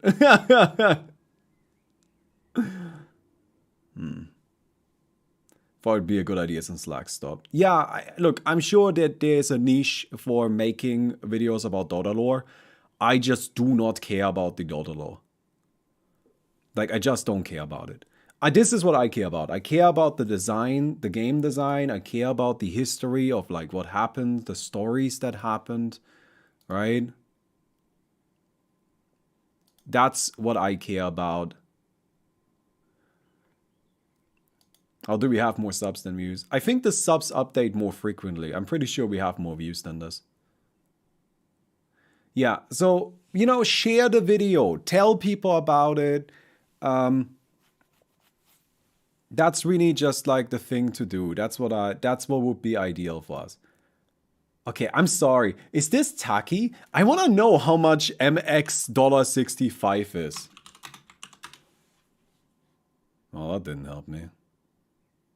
Mexican peso. MX to euro.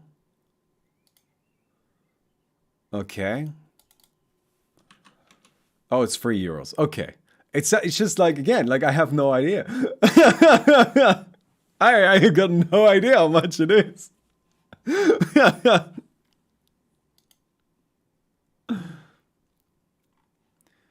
Okay. Very good. That reminds me, I actually need to go and check some stuff. Really on the niche. I need to fix up some stuff here.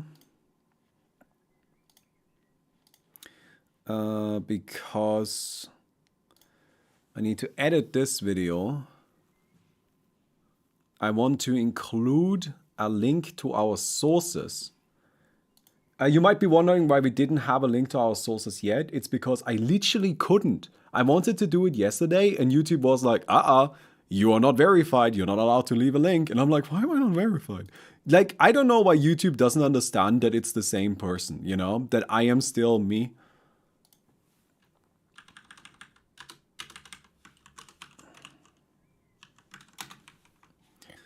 All right, can I have a link now? No? I am still not allowed a link? YouTube, please. Please let me include links.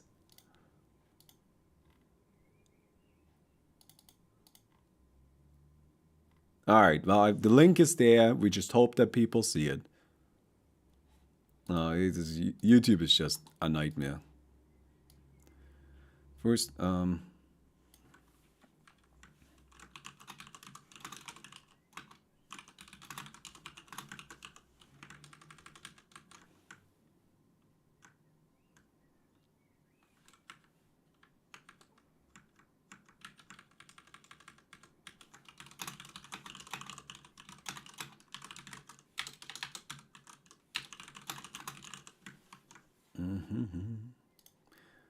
Okay. Video good? I hope it's good. I hope people like it. Do we get Shadowban?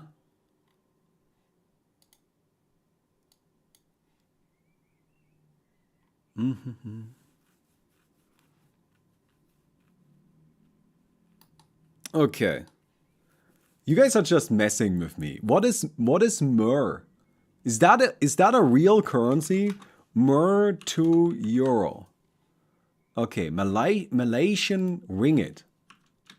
So that's a euro 22. And this one is BGN. BGN to euros.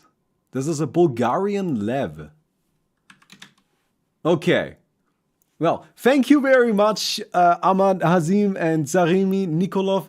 Appreciate it. Sorry that I immediately felt like Googling how much money you gave me, but you gotta understand that this is I can't help it. I'm curious. All right.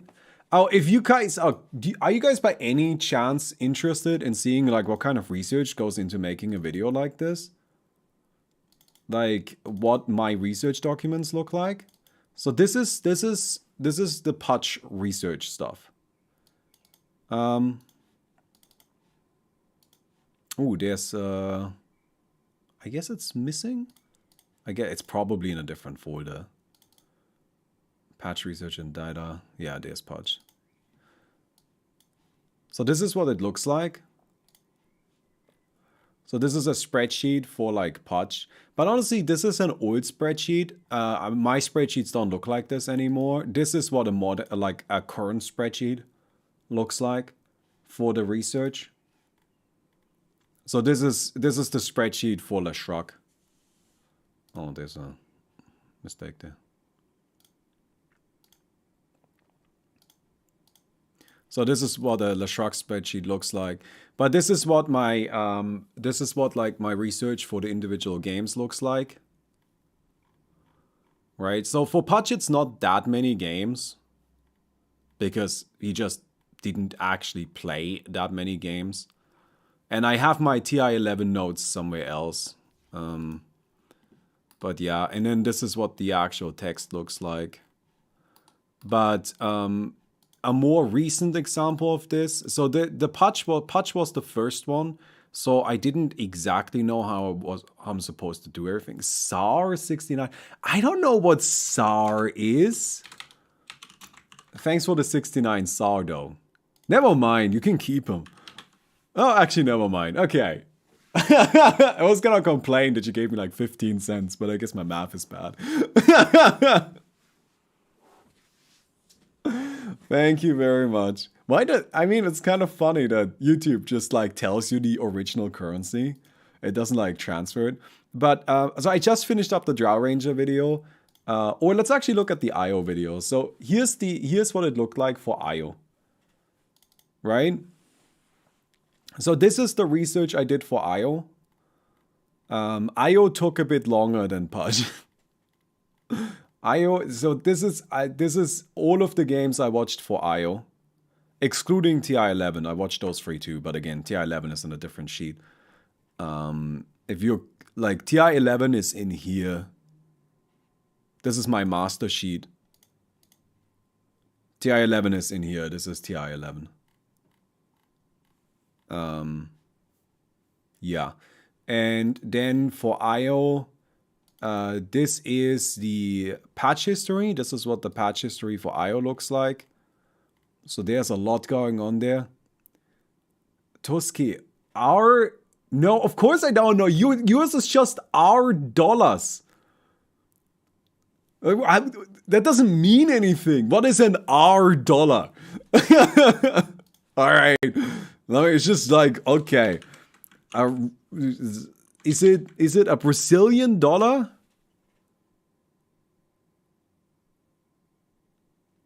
You think so? Brazilian reais. Okay. You gave me 550. You gave me $1, didn't you? You gave me exactly $1. All right. That's fine. You should not be donating anyway. What is a try? Turkish lira. I'm learning stuff. You gave me less than €1? Come on, buddy. I mean no disrespect, but okay, thank you very much. Yeah, 2 Singaporean dollars. Thank you very much, my friends. I appreciate it. It's a Roblox. Oh man. Yeah, y'all are just fucking with me. Anyway, this is TI stats. And then IO text looks like this. So this is the IO sheet, IO text. It's 39 pages. Yeah. I mean, it's got graphics in it. Oh no, I have no, what is that even? 220 of this. No, I don't even know how to type that. Indian rupee, okay. Oh, it's €2, alright. Thank you. Rate your favorite dollars? I don't know what my favorite dollar is. Okay then. Well, thank you, friends. I appreciate it.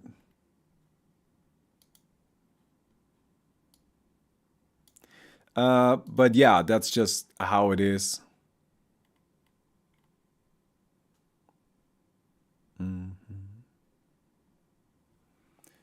Why did you make the script a bit more compact? You can replace some words with shorter words for an overall shorter script. Are you serious? You think if I come in here and I replace words with shorter words, it's gonna change the fact that it's 17,000 words long? That's just not how language works, buddy. Yes, they are long videos. I never set out to make not long videos. The goal from the very beginning is that this is long form content. If you don't like long form content, then this isn't for you. Right? It just isn't. It is long form content though. I make zero attempt to trim it down. There is no effort made whatsoever to make it shorter. I also do not stretch it. I also don't intentionally make it longer. But if the amount of stuff that I have to say is 2 hours of content, then that's just how long it is. Then that's just what it ends up. Right? And this varies. The Pudge video was an hour and a half. The Techies video is an hour and 10. And the IO video is 2 hours. And it just varies. It's just however long it is. But there's just a lot to talk about. It's 13 years of history. And it's ongoing. Like, as soon as TI-12 finishes, I'm gonna start including that too. They are not meant to be videos that you necessarily sit down and watch in one go. Like, it's totally fine for me if you sit down, watch the video halfway or a third, and then you come back later and continue watching. And you just do that until you're done. You don't have to watch it all at once. That is not a requirement. Right? Don't feel like you have to do that. Alright.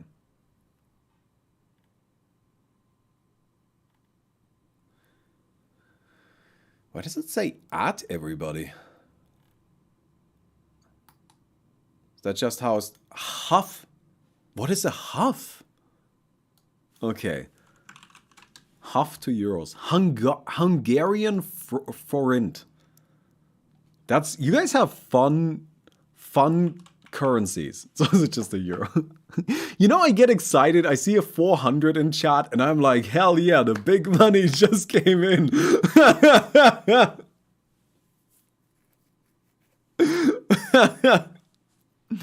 Appreciate it.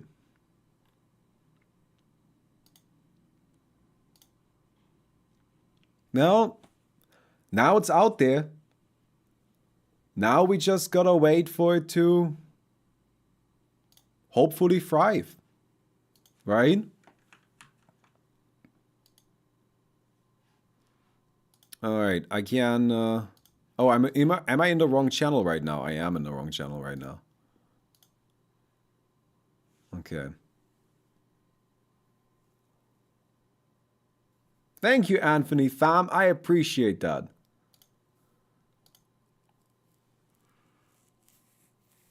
All right, I want to do a post. Hey, the Pudge video on my new YouTube channel is now live. Go watch it. You'll enjoy it. Lots of exclamation marks today.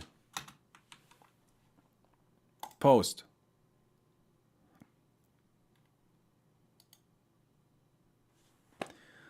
Okay. Thank you, friends. I mean, production-wise, shorter script helps with your own work too. Less editing, less time spent, more value out of your work. No, sorry. I get what you're saying. Like, make it shorter so you have less work. But have you never heard the phrase, if I had more time, I would have written a shorter letter? Like, it's not... Like, making something shorter isn't automatically less work. More often than not, making something shorter actually takes more work because now you need to decide what to trim.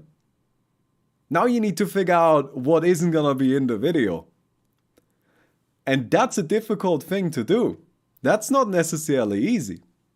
Because with the Pudge video, you know, I guess there are a few things I think you could trim for sure. But, you know.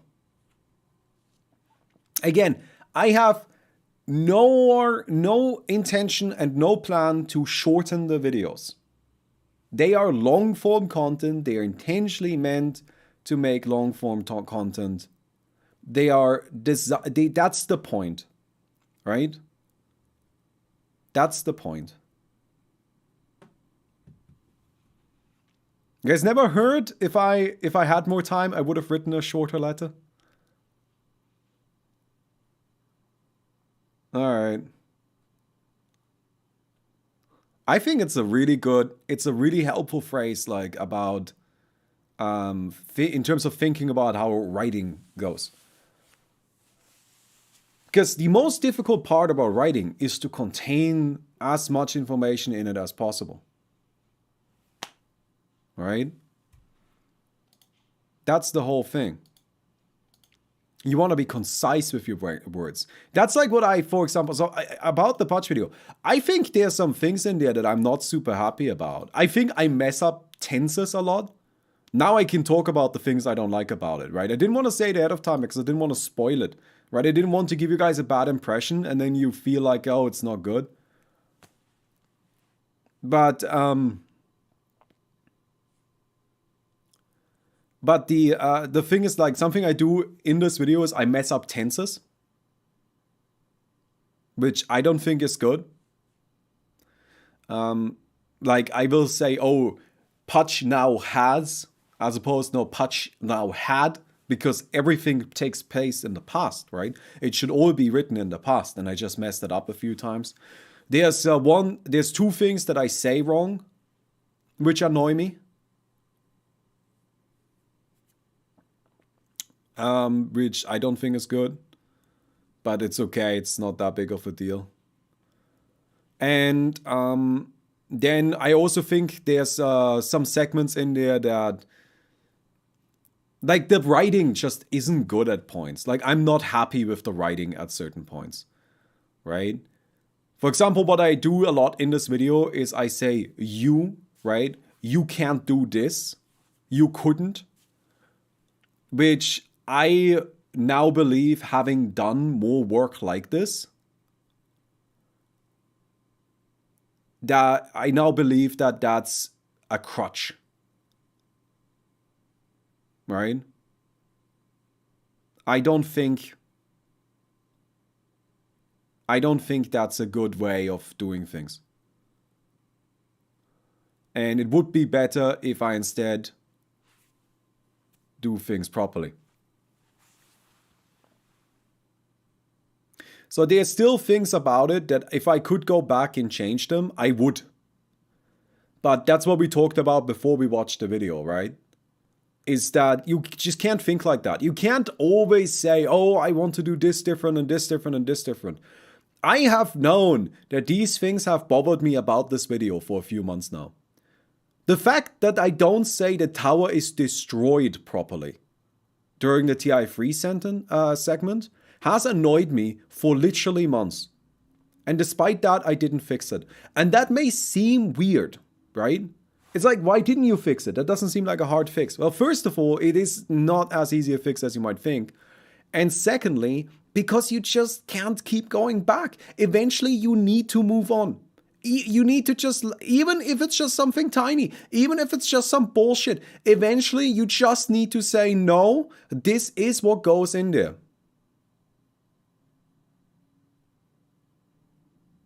Right? So those are things that I do better in the future videos. Again, I think also this is the saddest thing. Level 1 hook range, look at that. 600 hook range, it's so sad. Oh my god, poor Pudge. He's such a sad little boy. Alright, where's my... Oh, the story of Pudge, there it is, very good. Thanks. Thanks, Pavel. I'm gonna upvote Pavel. It's a bit long. I like that Pavel included something negative. Right? That's good. I'm glad that Pavel, that's how you, Pavel gets it. Pavel knows how to make something sound good. You don't make something sound good by only saying positive things. You make something sound good by saying a small negative thing and then a bunch under like 2 or 3 good positive things. Right? Like, this is a great video. It's a little long, but you can watch it in the background. That makes it sound way more realistic if you just said, this is a great video. But yeah, like, that's the kind of thing where it's annoying. It's really annoying to me, right? But ultimately, you just can't keep going. If I had always gone back to keep fixing old stuff, right? If I keep going back to try and fix this part of the video, this part of the video, this part of the video, all of these small things, we're never releasing it, right? We're just never actually releasing the video if that's what we keep doing things. And there is a schedule. It took us 6 months to prepare 4 videos, right? And now the thing is that, like, that's fine, right? The beginning was gonna be slower, but now a video a month gonna be done. We just don't have the time to keep going back to old shit. I am done with Drow Ranger right now, and apart from the interview, which I still need somebody to interview for, but apart from the interview, I'm not touching that. It's just done. It's just finished. Next video. And you just gotta keep going like that. If you guys enjoyed the video, please give it a thumbs up. Appreciate it.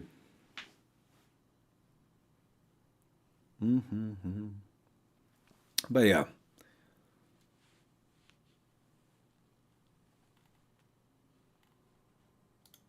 So that's just all I gotta say. Who has the highest pick ban percentage throughout all of TI? Io. Io. And we got a video about it coming as well.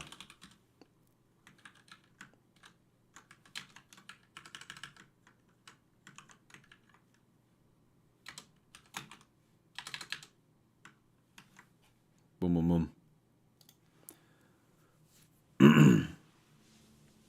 Problem Russian, there goes, the best is the enemy of the good, meaning pursuing perfection makes you lose sight of actually good you have. Yeah, it's also just a matter of you need to finish. This is what I was talking about, right? Like, if you want to work in a creative field, in a professional production, you just need to accept that you have a deadline and that things need to be finished. That's just it. And I don't have like a Patreon or anything like that, right? I am not one of those creators that just has a bunch of money coming in every month and they can take however long they want to It is IO by a large margin as well. Yeah, IO has by far the highest. Like, IO has like 100 more games than the second highest, which is bad, right?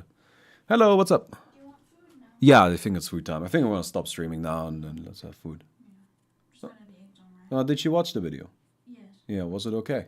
Yes. Okay, that's good. It was okay. It was very good. That's good. Make a Patreon. No, we're doing memberships only. Should you reply to comments on the Stories of Dota account instead of Bami? You make a good point. I forgot about that. No, I don't want the Patreon. We're doing memberships instead. I want to keep things on site. And I think that's better. Right? Why don't you do Patreon? I don't like it. If you want to support me, you can sub on Twitch. That's fine. But honestly, I think I should be able to support myself just by creating videos for you and then making money with that. I should not need to rely on you just giving me money. That just should not be required. For this channel, what we're doing is memberships aren't just, kind of, hey, please subscribe. But instead, memberships give you actual genuine perks. Like you get the next 2 videos ahead of time, for example. So memberships aren't available yet because they are not available yet. Sorry, they just aren't because we're not partnered yet. And I don't know when we will partner. It will probably be a few days. But once they are available, if you become a channel member, you will just get access to the next 2 videos. Right? So I'm not just asking for your money, I'm asking for you to pay to get a thing. Anyway, I'm gonna go now. All right, thank you very much for being here. Thank you very much for watching the video. If you haven't yet, go over to the other channel, give it a thumbs up, go subscribe, do all of the good stuff. But it is actually, technically speaking, my day off today, so I'm gonna go and have some dinner. And that's pretty much it.